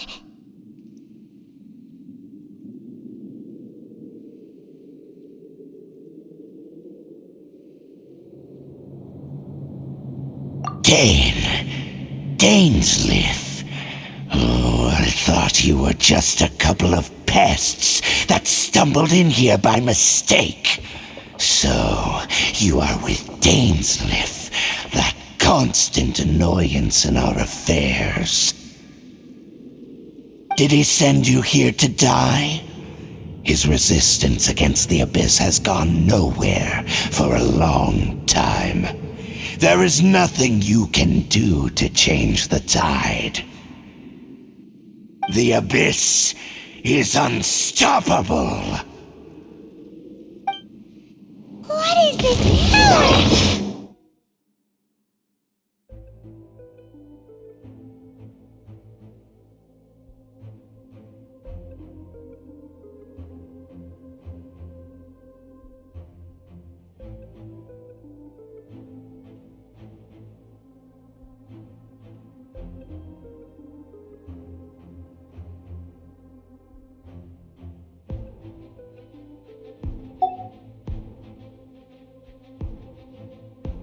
Pirate's never seen it before! Careful! Please don't get cocky! Yeah! It's a roar!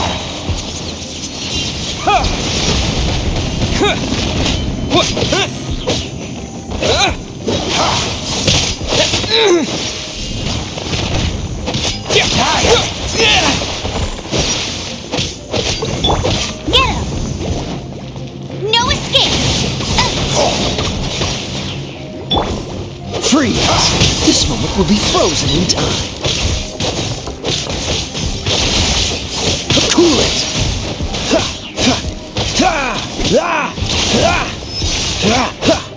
Freeze!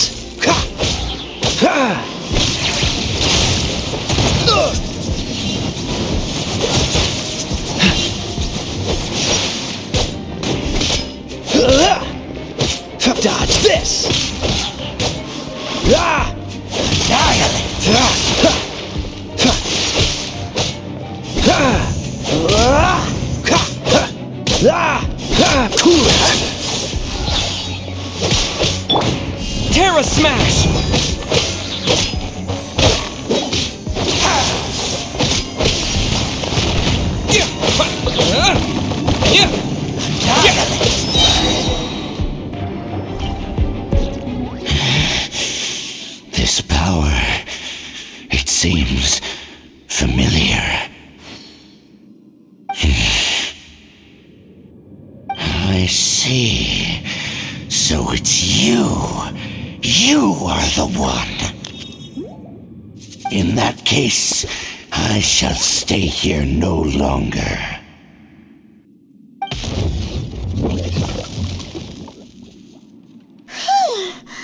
What a tough battle! Are you okay? Oh, such a strong enemy. Who knew the Abyss Order had monsters this powerful among them? Huh? What is it? What are you thinking about? Oh, right, yeah. We're near the exit now. Let's get out of this scary place before something even more dangerous shows up.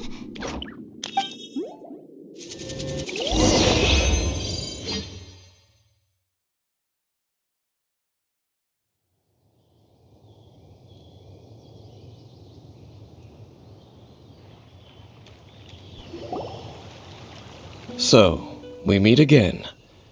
A little sooner than I had expected. Hey, it's Dane! Judging by your expression, it seems you just experienced something quite strange. Could it be that you encountered an Abyss Herald in those ruins? Huh? How did you know that? I've been on the Abyss Herald's trail. I didn't expect to find you here as well.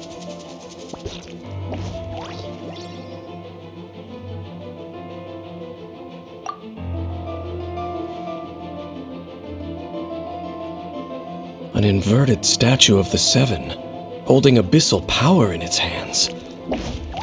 No, I have never seen such a thing during my time fighting the Abyss, though I have had my suspicions. Tell me the rest of what happened in there. So you escaped the ruin depths filled with abyssal power, and then? And then, as we got close to the exit, an Abyss Herald suddenly appeared and blocked our way! We fought a big battle with that thing. Maybe it hasn't gotten too far yet. Yes, this is a rare opportunity indeed. Come, let's catch up to it.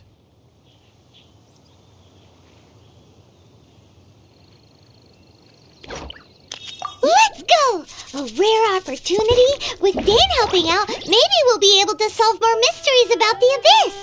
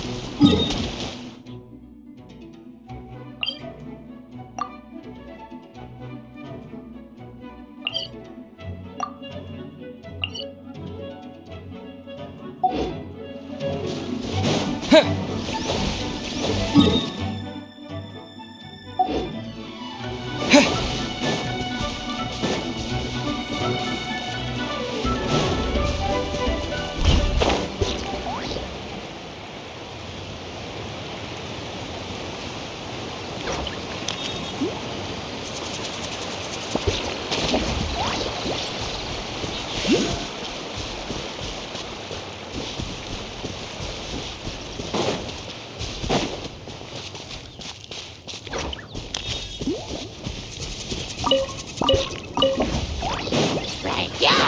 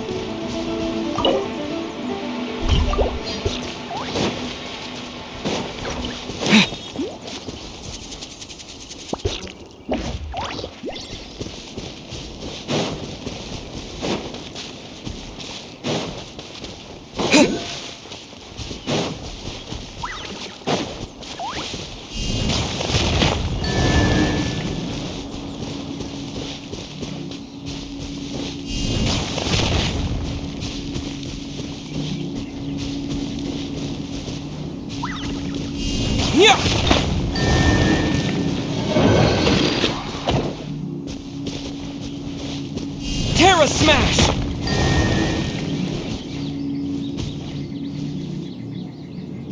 Yeah!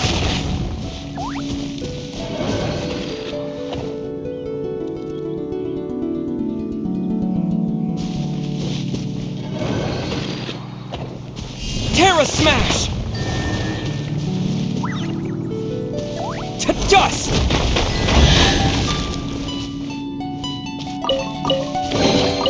Is this an answer from this world?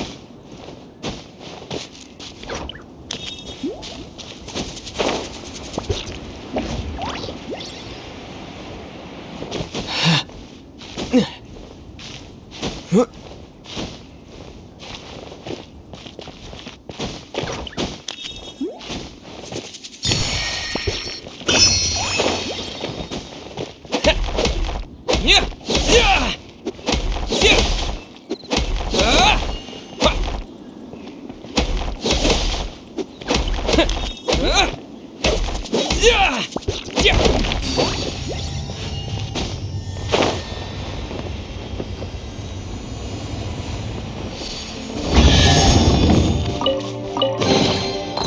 this an answer from this world?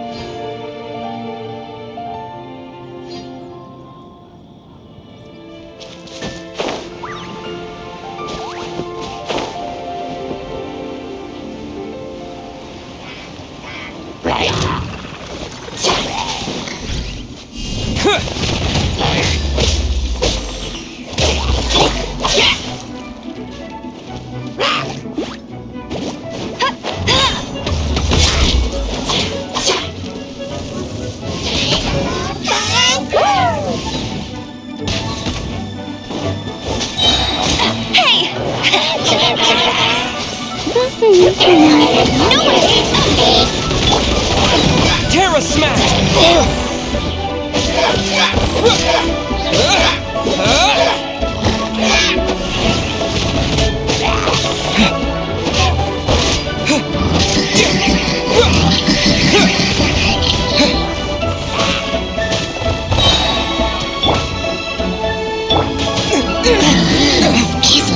Quick!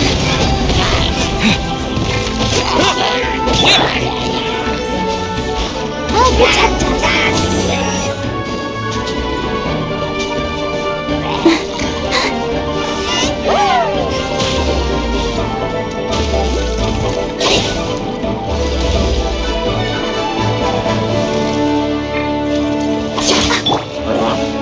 Dodge this!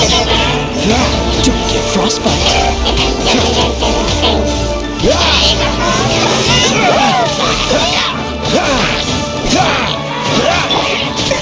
I can't stop. Now they need me. Let the show begin. Ready, steady, go!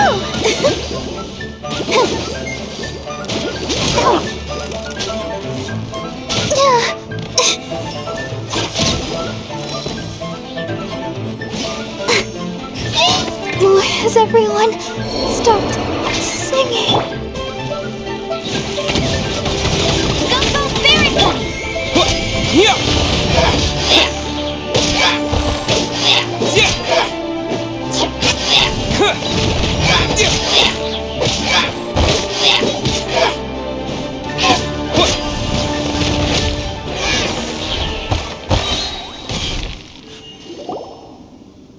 Those abyss mages just now.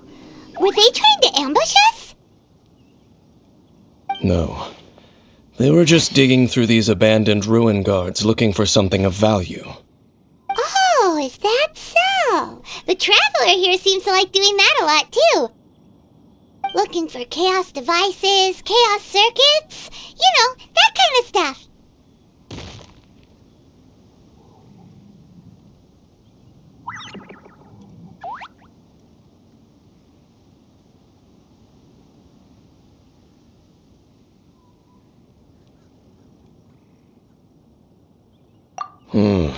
They wouldn't be searching for such ordinary objects.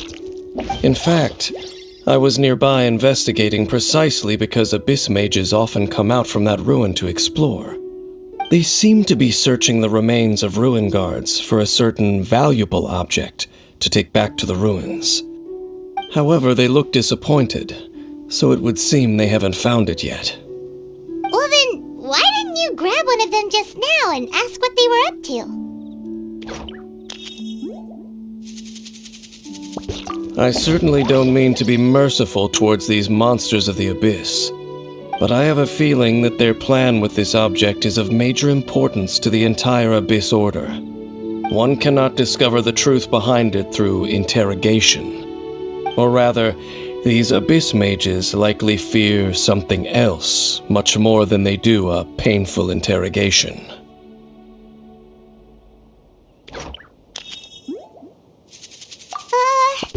Paimon is getting goosebumps thinking about all of this.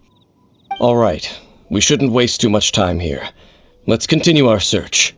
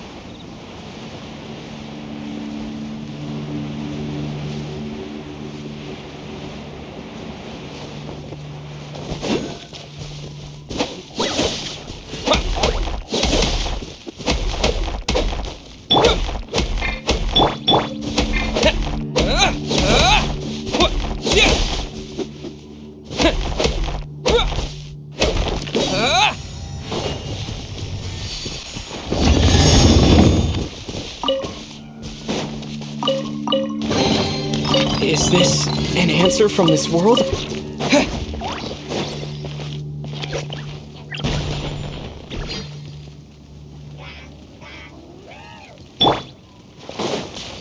I'll race you there!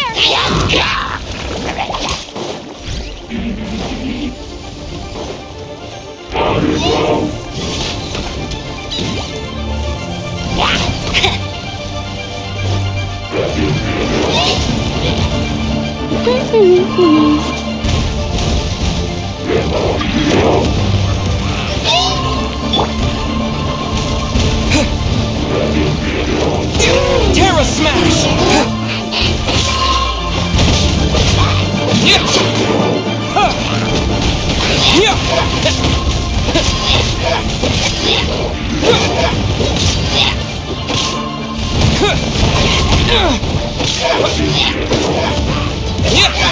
This is not...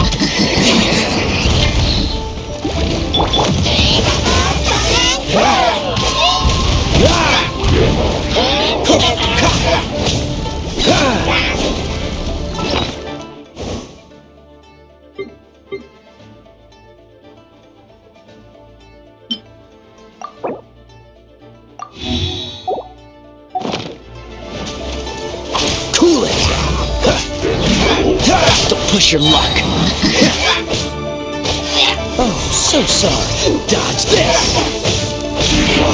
What's the... Cool it! No escape! Dodge this! I'm not done.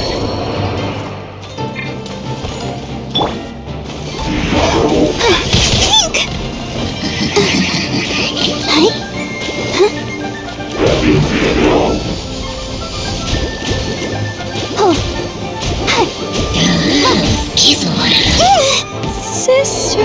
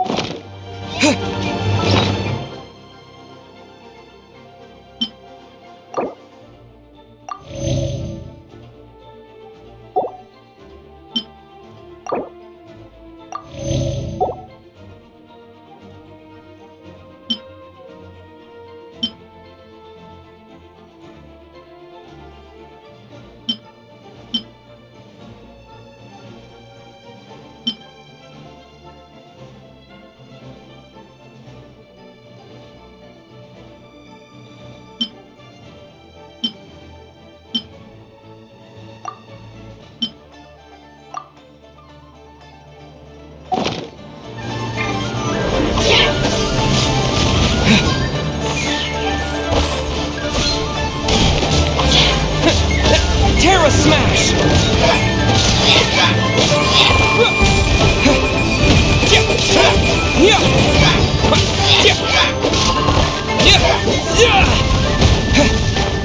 Terra Smash!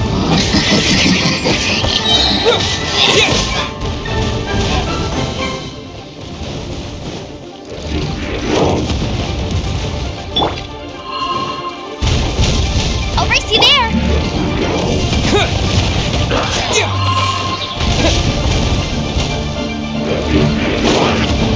Terra Smash!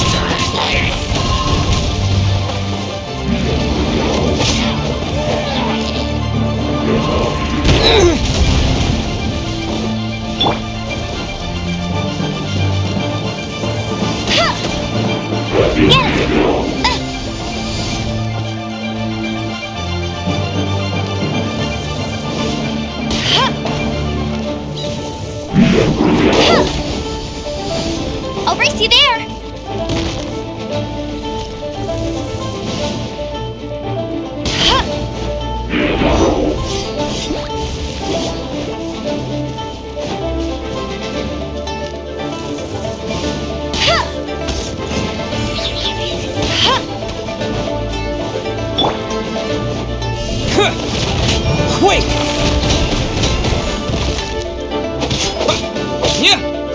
Terra Smash!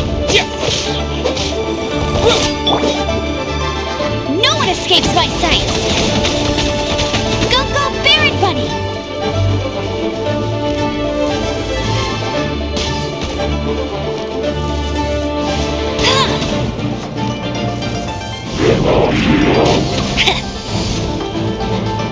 I'll race you there!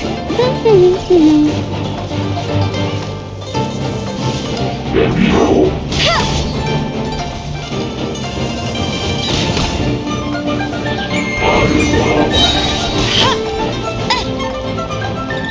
go, Baron Bunny! Told you I'd win!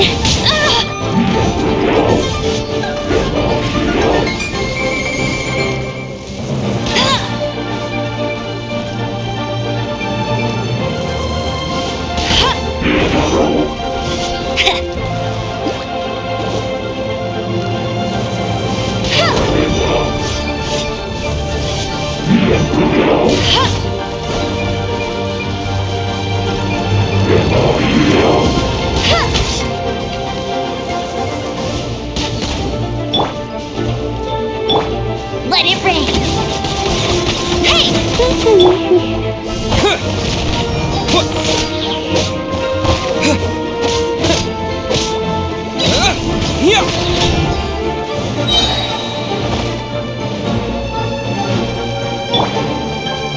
Go, go, Baron Bunny!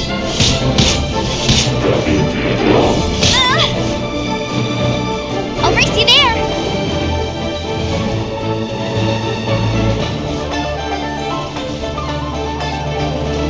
Get him!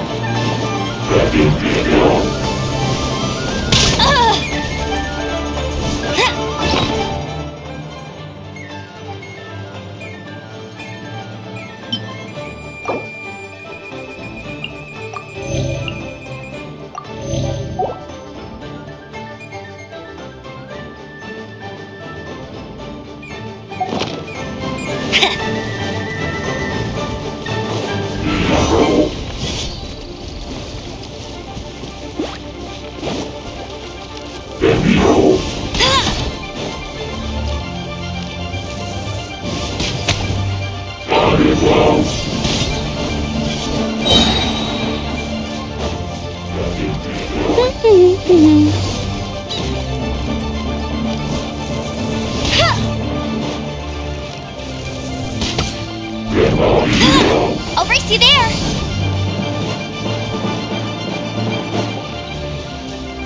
Go, go, Baron Bunny!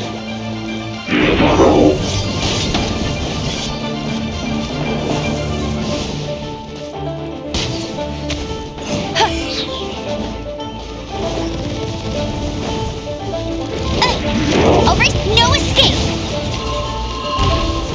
That's cheating!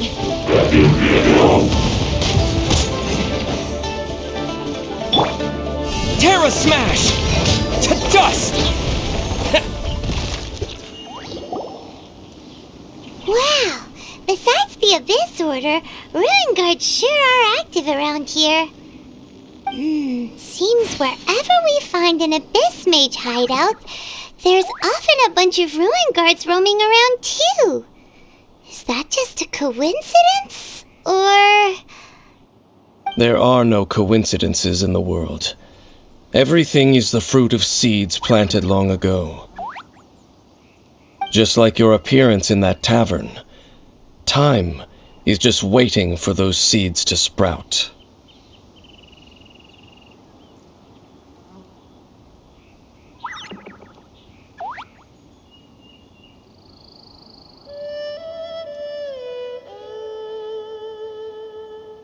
Forget it. Just some needless musings. The connection between the Abyss Order and the Ruin Guards is by no means incidental. Rather, they are both branches that have grown out and up from the same roots below. Branches?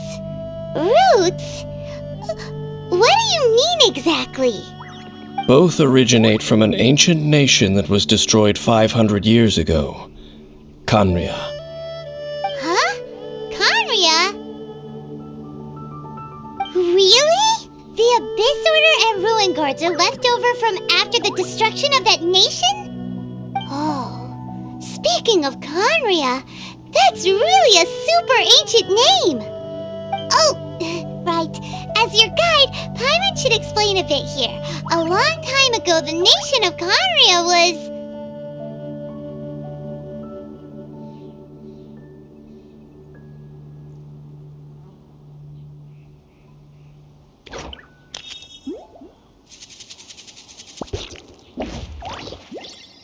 Huh?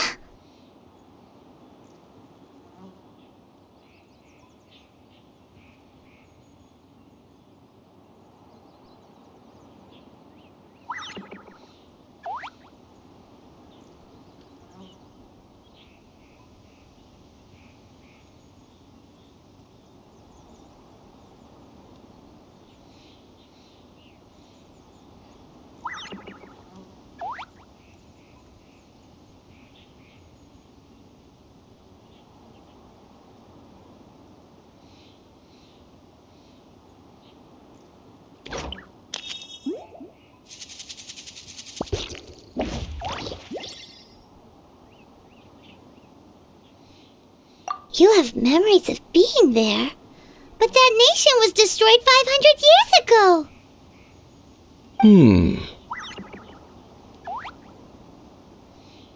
Is that so? Well, everyone has their secrets. You did not pry into mine, so I shall not pry into yours.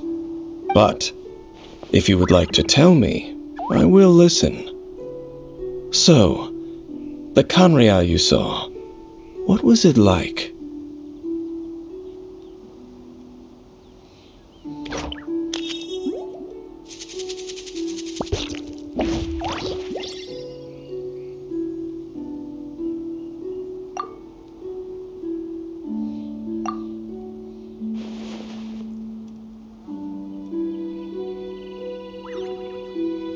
So that's the complete story, huh? Paimon thought that you ran into that unknown god first.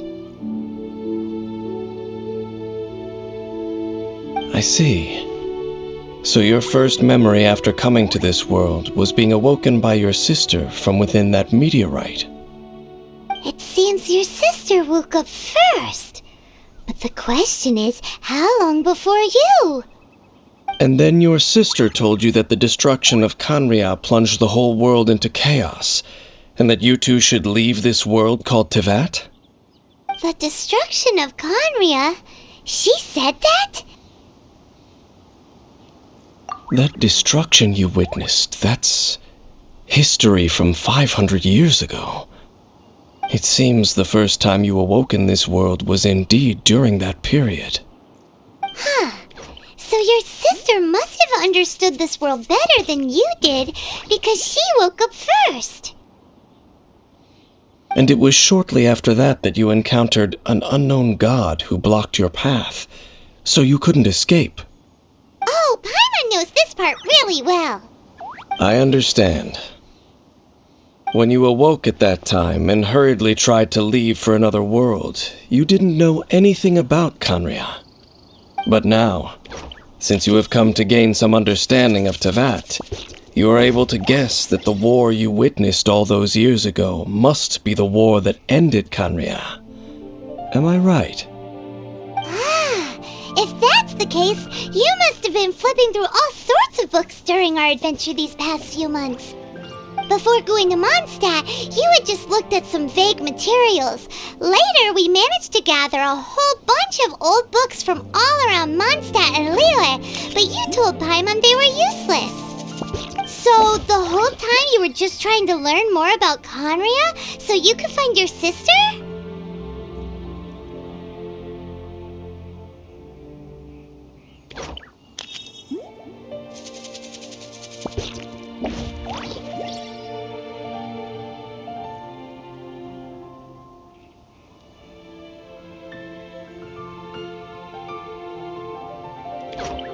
Oh, yeah! You can travel around the 7 nations to find the 7. But where can you go to find a nation that was destroyed 500 years ago? I probably know more about Conria than both of you. Conria was a nation without a god. Not because it had a god that died or abandoned them, but because it never had a god to begin with. It was a powerful nation, built purely by humans. An unprecedented, flourishing, and glorious civilization. It was the pride of humankind. A nation without a god? Later events unfolded just as you remember. It was all destroyed by gods. You mean that... 500 years ago, the gods descended upon the world and brought desolation to Kanya. The pride of humankind was uprooted and crushed, like a weed removed from the garden of the gods. How could that be? The history books don't say anything about that. Yes, well, continuing to discuss the past now will only dampen our spirits.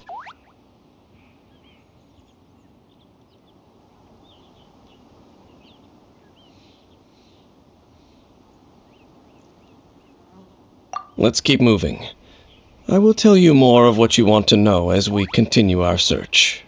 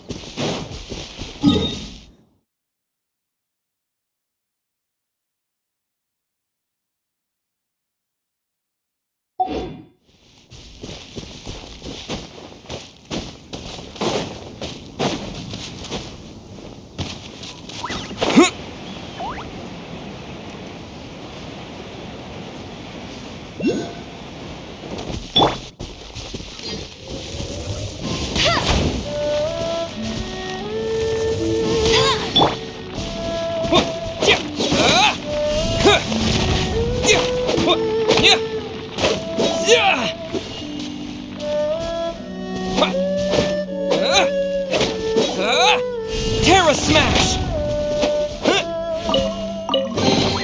A reward on the road.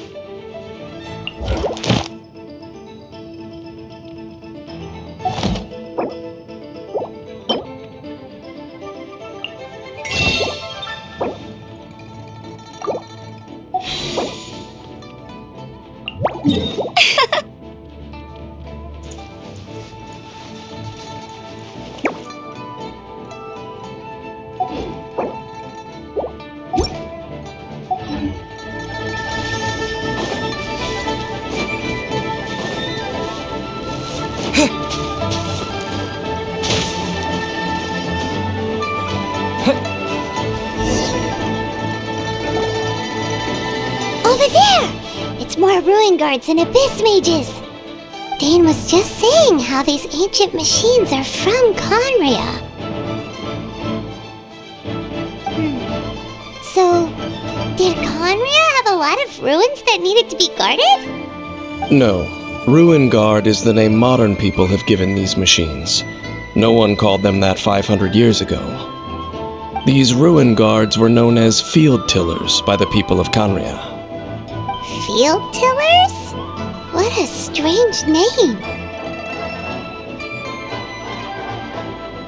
It's not like you think. Field Tiller was just a code name. The people of Conria like to give code names to their weapons. The land is not to be tilled with farming tools, but rather is to be fought for with steel and blood. This is how the Field Tiller came about. Fought for with steel and blood? Well, that's an interesting way of understanding tilling. Paimon doesn't think it's a very positive interpretation. After the destruction of Conria, these masterless field tillers went completely out of control. They wandered aimlessly over the centuries, gradually spreading to every corner of Teyvat. Perhaps resonating with the sorrow of other civilizations lost to time, they found their way to various ruins across the land, where they lie dormant. That sounds so sad. Once you understand more, those details won't mean much to you. But no matter their past, all that remains of them now is the danger they pose. So destroy them all.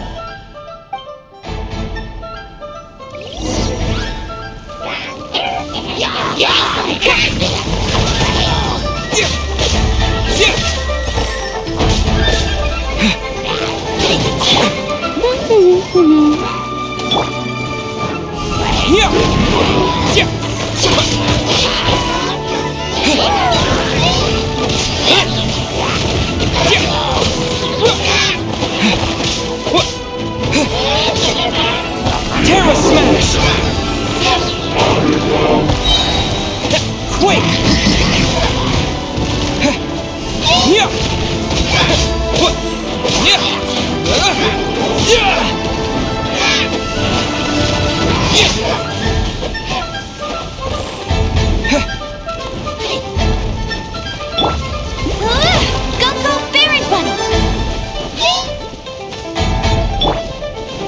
Let's dance.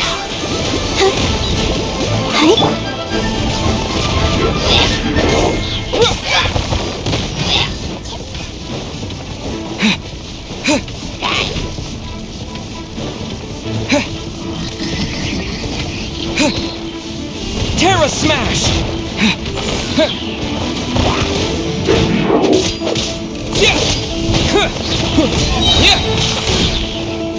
To dust! Terra Smash!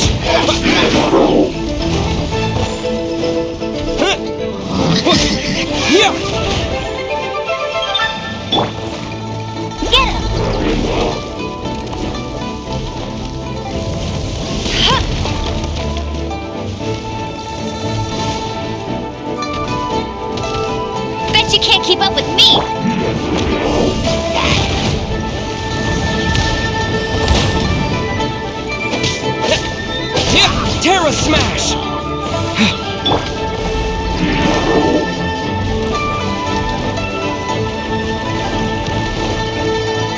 I'll protect us. Yeah. Oh.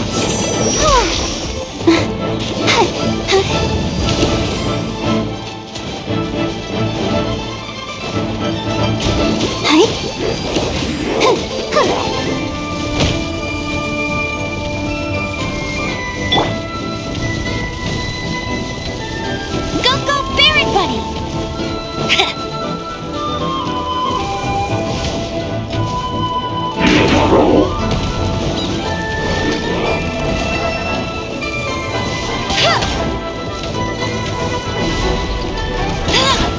I'll race you there!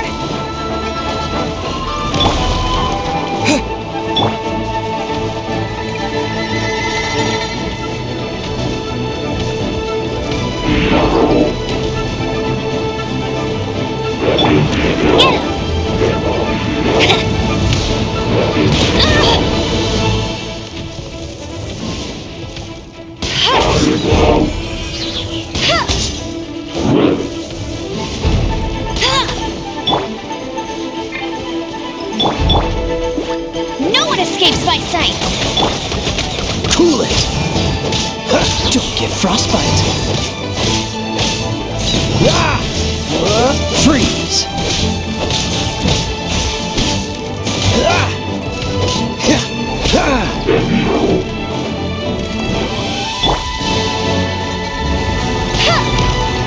Go, Barret Bunny!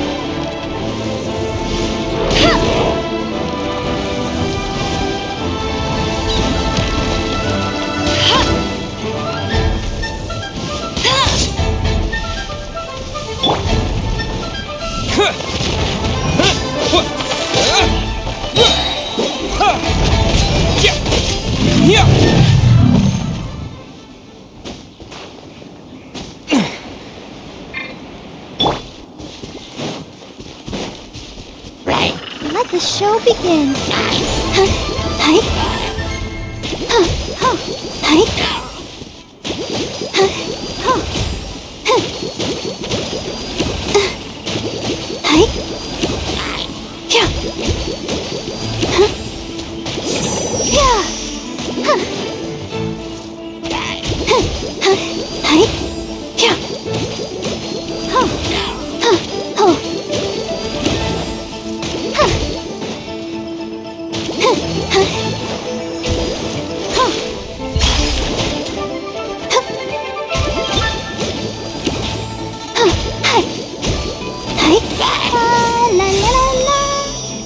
Go, Barbara, go!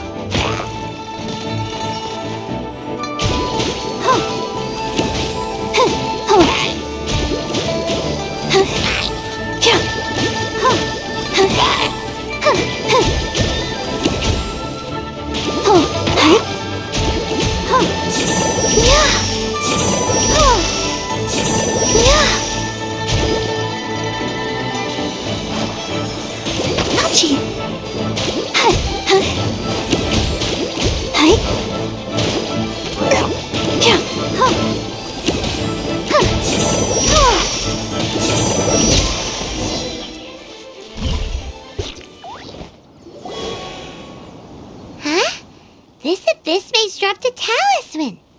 Could it be a communication of some kind? This talisman seems connected to the Abyss Herald. But why would an Abyss Mage be carrying it?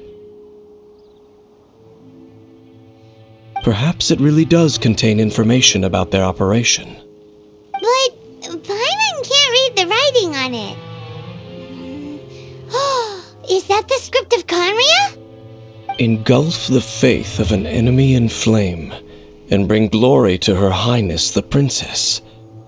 What? Is that what it says?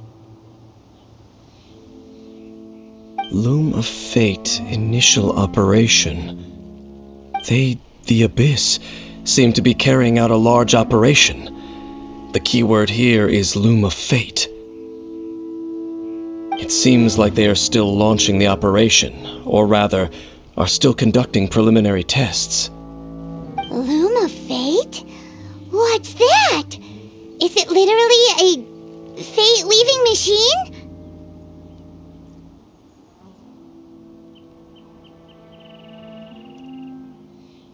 From the horrible feeling Paimon's been getting, those eerie ruins are super likely to be related to this fate-weaving operation. So, Dane, what message does this talisman contain? I'm reading it now. An ambitious operation. But some parts are difficult to understand. How so? In short, the first phase of the plan is related to Osile, Overlord of the Vortex. The Overlord of the Vortex? You mean that god in the ocean?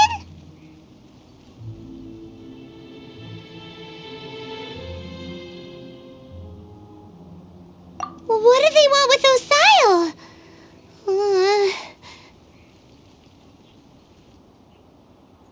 I know of your past heroics regarding Dvalin, and I also know of the Abyss Order's role in the Storm Terror incident. Though you may not have been aware of it at the time, you were thwarting an Abyss Order operation similar to this one. Last time it was Venti's old friend. This time it's a huge ancient god. The Abyss Order keeps setting their sights higher and higher. Will the Abyss Order use their lies and dark magic to corrupt Osile, just as they did Dvalin? No. From the contents of the talisman, this operation goes one step further. They won't just corrupt Osile's mind. They also plan to use the ancient technology behind the field tillers to completely transform Osile's body. Is that even possible? So wait, the Abyss Order wants to make some sort of cybernetic squid god of mass destruction? Very few people today truly understand the civilization of Conria. Though, of course, the accuracy of that understanding itself is difficult to judge. Only the Abyss Order has consistently sought out the remnants of Conria. Despite being far from human, they seek out this lost human civilization quite persistently. The talisman's message states that they will use the defiled statue as a base, attaching Osile's limbs to construct a mechanized god. And the new core that shall replace the orb usually held by the Statue of the Seven is the eye of the very first field tiller. The eye of the very first field tiller? Oh, Paimon gets it! All those Abyss mages are looking for the special eye, right? It would seem so.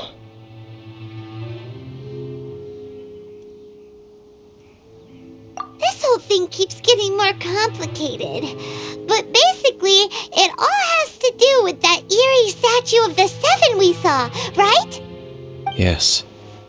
According to the talisman, the eye should be placed in the hands of the defiled statue, thereby imbuing the newly born god with the power to topple the divine thrones of Celestia.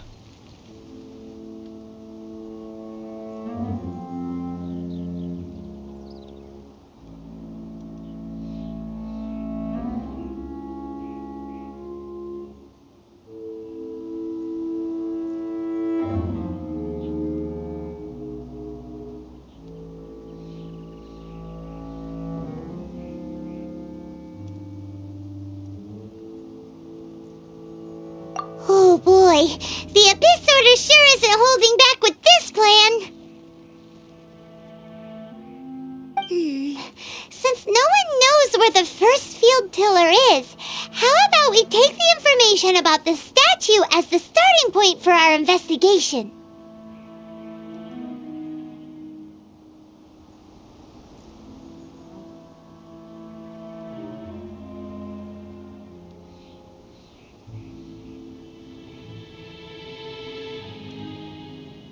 Yeah, that tone-deaf bard is too difficult to track down anyway. Let's go to the cathedral first and ask around. Maybe we'll learn something. The cathedral. Huh? What's the matter, Dane? Nothing. Let's get moving.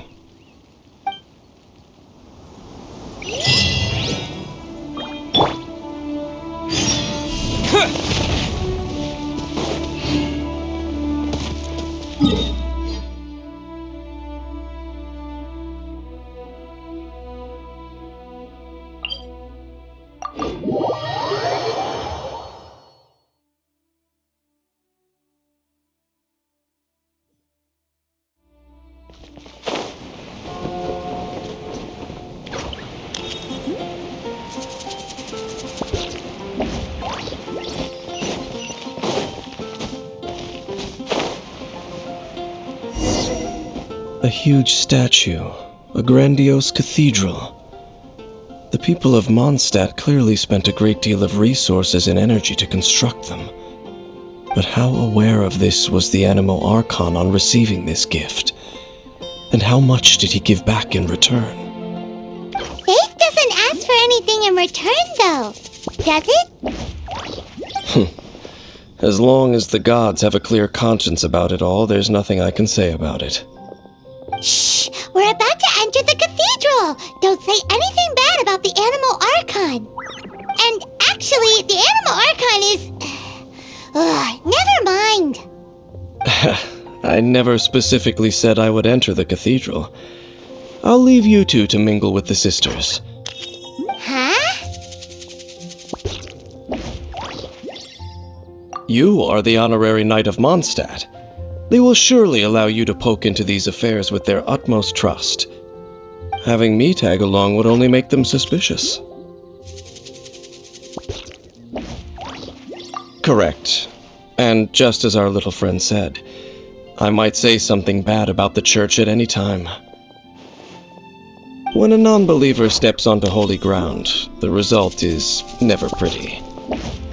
I have never received the favor of the gods in the past. I don't see any reason I would need it now, or in the future either. That's enough about that. While we've been chit-chatting, the Abyss Order continues to act. Okay, then we'll just go in ourselves and ask around. I should warn you about one thing. Don't go mentioning the defiled statue inside the cathedral. The Church of Favonius wouldn't ignore the matter of the statue, but if they rashly tried anything against the Abyss Order, it would only ruin whatever element of surprise we may have. Also, meddling in the affairs of the Abyss usually doesn't end well for anyone.